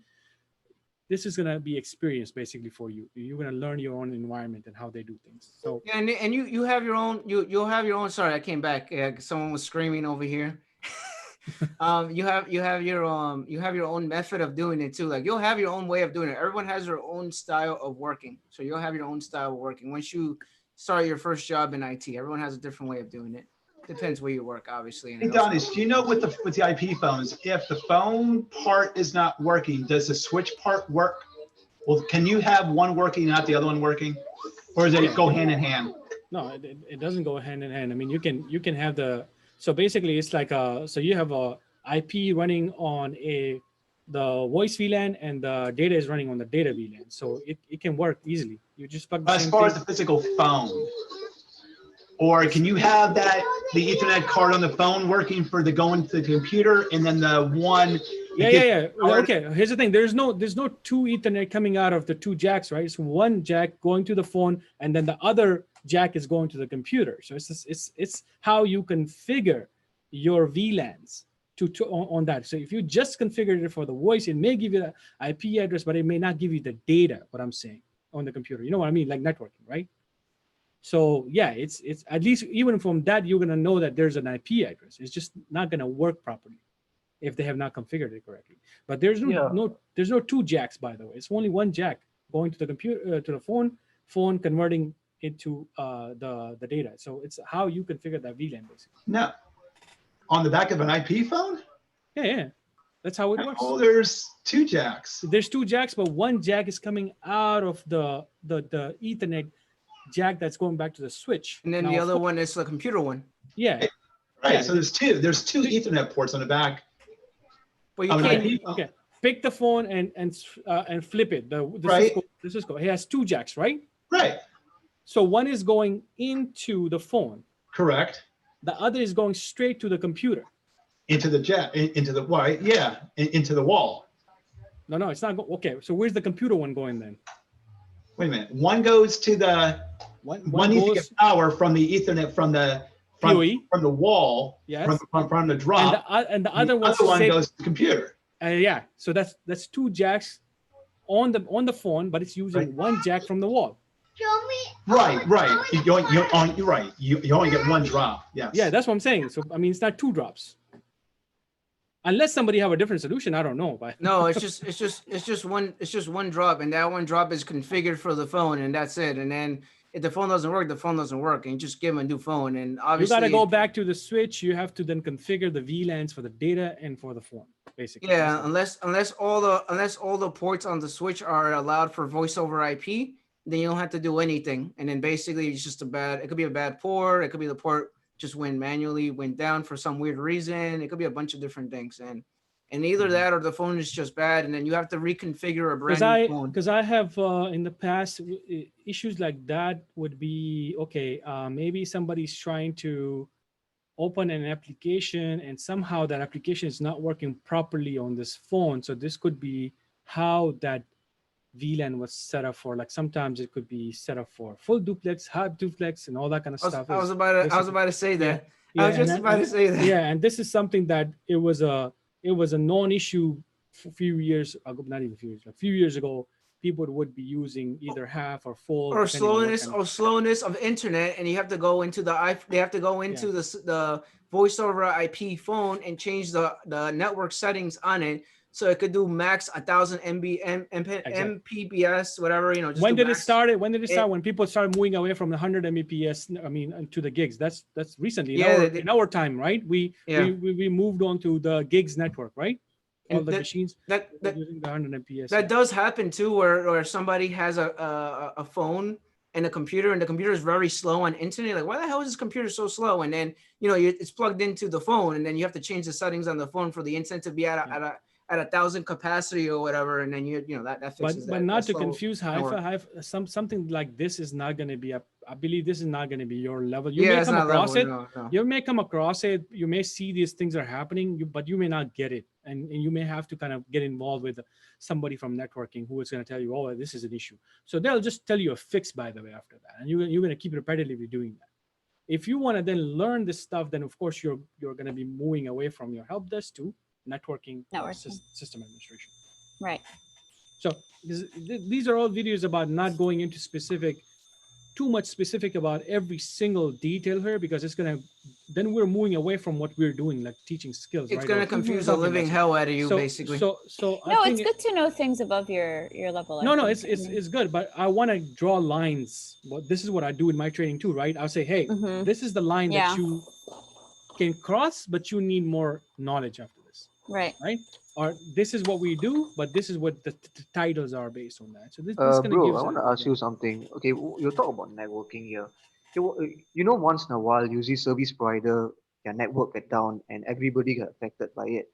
So what happens if, okay, I know this is out of the level of help desk, but I'm just curious as I'm just asking, what happens if, for example, if a service provider, the network is down, do you have a backup service provider that connects to something, or is there any way where you can mitigate the issue? Suppose a service provider's network go down. Yes.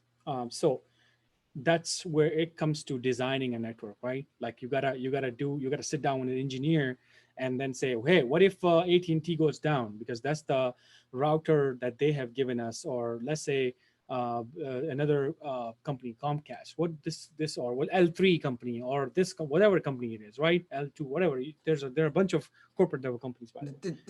There's a redundancy that runs between a server, like a server or a switch or a router from A to B on a different state or a different country or whatever, depending how you have it set up. There's redundancy. Yeah, but here's the thing: what if AT&T, which is the first line that they bring their line through, whatever, fiber optic, Ethernet, doesn't matter. That first, let's say Ethernet, these days Ethernets are going very well these days. So let's say this Ethernet is straight coming to your ISP router. So remember, there's an ISP router, and then you have core switches out there, right? You got ISP, you got core switches, then you got switches, right? That's how it works in normal networking, right? So let's say the ISP that is giving you the network is from AT&T. And that AT&T from that circuit level where there's like this connection is coming inside your office, there's a little underground wiring going on, by the way. Let's say somebody cut that wire right there. Now what happens then? Is your redundancy... Everybody get affected. Yeah, will your redundancy or any level of redundancy work if your main line is down? No, right? Your connection is down. How is it going to work? How are we going to go out? Bro, use satellite internet, bro. No, this is where you buy. I will. This is where you buy the second service provider and then have that hooked up. I'll give you a very good example of one day what happened is this. So I was working and people start calling me. And the network is totally down, right? I'm like, what the hell is going on over here? So a lot of people calling me that our network is extremely slow. It's like 2 Mbps, by the way. And we had a pretty good fast network. So let me tell you what happened. We bought 2 ISP providers. One was designed for networking, meaning like, going to data, YouTube, blah, blah, blah. And the second was actually made for those old phones lines, because they also need like some kind of connections, right? So they're like these old phones. We needed that because for these little networking going on in their routers or whatever that is. I don't remember. I don't even remember how to do that kind of stuff. So what happened is, Raj, that when the main connection, what happens to that router, it had a bug in there. The bug is that we needed to upgrade the routers. So I went in there thinking that I'm restarting the router, and I'm not looking at the console, by the way, because I was so confident that these things comes up really nicely, right? So little did I know, when I restarted the router never came up. And after some time, people start complaining the network is extremely slow. I'm like, everything is pinging, ping is working, ping is no problem. And I do the ping and I do the other things like, trace search, stuff like that. And I see the amount of time that trace search were using, the ping was taking was huge. I'm like, what the hell is this? So the way it works is that if your ISP, if you have 2 service providers, you have then these, this is more of networking now. So if one networking goes down, you have these different connections that if things are not working on this one, it's going to change the route to what? To the next ISP. I was gonna say you change the ISP, but then you'll start getting notifications from NOC as well and a few other things. It gets crazy. It starts getting crazy. There you go. I'm going there right now. So then we figured out that, okay, at least our redundancy in that sense is working. Why? Because we had the second ISP provider. Everything is still working, but it's super slow. Why? Because we are using a super slow ISP. We never thought of that we would come across this situation because we were never designed for that. It was never designed for a backup to our real original bandwidth. So to fix that, team get together, money involved. We tell the directors and everything, we need exactly the same bandwidth from the other ISP as well. So we bought the same bandwidth now. So now think about my stress level. I'm sitting home right now. If that ISP goes down, the first one, am I going to be worried, by the way, Raj? I'm not going to be worried too much, right? Yeah, because there's a backup. I want to ask you something. I was talking about NOCs. NOC stands for Network Operations Center. Is it only done in large corporations? Yeah, I thought NOCs are not done in small offices. I don't know if I get this question all the way. Like, what do you mean? Like, are there NOCs, like people sitting in network operation for small businesses, or I didn't get the whole thing. Yeah, maybe. So NOCs. Yeah, sorry. I was gonna say maybe you mean like if they have NOC departments for smaller companies. Yeah, something like that. Because usually I heard of NOCs for big companies like IBM or HP or even like electrical companies. They also have NOCs to make sure that their network. Service providers also use NOC terms. I mean, they have NOC, different type of.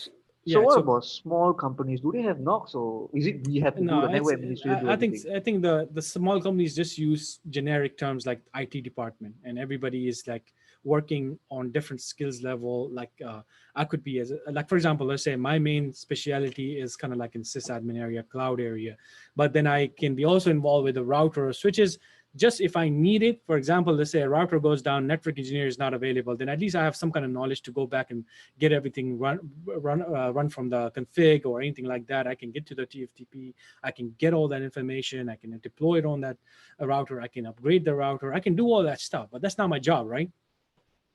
So in a normal smaller, medium-sized businesses, they just call you IT department basically, and they can give you any title they want. Yeah, They can, another thing, bro, you were talking about bugs in the router. This reminds me of a couple of years ago where there was a major router vulnerability that the NSA can put a backdoor into your router. So I wanted to ask you guys, like, what do you think about the whole spying, the government spying on their citizens and all this? What are your opinions? Do you like encourage it? Because some people say the good part about it is for criminality, you can actually go out and trace someone on. It's much easier, but you're giving away a bit of your civil rights. So what is your opinion about it? I don't know, maybe Steven and Kevtech might be able. I have, to be honest, I have no, like I don't have any side on this. Like, it's like, yeah, you are using, if you're going to be using certain technologies, you're already giving up something, right? Like, I don't know what's so secure about this, right? Like, if you're using Cisco technologies, you're already using that. You have this agreements with them, and they know a lot of stuff about you, your company. Even their technicians come to your network and they can see everything to work with you. Even So, Windows 10 does it. So I mean, I don't have any. To be honest, I'm not very much when it comes to like privacy side of it. I'm not like, if I'm a technical person and I'm working with like a Microsoft, I have no worries to be worried for a company that already made a decision, right? Why should I? I'm a technical person, right? I'm a technician. I'm a sysadmin to do their job, to implement projects, to do whatever they want me to do. This is a security guy job that he's gonna come over here. That how much? What's that? What do you call the personal information? PI? That's the short term of it, right? Mm-hmm. Yep. So PI, your social security, your numbers. That's not my job, right? I mean, I'm a person who to implement things. I'm not going to be going there and just kind of like going over every single documentation. That's going to be security person, specifically a security person who does policies. By the way, I'm not talking about pen testers or hackers or anything like that. I see. Thank you, man. Thanks, man. Yeah, like when they turn on, when you switch over to a different ISP, when the main one goes down, is that where it's done inside the router? Is that the border gateway protocol that they implement to transfer over to the new ISP? Yes. Inside the router, I believe it is, right? Exactly. Router, exactly. Yep. Happens with the router. BGP.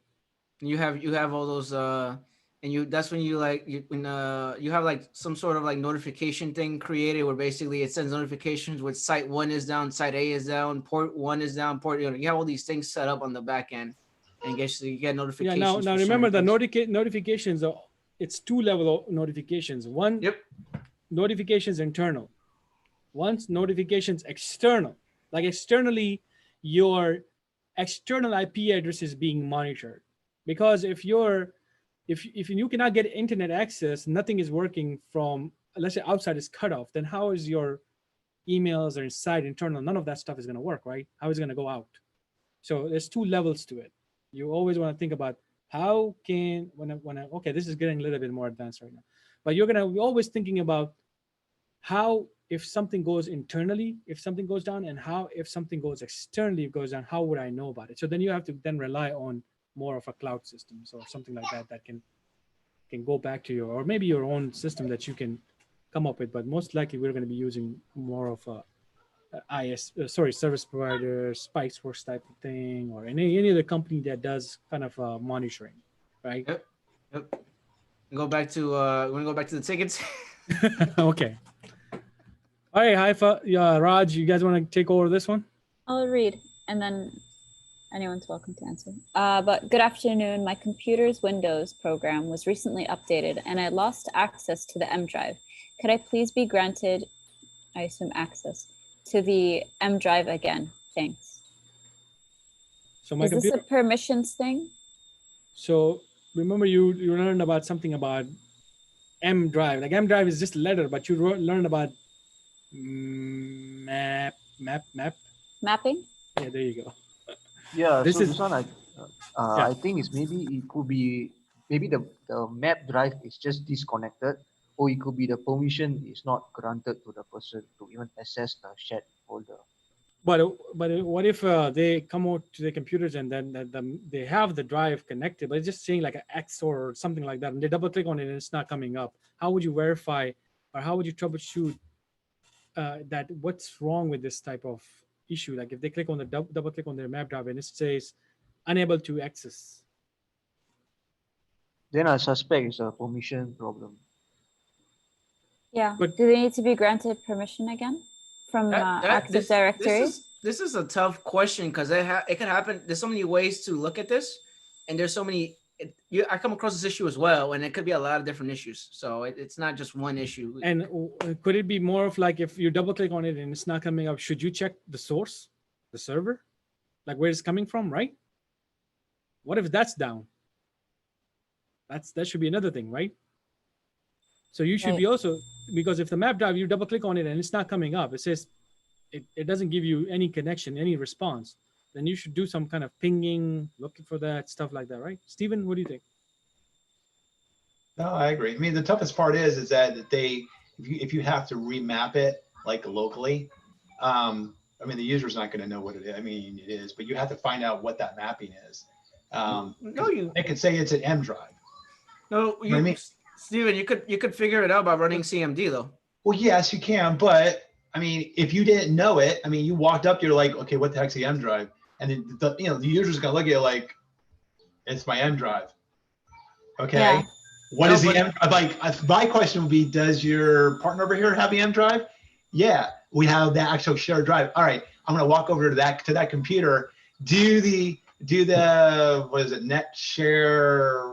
Net space use Command to see the mappings of the actual physical network mapping that you need, and then get the M1, go back over there and remap it and be done with it. But if you're sitting on the computer, you can also just double click on it and just do the quick ping, right? Would you ping it first? No, I wouldn't ping it first. I'm just gonna basically go what Steven and Kevtech is basically saying. But so you would check the. Yeah, if I'm on the computer and I just double click on the thing, and let's say I don't have the ability to go outside right now, maybe this person is really like in there and I don't have that kind of time to just go outside and come back in, and what would you do on this computer? Then of course these certain areas that I'm talking about, like maybe now you're in the situation, basically you cannot go outside, whatever the situation is, how would you kind of verify it on this main machine, this one right here? So wherever it's being mapped, I think the first thing we should be also kind of looking at the source too, because I have seen a lot of people using Mac for sharing, like Mac servers, even the Windows servers, and those servers are frozen, or the whole server is down, or the Ethernet issue, whatever their issue is going on, that's not your fix, but hey, the whole source is down, right? I wanted to add too that sometimes you have a shared drive. This happens too in a shared drive environment, and I think Steven and Danish will agree with me. Sometimes you have a shared drive environment where somebody has recently moved a folder, and then now that they moved a folder and they're mapped to a certain drive, that folder no longer exists, or that drive no longer exists because the folder has been changed or renamed or something like that. Does that make sense? Mm-hmm. So can I say? So what's the fix? I don't get it. Do you remap it?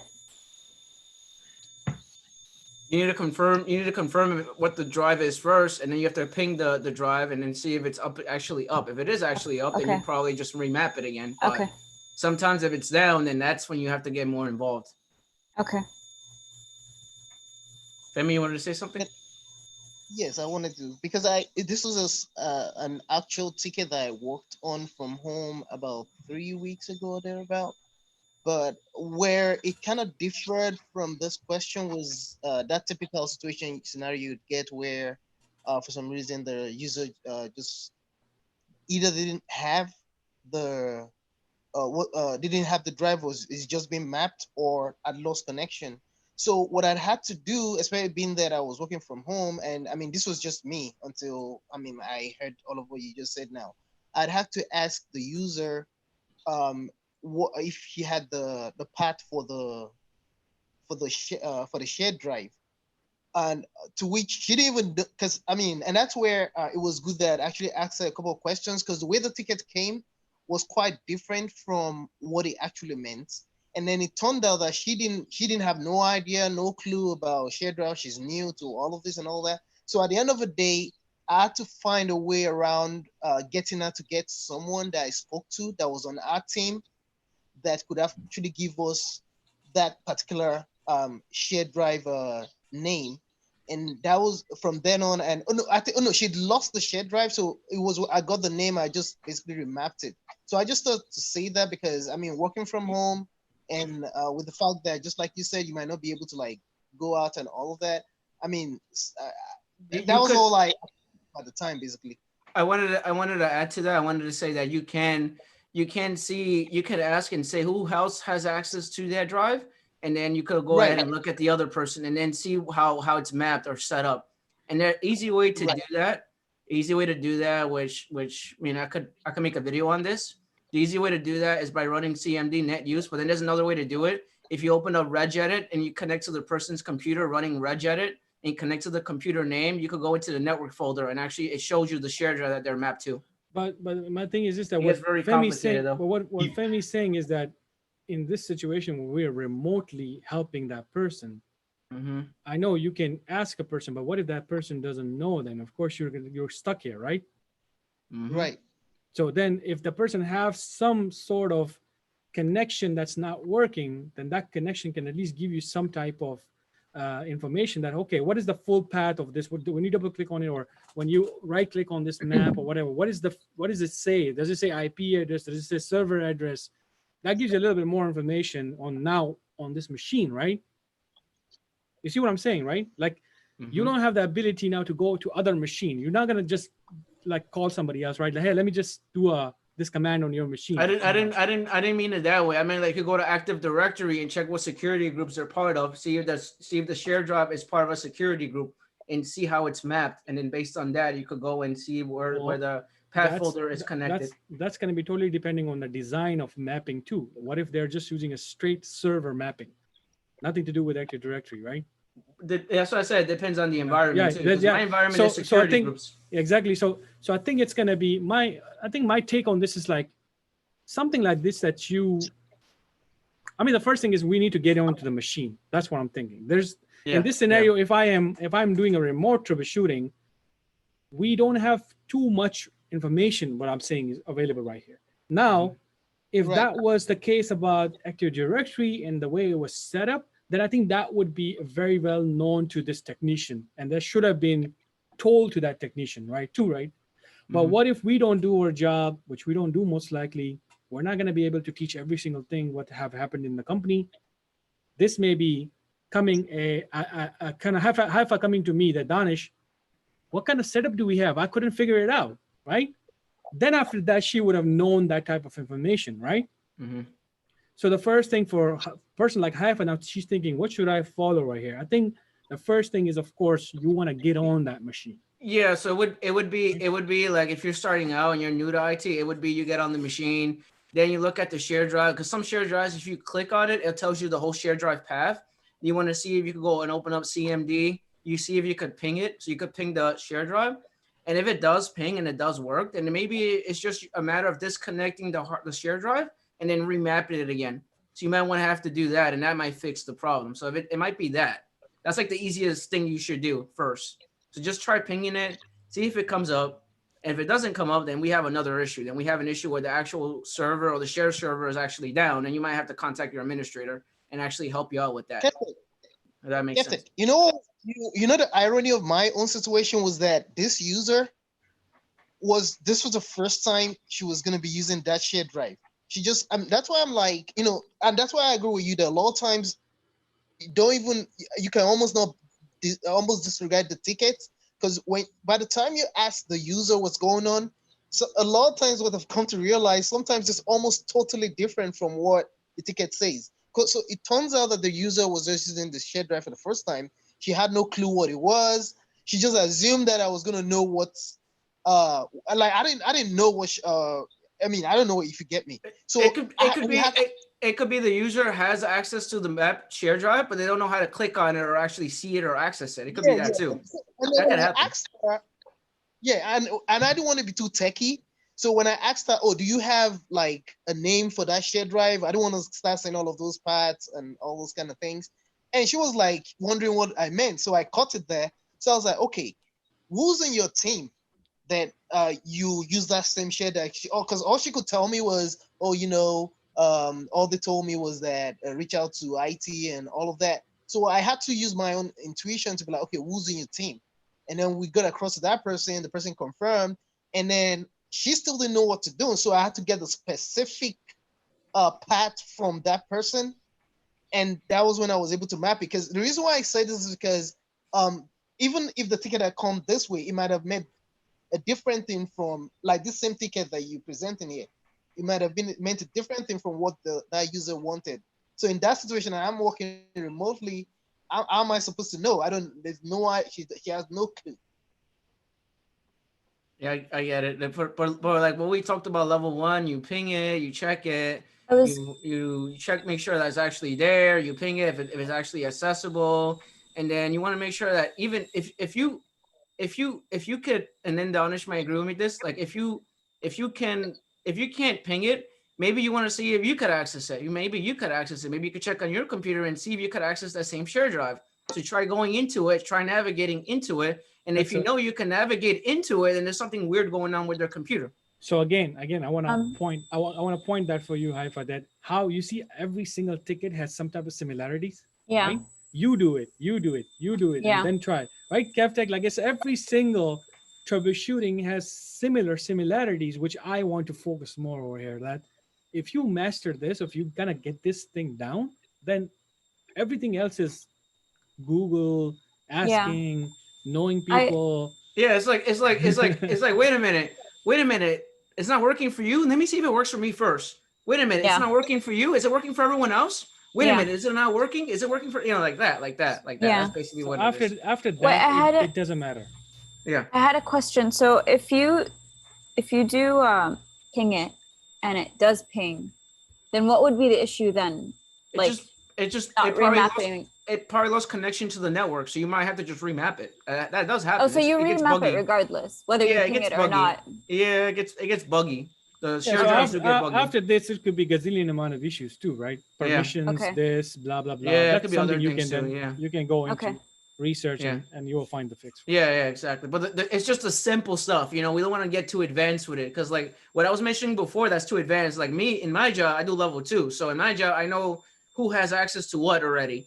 And I already know how to navigate to it, and I don't do any of that, by the way. I go to my security groups and check, but that's because I have experience and I know how my system is set up. But you wouldn't do any of that. What I just mentioned, what I do, you would do something different. You would ping it. You would try to disconnect the drive and remap it. You want to do that first. You want to see if it works for you too. Like if it works for you and it doesn't work for the user, obviously they're having a network connection issue. It could also mean that they're not on VPN too. So like if they have VPN at home and they're on a laptop and VPN is not connected, obviously the share drive is going to be disconnected. That's actually a good one. That's a you very can common see that one as well. So you don't know that. So you want to make sure they're on VPN as well. And sometimes they could be connected to VPN and the share drive still doesn't work. So you might have to just remap it and it fixes itself. So it could be a lot of different things. Yeah, I would like to ask, what's the difference between in command prompt? There's a way we can see it's called net view and net share. What's the difference between net share and net view? Net share, net view. Good question. I mean, in terms of differences, net view is just kind of like giving you what? Does it give you the same information? I don't remember. Does it give you the same data? By the way. No, it's different. Yeah, so that's just a different commands, different output, right? I'm checking. It's different. Yeah, if it gives you different output, it's just a different command doing a different thing, right? That will be the difference. Like I don't know what's the best answer for this. Like, is this like okay? It's like more of like there are two ways to ping a machine. What's the difference between these two? So maybe a one ping is doing another type of stuff, right? It's like, what's the difference between zoom, room, and boom? Yeah, I see. Then I'm just kidding. Do you need a privilege escalation to do net share, or is it you can do it on normal command prompt? Well, not for it's gonna work the same way. Like if it's if you're doing a mapping, and the permissions are already given to you from the server, it should work. It's the same thing, right? You're unless for some weird reason the local user doesn't have access to CMD or something. You know, I've seen that before. Where user doesn't CMD just doesn't work. That's gonna be I don't know. That's gonna be extremely weird, right? Yeah. So. I see. Thanks, man. You know, like how you open up CMD and then it prompts for elevation and then you can't do anything on it. Like that does happen. So there are environments that CMD is blocked and it prompts for elevation. So. Just mentioning that, you know, but let's not talk about that right now. Hi-Fi is looking at this ticket already, so she's like, I think I can do this one. What about? Okay, no, go ahead. I'm still reading it. Next ticket. Go ahead, Hi-Fi. In sample app, the University of Missouri is trying to update its program faculty under 2.0. When doing the data refresh, faculty information, an error message pops up saying, an error has occurred. Please try again or contact administrator. This also happens when I went into the report and tried to refresh it. Okay, I don't want you to waste time really on this. Crappy, I don't want you to waste time on this. This is a specific application somebody's using. What I want you to get out of this ticket is that when you work for a company, most of the companies have their own custom applications, whatever they're doing. It could be a product, blah, blah, blah. And then, of course, this is something that then you will be taught. This is going to be given to you then when you start working. Nobody's going to just know this by you just looking at this ticket. I think I know what Missouri is having University of Missouri is having an issue, right? How would you answer? I wanted to add to that some companies have their own IT team for a specific app. So you might be asked. I was going to ask that specific IT. Usually their titles are mostly towards specific like application analyst, application support, something like that. They have this stuff. Like Concur and stuff like that. I don't know if you heard of Concur. Concur is a delegation application for expenses or something like that. Just an example, you know. I was gonna ask, when you become a client, like, do you call sample app and ask them what the issue is, or is it usually somebody in your team that? So it depends on the company. Some companies have their own IT support for certain applications. Okay. And then also it depends on the company, but also some companies will require you to learn this over time. It's like someone will teach you this. So you'll find out with time that this application is something Kevtech every time he works on it. So the ticket's just gonna go to him then. Okay. You gotta at least kind of look at it. You know, maybe something so basic that Kevtech may get pissed off. Like, what the hell? You could have answered, right? That's something that you have learned in the company. So that's why I say that I showed it to you. Then that's why I kind of like move. I want to move. Some companies that have a technician for this or an IT support person for this, they might teach you how to fix it. So then you don't have to bother them again. That becomes a part of your job. There you go. Yeah, that becomes part of your job. Exactly. Exactly. Okay, so. Oh, this one. Where's the following error? Framework. Framework. I am attempting to install the framework on sample. I'm looking at this ticket. I'm like, what the hell is this? Server. And I'm no longer able I don't even know what that is. Like, why would I see this ticket? You know, framework? What the hell? Oh, you know what? I think let's make it a little bit much easier. Framework 4.6, 4.5. You don't know. It could happen. It could happen. Framework doesn't happen. It just happened. Hold on. It could work. I'll make it this. 4.6. You know, it could happen. Okay, so this issue will go where? What do you guys think? Security. Why security? Security. You're trying to attempt to sorry. No. Yeah, because... easy. Sorry, go ahead. Sorry. Go ahead. Go ahead, Raj. Yeah, is it to do with maybe you don't have the permission to install .NET application? Okay, I'm adding a little bit more to this. This is a vendor try to access one of the server, and he's trying to install this framework. But maybe it's not allowed on the network or on the thing. Okay, so let's do it. A vendor usually works where? Like, let's say this person is not inside our office right now. They're a consultant. They're working from outside of the network, right? Outside, there you go. So now what happens? A vendor from outside trying to connect to one of our server, and he's trying to install this, but he gets the following error, like he cannot remote into that server, basically. Maybe the thing that he's trying to install is blocked or is restricted. Is he on VPN? Ah, good job, good job. There you go. The normal, I think one of the things I think you should do, which we didn't cover too much. Here you go. This term, you're gonna do this, right? Job skill share, VPN, or you can just do Kevtech, VPN. Now I covered a little bit of introduction to VPN and how I use like a little bit of theoretical analogy of how it works. Well, Kevtech used a lot of technical videos, and with that I also use some technical videos. So you're gonna find some combination of VPN videos. It's very it's good for you to know this, because honestly, right now in remote stuff, we have actually created a whole section about remote. 90% of the world is using VPN right now because everyone's working from home. Yeah, right. So it's becoming very like normal right now. It's in demand. I'll come like in 5 minutes. And you have that with a Cisco AnyConnect and a few other applications. So You know, Kevtech and Danish, you know, this is funny because I had a ticket that I spent about 45 minutes on it, but the ticket itself was basically like 10 minutes. But the lady made me sit down and talk to her and explain what VPN is all about, and it was just interesting in itself. Wait, she wanted to know about VPN, like she wanted Yeah, to why teach. VPN, before I can get into some resources, and it was interesting.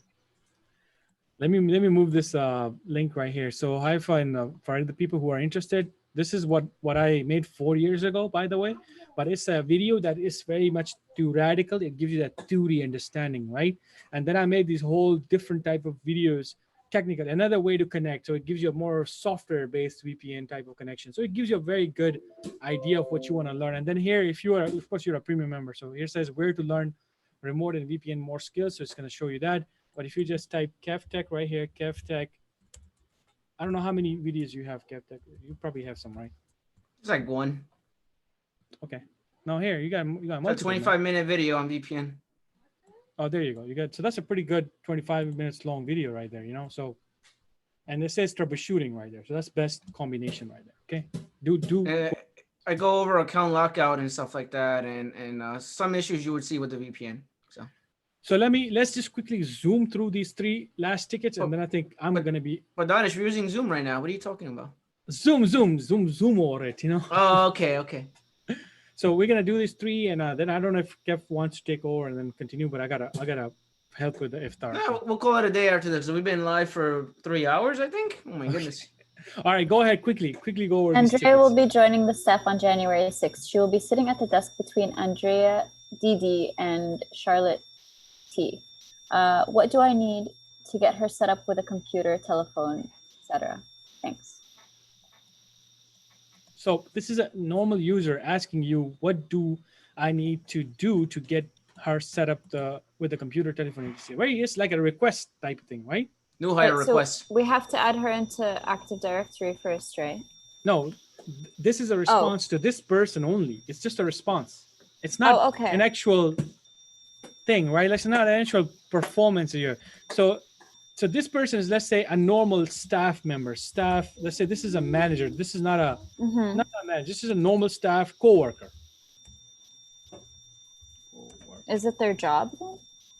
Coworker. My son, he's gonna hit me with this stick right now.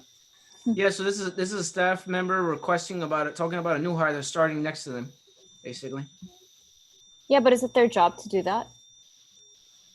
I mean, it's just, look, the staff member is joining, let's say, another coworker is joining, let's say, after a week, and this person sent you an email. What's the normal thing that you should think of? That can a normal staff member just send me an email like this, right? So yeah, I mean, if it was the management, that's okay. If it's HR, that's okay. But coworker is because not. usually this type of request will come from the HR or your IT manager, or there's a flow that you approve these type of things, because you got to maybe involve facilities in there too, maybe, right? That could so would I say something like, we'll be contacting HR, or whoever the management would So be. so and I we'll don't know. set that up. Depends on where you work. They may have some kind of template response to this kind of stuff because it's such a common ticket. So Because they it may might, have it some- might, this yeah. person might be the manager themselves emailing this. You Yeah. don't know. So No, but we said, oh, what? No, but we said it's a coworker. no, but I'm just saying. No. But Hypothetically, it could be a yeah, manager it can change too. it. Manager too, right? If it's the manager, then that's okay for them to ask, correct? It's okay for them to ask, but even in the manager case, you have to give them a response. What do I need to do to get this out? So there's a flow to it, which you're gonna find out from the company. You don't need to worry. Okay. About. Yeah, you don't have to worry about it. So it'll probably be like facilities, and you have to have them put procurement, like to order it, and then all Yeah. that good Because stuff. if let's say for example we just told you this, and let's say you didn't know this, and you thought that from my training I was supposed to set up a computer, and you just went to like started Andrea in Active Directory, you started the configuration of the phone, Yeah. you configured everything because you say that Danish taught me that in the training. That would suck, right? Because they're gonna Yeah. be like, why the hell? No, did you do there's a workflow for this. So there's like, oh, I Okay. need you to email HR, or I need you to email facilities, I need you to email procurement, whatever it is. Okay. It's depending every company is different. Depends how they want it set up. Okay. What about this one quickly? The laptop in sample room is having difficulty connecting to the projector. Could someone take a look? Does someone else want to answer this? I feel like I've been answering. Go ahead, Raj. Raj, Check Jimmy. the wire. Maybe it's a display wire. VGA could have a bit of problem. So check whether are you properly connected. Sometimes it can be loose, and then it can cause a lot of problem on the screen. And if it's not a display problem, maybe check whether is it a network projector or not. Because nowadays most projectors are network projectors where you have to use the software and then connect to the projector. So check if it's a network projector, then it's a bit more complicated. Check whether are you properly connected to the network and are you properly connected to the IP address of the projector. If it's not a network projector, then very high chance it could be the VGA wire. It's not properly connected, or maybe the VGA, the pin could probably banned or something like that. And What about the function keys? Raj, Can I say something quickly? yeah, Femi, yeah. So going by IFR's beats, I probably would want to, out of abundance of caution, go with my own laptop to start with that first of all, as a reference, a known laptop that works.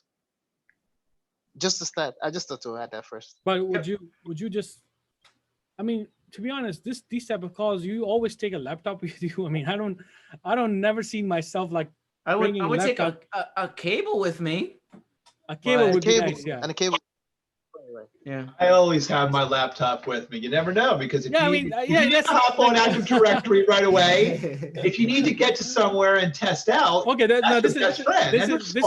This is where a lazy technician versus a technician who is always on the point, you know.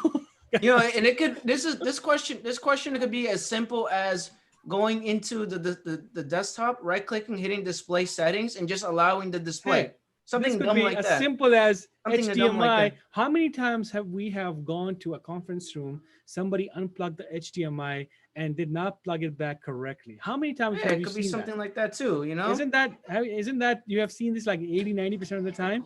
You take the HDMI out, you plug it back in there, and boom, everything comes back up. Exactly. So go back to Raj. Exactly. What Raj is saying is exactly VGA, HDMI, however it's Yeah, connected. what if it's a network projector? Then it's much more complicated. Yeah. Now here's the thing.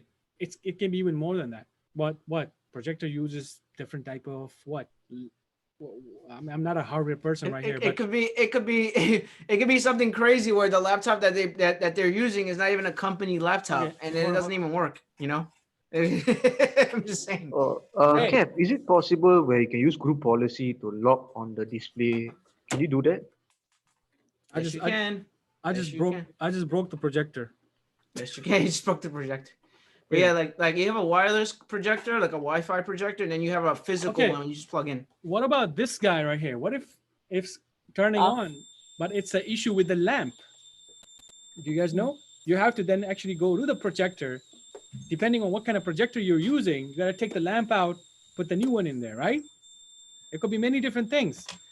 But at least if it's not coming up, you're gonna find out that usually the lamp type of issues are not related to like connections, right? That's just you plug it in to the HDMI or VGA. So this is a VGA one. And maybe also the function keys are also important on the remote. That's the function keys. Yep. What about the remote? What about the Remote remote? on the Because remote you're too, not yep. you're not using the comp 1. You're using the comp 2 right here. You need to go to comp 1 to get that thing working.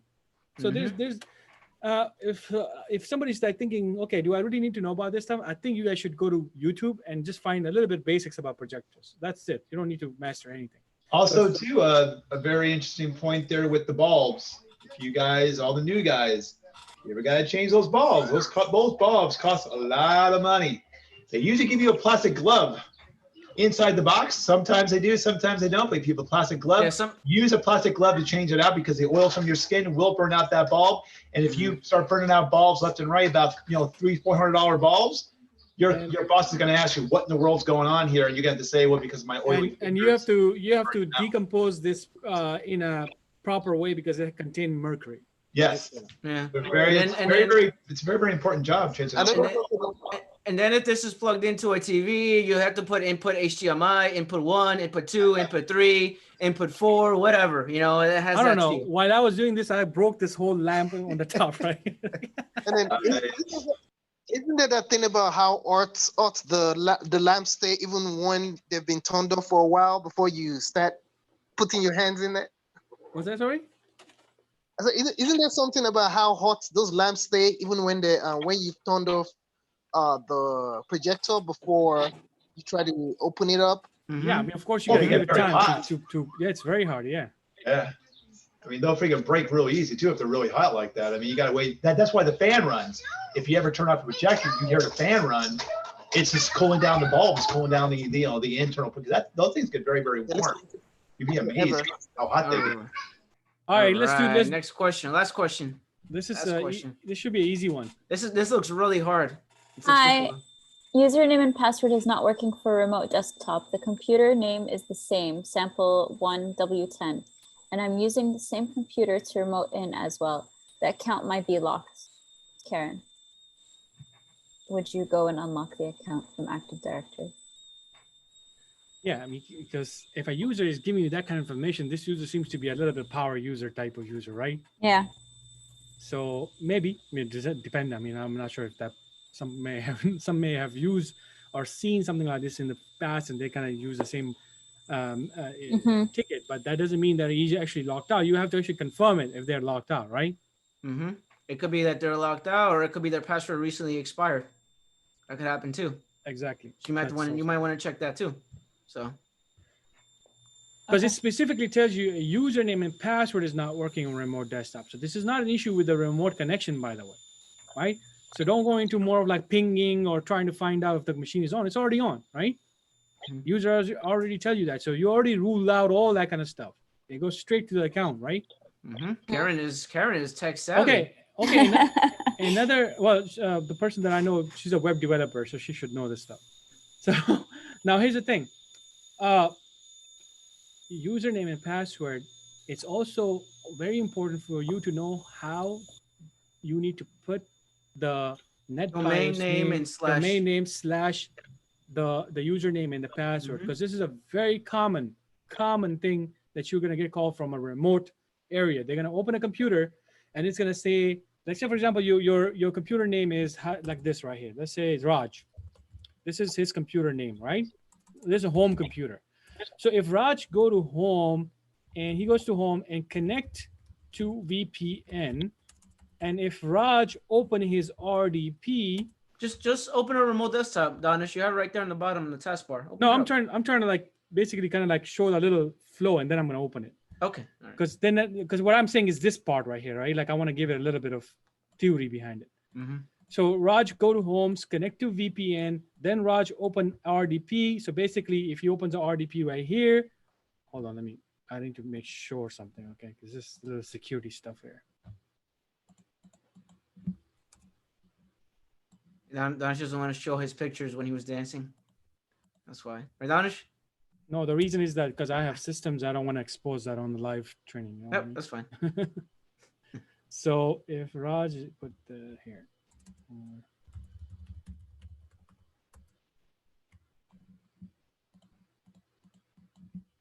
I need to find a machine that actually works to give that example. Just connect to Steven's machine.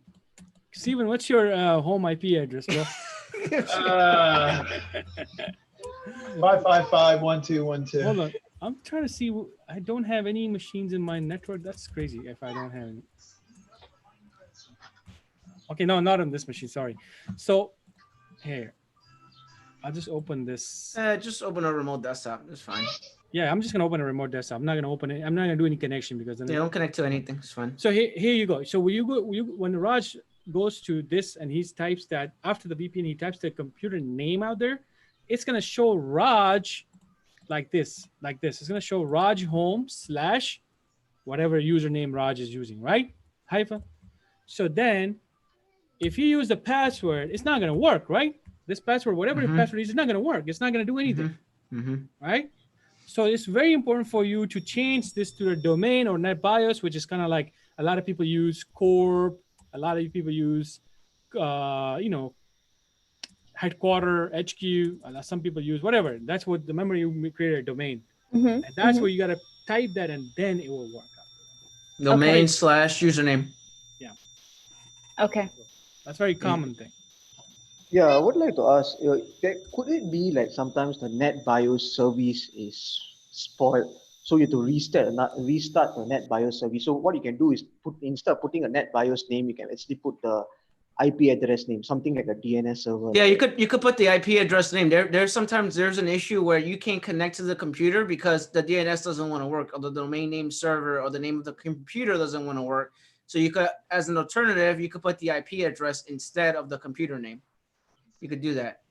I've seen that before. So the NetBIOS is part of the DNS, or is it a separate thing? It's a separate thing. It's not a DNS. Separate thing. Now here's the thing. You said it will work with the IP address. I'm a little bit confused on that. I don't know. Maybe I'm kind of like outdating on this stuff, but I have to test it. I don't know. No, it works with the IP address. So if you do remote desktop and you put 10 dot whatever. Oh, the IP you mean you have to type the IP address of the machine, right? Instead of the actual name of it, yes. Yeah, because I was thinking maybe you guys are saying that IP on this level, like you put IP right here, 192, blah blah blah, and then /192. No. No.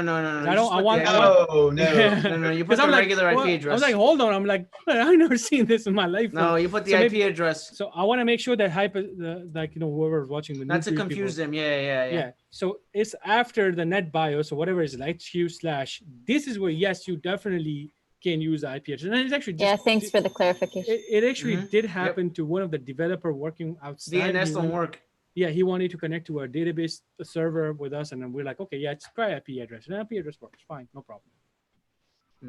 So, and of course, the actual command prompt, the command line to re-add the A record to the DNS is ipconfig /register DNS, and that's going to re-register the DNS record on the DNS server. So then you can try the host name, give it about 15 minutes or so, try the host name again, and see if it actually you can't log in with the host name instead of the IP address. So that's the other. And in that case, also, I think we did this live, Stephen. Remember we did this, yes. But we had to remember that actually didn't work, and we have to actually remove it from the domain, re-add it again. So that's. But it does work sometimes. No, I'm not saying it doesn't work. 100% it may work, but I'm just saying like. We created it for some reason. If it doesn't work, then just don't get stuck in there. Maybe just remove it totally from the domain. Re-add it. Oh man, I remember that. But you do have that issue though, where the domain doesn't work. The domain name doesn't work. I think what we should do one day is to maybe I'll do it. I'll create like a page, and on that page, maybe we'll just like put scenarios with the timings, like different videos. Like Kevtech have like 3 hours video. Hey, this time, this type of scenario we talked about. This type of scenario. So this one page would have just technical stuff, just so people can. That would be very helpful, or maybe timestamps. I think we'll do that. That's something that can really help out people. These are long. I'm sure people are gonna get. Yes. Yeah, another thing I want to ask, talking about VPNs, what's the difference between a VPN and a proxy? Because they always use it all the time in companies. So VPN is a virtual private network. This means you connect to a VPN server. It gives you a local address, so then you can connect to the local resources, right? Proxy is like you can use it 2 different ways. One is a client-side proxy, where you have a computer and then you want to add a proxy. So then when you go outside, it basically your traffic is going to be routed from that little proxy server, whatever you have, right? But proxy can be on the server side too, that where I have, let's say 3 servers, and I don't want you to know my server names. I want you to only know the proxy, which is in front of these 3 servers. Two different things. Does that make sense? Proxy is not. I see. Also, I heard that proxies can be used for things like caching and all those stuff. Yeah. So proxy. So you have this 3 servers. So I have these 3 servers, and my proxy is in front of me right now. So this proxy will cache everything from my servers to give it to you. Or if you're using proxy for yourself as a client, then of course that's how you can use it. But most likely the caching part will be used by the server type of proxies, not from the clients. I see. Then what is reverse proxy? I don't have too much knowledge on this, but reverse proxy is the same method. I guess it uses, if you use the proxy, well, actually, I kind of confused you a little bit. The server side does use reverse proxy, by the way, and we as a client can use the normal proxy, which is kind of like I explained, that you may have a caching going on in front of your network, like you don't want people to see your network, right? So you will have some type of proxy in front of you. So that's where you can cache things.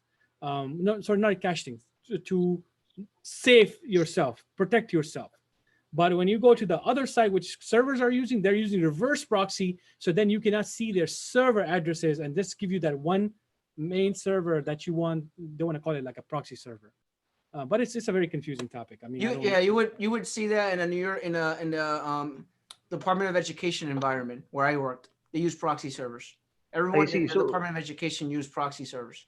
That's what they use. They don't use any of they use VPN, but they combine it with proxy servers. It's really it's complicated. There's a map I usually use. Hold on, if I can find it. There's actually a map that shows the differences between two. That's just a really nice, give you a nice picture. I see, bro. So the difference is reverse proxies is done on the server while normal proxies are done on the client. That's my knowledge. I might not be 100% correct, but I think that's my knowledge towards that. So I may be wrong. Okay, thanks, man. But people can correct us. I mean, I don't work on proxies or anything like this that much. So. I also thought Danish works for Danish works for Red Hat. Yeah, so he knows his stuff. I thought this on the enterprise. I thought proxies were also supposed to be in place to try to stop users from visiting certain websites as well while at work. I don't. I mean, you can. I would say firewall is mainly do this kind of stuff, but I don't know if there's a kind of like a combo of something that can. I don't know if it's more of it than firewalls. Yeah, I think most of that kind of stuff is done on firewall. It's firewall, it's proxy and then firewall combined together, and you have Facebook and all these websites closed and blocked. But that would be on the they did that in the Department of Education where I worked basically. And also some companies. Oh yeah, this is a good image, right? Let me share my Raj. Here you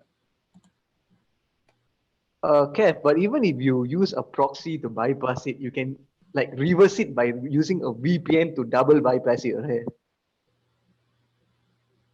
Yeah, I mean, you can do a lot of things with that. Once you have a connection to VPN, that's where a lot of people are using. Like say they go to a different country, they want to get to access to a site that is blocked for that specific country. They use a VPN for that, right? So there's many ways you can trick a system, but most of the normal type of environments are going to be using proxy in a normal way. You got 4 or 5 servers. You don't want to expose it to an internet. You want to just basically have a front proxy server so people can just get to it, so they can get the data quickly, and then from security, it's not exposed basically. Unless you're doing the dark web and you're running Thorn on your computer, and I don't want to talk about that, but you know what I'm talking about, Thorn. So it's different, but whatever. Tor, that means in terms of dark web, the Tor browser. The dark web, yeah. No, I was gonna show just a picture because it's not an easy topic to explain at all. I mean, even the people with a lot of knowledge will struggle in this area. So if you look at this right here, this is what I was talking about, Raj. Do you see these 3 servers: app server, exchange, web server, right? Raj, yeah, bro. Yeah. I And see, bro. what's in front of it?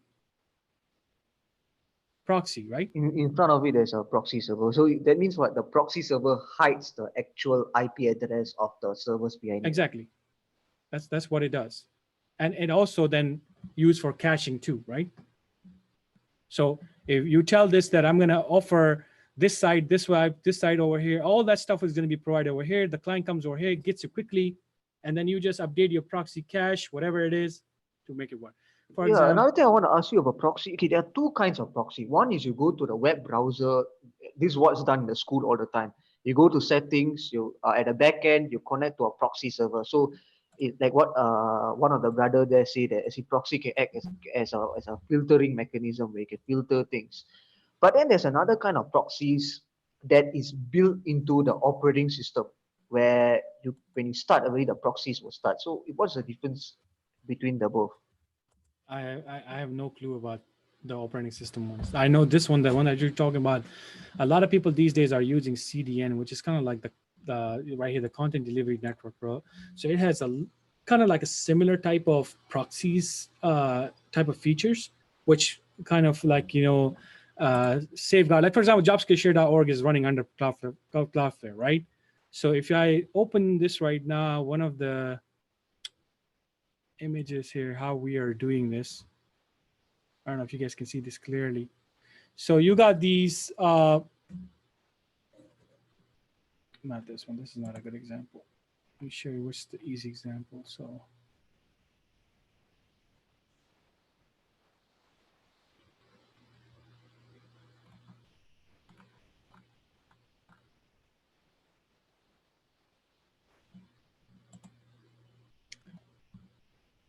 hold on. Let me log into my Cloudflare. I think that's much easier. So I'm gonna stop sharing the screen. I'm gonna log into my Cloudflare, okay? Gives you guys a little bit more clarity on this. All right. You guys can talk to each other. So how's the weather like for today? Oh, let me stop. Sorry. Man, my God, computer's so so hot slow. here. And I'm sweating. I had coffee just now and I'm sweating like crazy. It's like it's in the 80s here. 77 over here. Nice. It's about I'd take 70 77. something here, I think. Kevin, you just reminded me of my years in New York. New York weather can be interesting, especially at this time. Yeah, New York weather is like hey, hi son, how you doing? The sun comes up, screw you guys, and it goes back down to 20 degrees. It's basically New York weather. Yeah, and in Maryland we say if you don't like, in the DMV we say if you don't like the weather, wait 5 minutes. Oh, all you guys are from the US, huh? Yeah, good old USA. Right here in Texas right now, it's been crazy all night, all day. Yesterday night and today it's been stormy weather. We even lost power for a couple hours. Oh wow. Yeah. What's up, Uzi? You've been here for a long time, man. You should say something. How are you? Hey, you raised your hand. Hi, I was just trying to keep quiet because, as you know, I've just started my training, so all the stuff you guys were saying was like whoosh going over my head. So Don't keep quiet. I just started my training too.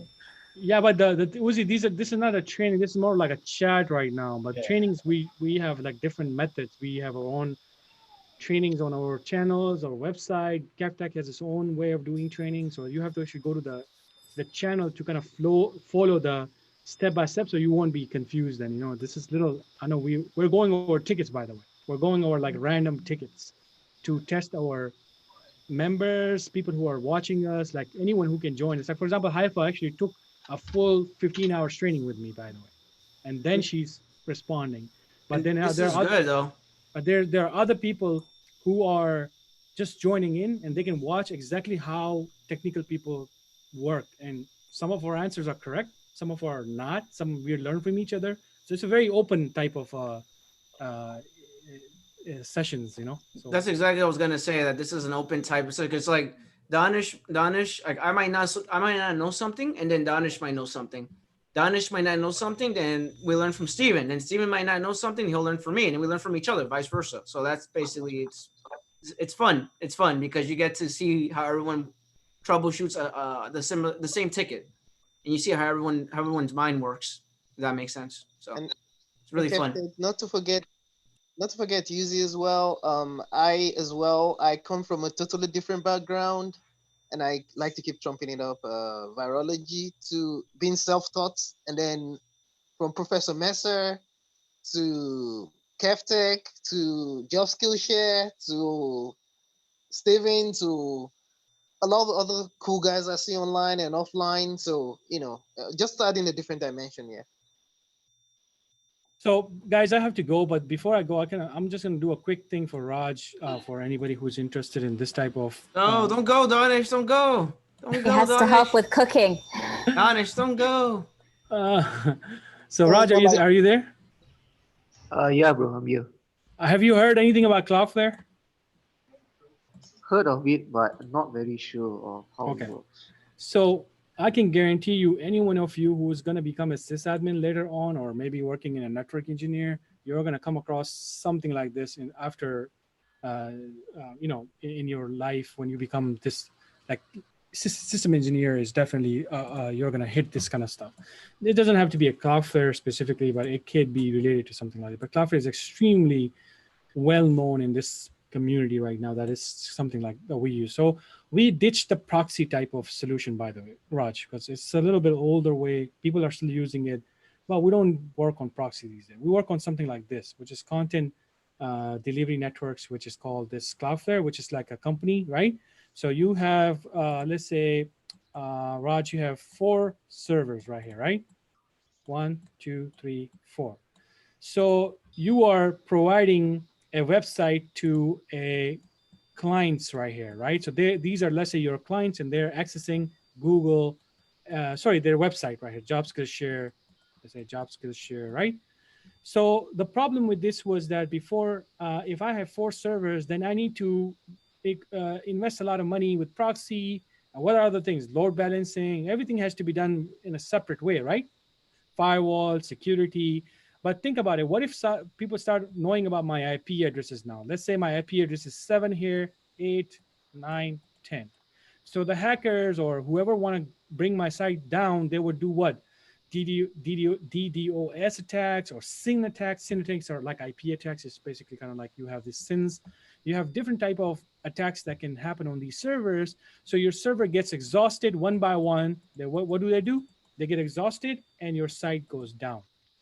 So what's the solution for this? The solution is a CDN type of solution. So now you have a company. This company basically says that, okay, why don't we stay in the middle here? You connect your DNS to us. And because we are so powerful that if somebody starts hitting your web server, first of all, they're never going to get to your IP address. We're going to give these our IP addresses, which changes dynamically. So this could be 8 one day, it could be 9 one day, 10 one day. So nobody can hit my IP addresses continuously. Does that make sense to you guys? So Cloudflare is in the middle and they take over. And now in a few years, they have almost like 30, 40 million websites on their system right now. That's why I said, as a sysadmin, as a network engineer, whoever is working on this type of stuff, at some level, you're going to start hitting this type of technologies and skills. So if I go to Job Skillshare website, this is a development website. I can do what? I can change my DNS. If I have the ability, I can come and work on the certificates, how my web server is connected to the origin server. So it can be encrypted. All the data can be encrypted. Then I can have a firewall. This means if Kevtech try to hit my website or my server, I can block his IP address from the Cloudflare. This means he's not even touching my web server, and still I'm able to block him. Then here's the caching part. This caches your website data and everything like that. So your website works fast and stuff like that. So proxy goes out of the window. Now, if you come over here, there are some rules in there. You got networking, meaning network. You come over here, you can do load balancing in the traffic right here. So you can even do a load balancing between servers. These 3 or 4 servers can be load balanced now. I don't even have to invest more money into a different type of thing. So I wanted to give you this example that this is the current type of skills or technologies that people are using. They're now using the old method of putting a proxy inside their offices, because that proxy could be hitting, could get hit too, right? If that proxy is down, then you're down too, right? So Okay, that, bro. I have two questions here. uh-huh. Firstly, you talk about proxy servers. Is this only limited to websites, or can you do it on other services like games and all that? And the second question is, when you talk about proxies, there's now talking about SSL certificate. That means what? You must get a separate SSL certificate for your proxy server and your web apps, or is it just one certificate? So I'm not talking about proxy specifically here. So I want to separate these two to get from here. This is more of like a cloud-based system, which is kind of like a proxy, but it's more than a proxy. It gives you more offers, right? DNS, certificate, firewall, access, speed, caching. So many different things are happening over here. So it's more of like a full-blown system in one solution, by the way. Just like Palo Alto. Yeah, just like Palo Alto. or just like Microsoft Office 365. It's not just one email, right? It gives you Word, it gives you Excel access, it gives you Planner access. So this is more than that. That's why I said that people are ditching local proxy. They may still be using it. Don't get me wrong, people are still using it, but people are moving towards this area. Now talk about gaming. If your gaming is running on 2 servers or even 1 server, if a gaming has a website, if your gaming is using anything like that, yes, you can definitely use gaming. If it has something to do or connect that DNS, if you have that DNS going on, you have that kind of entries going on, yes, you can use this. Does that make sense? I see, but the limitation with this is only for web apps lah. So because proxies can do everything, not only on websites, can also cover other stuff. Can this cover like applications? Like, is there a way we can talk to backend to Cloudflare? So, no, I mean, depending on like, even if you don't talk about proxies, I mean, you're still not going to be able to give them like a applications that you're currently using on desktops. That's not going to be on a proxy level. How are you going to do that? Like maybe there's some type of virtual app that you can do something like that. I don't know. Maybe I'm kind of outdated on that area, but the same method applies over here too. You would have they have a VPN system in the Cloudflare that you can use it to get to the local stuff then, like SSOs, to Active Directory, stuff like that. Maybe that's something you can do. Yeah, proxy is not being used as much as anymore. You'll see it in the Department of the School, Department of Education, but anywhere else you won't see that because it's more of a big company and it's more of a big environment. The technology has advanced itself, so you won't see proxy as much if you go somewhere else. But you still see it. You'll still see it. And this is, yes, it's mainly designed for web apps, but the way when they're doing this whole VPN, their solutions, they're actually getting into your network right now. For example, load balancing. How are load balancings happening right now, right? So you're using the DNS and everything on that level, and your load balances work pretty nicely. We're actually using local servers to load balance it. How? I mean, because we're using everything from Cloudflare. It connects to your web server, so it can do a lot of things for you even at the local level, but you just have to connect things through APIs and stuff like that. I see, bro. So that means what you're saying is, if suppose now I do an NS lookup on a particular website, instead of showing the actual IP address of the website, it will show me the IP address of the Cloudflare server. Exactly. So if you want to check if you say Cloudflare IP addresses, let's say that's how you're going to check it. Cloudflare IP addresses. So currently, this is what they're using. The range. This is the range that you're going to get. Go ahead and hit it as long as you want, as much as you want. Go ahead and do some attacks on it. You're going to get blocked, and you're going to get blocked on millions of areas, by the way, not just one area. I see. Then what they use at the back end, AWS? Because you say that proxies are located, not proxies.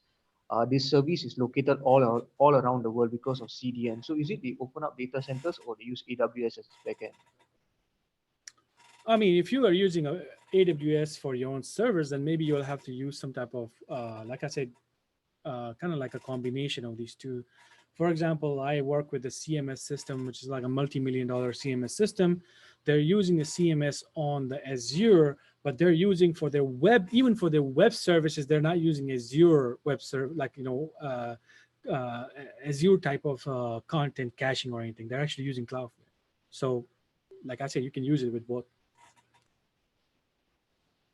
You don't have to. Thanks, like if you get a technology from AWS, you don't have to stick with their every single. I mean, to be honest, AWS or Azure is not mastering every single area in the technologies, right?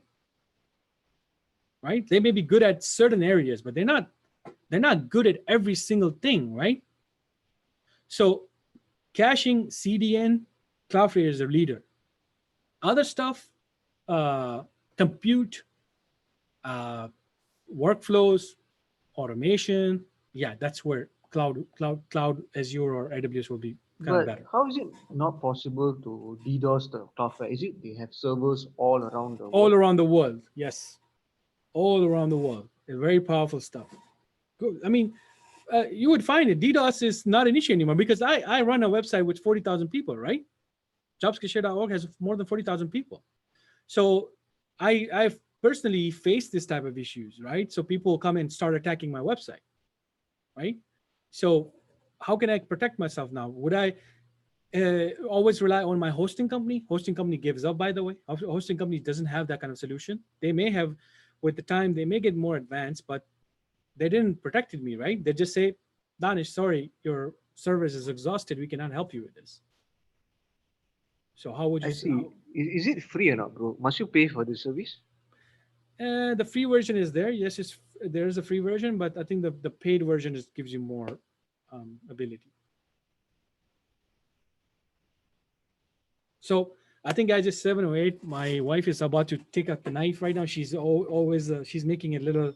And she's fasting. And she's fasting too. So. And she's gonna kill you. She's hangry. Thank you guys. No, Danish, wait. I forgot, Danish. I gotta tell you something. Wait. But give me like a half hour. It might come up in my head. Just give me a second. But anyways, anyways, as usual, thank you guys for being with us. Raj, as usual, thank you for all the thank time. you, brother, so much for your knowledge. Thank you, guys.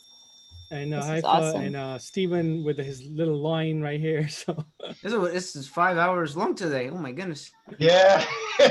One. YouTube's gonna love us. Yeah. I'm gonna work on that page, Kevin, just to make this thing a little breaking down because there's a lot of energy we're investing over here. We're gonna make It gets too complicated and convoluted because we have too much stuff all over the place. We have to put everything in one place. I will work on that. It's gonna take me time, but let's just work on that and we can both share that page and then, you know. Yeah, we can start putting stuff there, and then we could actually put like would be nice if we could create like a forums or something, and then people could put solutions and stuff that they come across, and then just post it on that forums or that website. If you're willing to, I can spin up a forum on our website. I mean, if that's something you want to do, I mean, unless. Yeah, and then we could just put like solutions and stuff that people have seen before. Because one thing I'm already doing, by the way, if people are listening to me, I'm adding Kevin's videos where it makes sense in my courses. Like for example, IT fundamentals. I don't talk about too much about customer service, right? So I may add his video on the top where it makes sense. And then I go down to my videos. Then I add one of his videos after my videos where it makes more like technical sense. Mm-hmm. So you may see a combination of my videos with Kevtech videos. But of course, some videos, like for IT fundamental course, is not free for public. But if you go through Kevin and you ask him and he knows you, I'm going to give him this code and he can give you the free access. That's because I don't want to make money on top of somebody else's content in a way that, of course, I'm embedding it. I'm not copying your videos. I'm just embedding it, which is helping you as well. Like, you know, people who doesn't know about your site, they can come to you. But I don't want to even make any type of thinking that somebody would come and pay because they came from Kevtech and now they have to pay $9. So we want to give this opportunity to people that if you come from Kevtech, then you can get these courses, the fundamental course for free, not our labs or premium level stuff. Donis, did you like that? Did you like that video I made on course 1, whatever? It's amazing, man. It's amazing. I think it's one of the things that I don't touch these type of areas because like I said, I go with the people who are already exhausted with kind of theories, you know, in the colleges. And some people have done some of the theories already and they're exhausted. Like, oh man, people are talking about A+ and I spend this much time and I know this stuff, but I want to do hands-on. So my focus is mainly over there if you see my videos, right?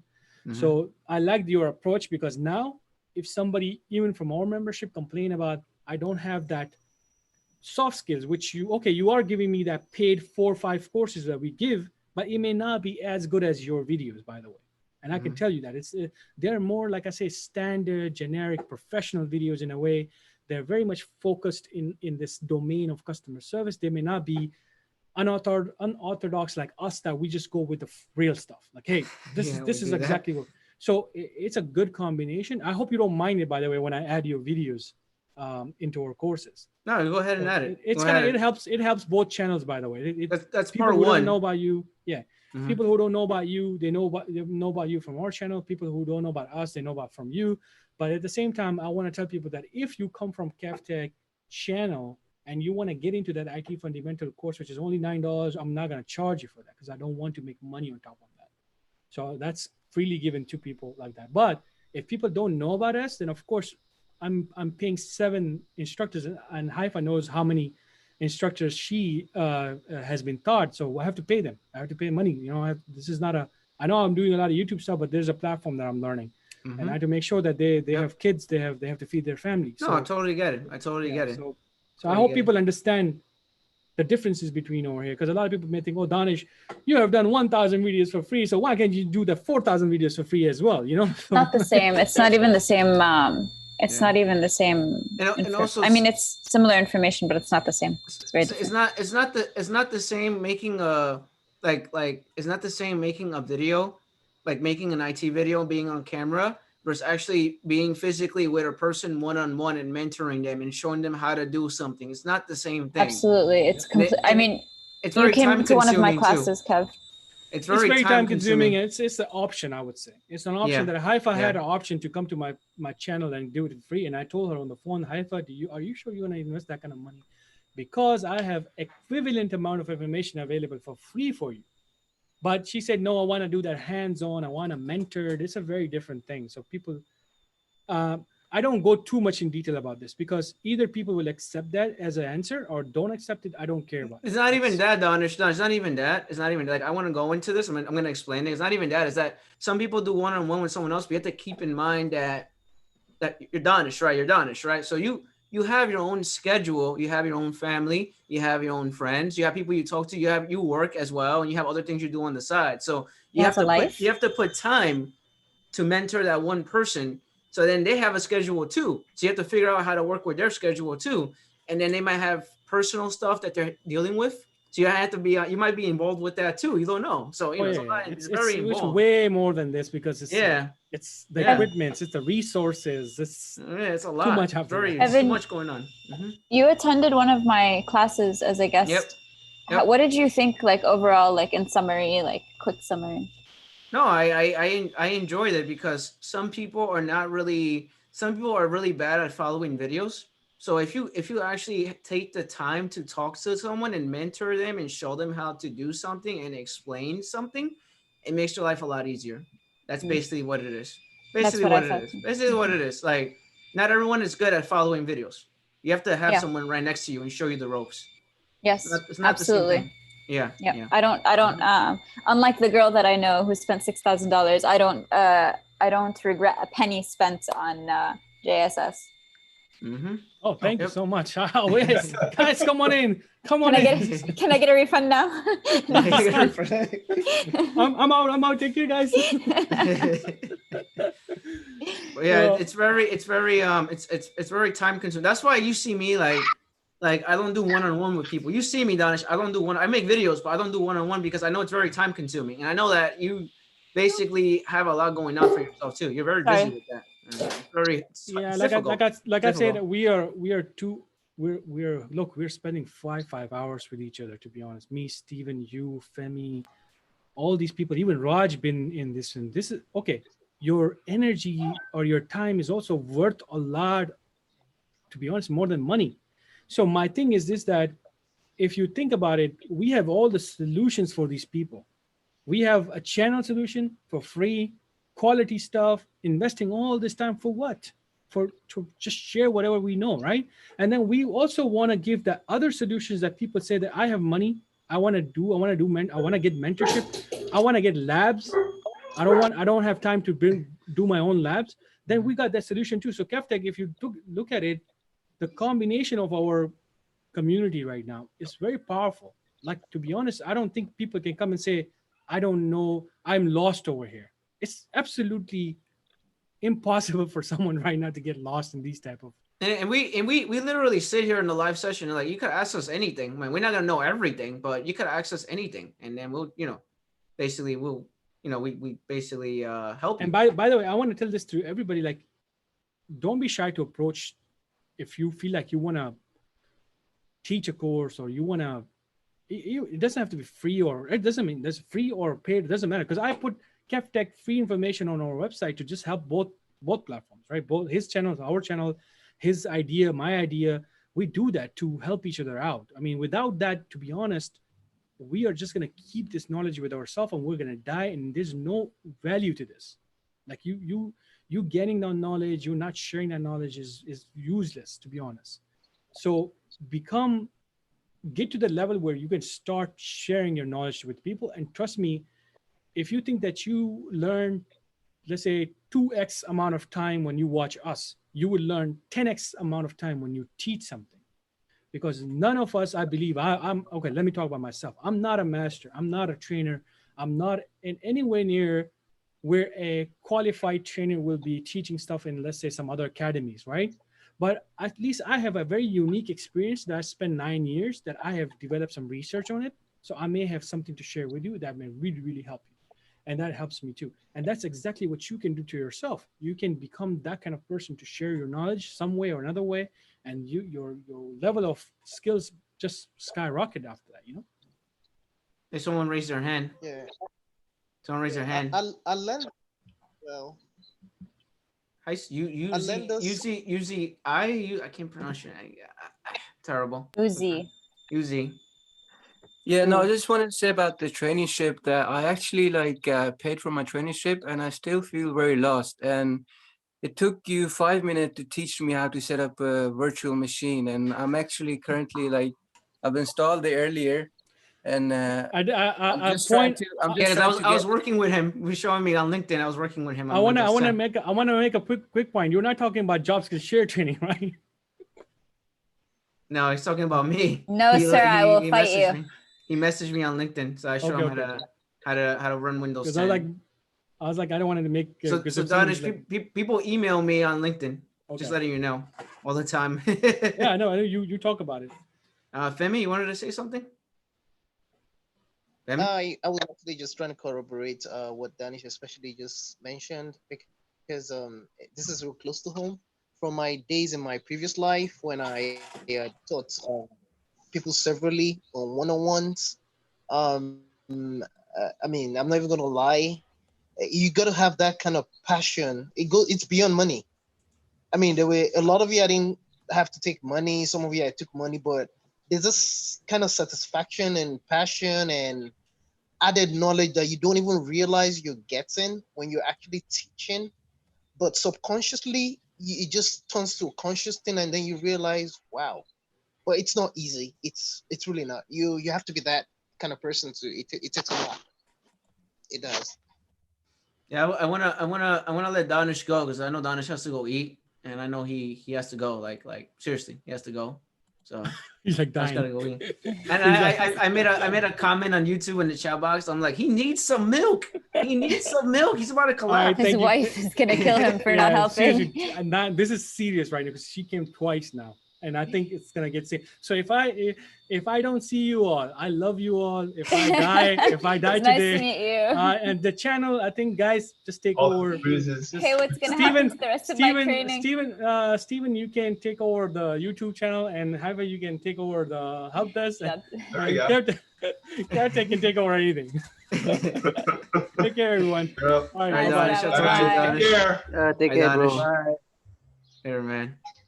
All right, guys. Steven, you wanted to say something? You wanted to add something to this? Not really. It's been a very long session, but a very informative session again, which is very good. One thing with my channel opening up and you going live and all this stuff, when you go live and after this is done, you just click on something and it posts up to Facebook. Up to YouTube right away. Yeah, it does. Process it or something like that, or it just automatically just goes. No, you have to. Yeah, it takes time to render because it's a really long video, so it takes time to render. So you gotta wait like an hour or so, and then it actually shows up on the YouTube channel. Oh, okay. So it's all right. So in other words, then nothing's happening on your end, right? It's all happening on the back end on YouTube servers, right? Yeah. So all this yeah. information, all this data is not being collected anywhere on your hard drive, right? It's all No, it's being not. stored there, right? No, unless I enable it to. I had to. There's an option to enable it, unless I enable it to. But I'm not doing that. I just put it on YouTube. Steven, what's your channel's name? 'Cause I looked- Stevens is my. IT It's actually right there. IT Stevens. Essentials. Yep. I looked it up and I can't find you. Maybe because you haven't uploaded anything yet. Oh yes, 3 videos. Huh? Find it. Up there. Yes, 3 videos. 3? Yeah, I got 3 videos. Stevens IT Essentials. I still can't find it though. The thing is that he Oh, I got it. okay. okay. He just created a channel, so it takes like 7 days to 14 days for actually to update on YouTube, the search algorithm to update on YouTube. So that's why. But yeah, he's there. So Yeah, I definitely there. subscribed. I You found know, it. I wish I could do a live stream, and I don't know if that would be looked down upon, just of people that need help fixing their computers, like people with computer problems at home. Like, just do a video like, oh, you know, and advertise it like anybody has a computer problem. If it's a hard drive issue, a software issue, blah blah blah. Hop on board, and we'll try to talk. We get some people on. We'll try to talk them through the problem. No, you could. I'm gonna send you my grandfather. You know what I mean? I mean, I don't know if YouTube would say, no, you can't do that because then you're doing a service, blah blah blah. I don't know if they would do that or not. But I mean, you could do that. Kind No. of do that. Cool. That shouldn't be an Like, issue. That shouldn't be an issue. You know, to run kind of like a thing like that, we see if people would hop on and say, hey, I'm having troubles with my operating system, I'm having trouble with spam, whatever, and try to see if we can walk people to try and fix their problems or I help them out. You have How you no would idea. advertise? I wonder how you would advertise it so it like shows up before forums. Yeah, I know.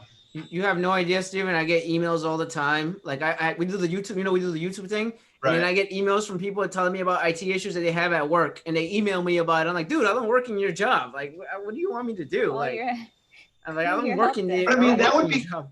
that'd be kind of cool to see if people would hop on, like maybe for an hour or 2 or 3, whatever, to see if people would hop on with their computer problems at home. Hey, I'm having this issue. It's been happening. This pop-ups or whatever's going on. It'd be kind of interesting to see if we could, and then try to help some people out. I mean, no That charge. would be really cool. I really am You know, gonna then send you my people grandfather. could learn a lot from that as well. I mean, because it's real life situations, not just in the actual business environment. I mean, you can relate it to that too, but it's, I don't know. I mean, give them like suggestions of what they could do, because it was weird. Like just yesterday, this one local website that we hop on just for living around here. Some guy had his cable modem went down, and it was blinking, and he tried to unplug it, plug it back in. He called up, the actual ISP, and they said everything's fine up until their point. And I was like, okay. And then I saw him, and then he actually called me. We actually talked for like 10 minutes. I kind of talked to him what maybe he could do. And here, I had him reset the actual modem, do a physical hard reset on it. It was still blinking. So I think the modem just took a dump on him. So, and he needed to get on conference calls, and do business and stuff like that. Yeah. And, stuff like that. And, it was just kind of cool to help him out again, because I kind of missed that a little bit, but. Yeah, I had an issue where someone couldn't connect to Cisco VPN, and then I'm like troubleshooting the issue, and I'm trying to get on their computer, and I'm helping them with VPN issues, right? And then I'm calling them on the phone, and I'm like, so what's going on? And they're like, yeah, my VPN is not working. And then I'm like, what's going on with your computer? And then, oh, it doesn't have Wi-Fi. And then I'm like, okay. And then I'm like, this is strange. The Wi-Fi box is showing like it's red. It's not working. So I had to tell them to contact their ISP, so their laptop couldn't do anything. Basically, they had a it just didn't work. So I had to tell them to contact their I just ISP. don't know if people would be into that, or, have something with that, or if it fails, it fails. If it works, it works. If we help out I think one it's a person, really cool idea. I think you should try it. because I don't think I've ever seen it done yet. That wasn't a video. And you still have to make a 24-hour session video. You haven't done that yet, so. I mean, people could call in from across the world. Yeah. Yeah, Kev, I just want to say these videos are really good, man. Maybe I try to help by timelining because there's so much content in this 5 hours live stream. Maybe I will try to help by putting a timeline on like which questions, who asks, what time. Yeah, I have someone that usually does that. Usually there's someone that does that for me on YouTube. He actually puts a timeline on what we talked about for each section. He does that. Like he'll pop up. Watch tomorrow. He'll pop up and comment on this video So, probably. But with this long video, Kev, can you do any editing to this, or is it when it's done, it's done? No, I could actually, if I wanted to, I could download the video and then I could edit it using Sony Vegas. Download the video. Oh my God, this is. But I don't do that. I just upload it. I don't really download. I don't really do this. Yeah. It depends what kind of video I make. So like if I make a video with me talking about something, so I use this camera. So it depends what kind of video I make. So like if I make a video about me talking about a certain topic where I'm just sitting down and talking, I use this camera. This camera is a $600-$800 camera, and it runs 4K on it. So I use this for videos. And then if I don't use that, then I just use my regular webcam, which is this webcam that I'm using right now. So it depends how what kind of video I'm making. So that's basically what it is. So. Okay. I'm gonna let you guys go because I have to leave too, and my dog is barking like crazy. He's like pissed off at me because I haven't given him attention. My dog. You know, my mom and dad are here, but you know, it's just. I know it has to be you, like this one. Yeah. So it's like Where did you get that breed from? That's an Armenian Gamper. They're shepherds. Yeah, that's what I'm wondering, because like the people usually use them for like livestock guardians, and I see them back. He's a livestock guardian, but he guards me, so that's his job. Did you import him? No, but his parents are imported. Yeah, so I have to go. So Steven, I've been showing my parents. I've been showing them the new Karate Kid on YouTube. You know the Karate Kid on YouTube. So I've been showing them that because they have never seen that. But like I didn't know Karate Kid was on YouTube. I'm like, yeah, they are. And like, what kind of dog do you have, Kevtech? It's a Peekapoo and a Chihuahua. It's a small little white dog. It's a small. Oh yeah, it would be a chew toy for this one. Yeah, it's just barking like crazy. Like Niall's quiet right now, but he's crazy. My dog is crazy. Like it's just too hyper. 14 years old and it's just so hyper. Mine is still 1 year and 7 months. He's still growing. Yeah, the dog is just too damn hyper. Like he'll jump on top of the chairs, on top of the seats, on top of the furniture, and then just crazy. The dog is crazy. So. Yeah. All right, everyone. So you guys have anything else? Uzi, it was nice to meet you. Nice to meet you. Yeah, thank you, everyone. It's nice to meet you, Kevin. Thank you, all right, guys. All right, guys. Bye, everyone. Have fun. Steven. Right. Bye. Take care, guys. Take care, Prem. Have a good weekend, all right? Yep. You too. What's left of it. Halfway. Bye-bye. Bye. Bye.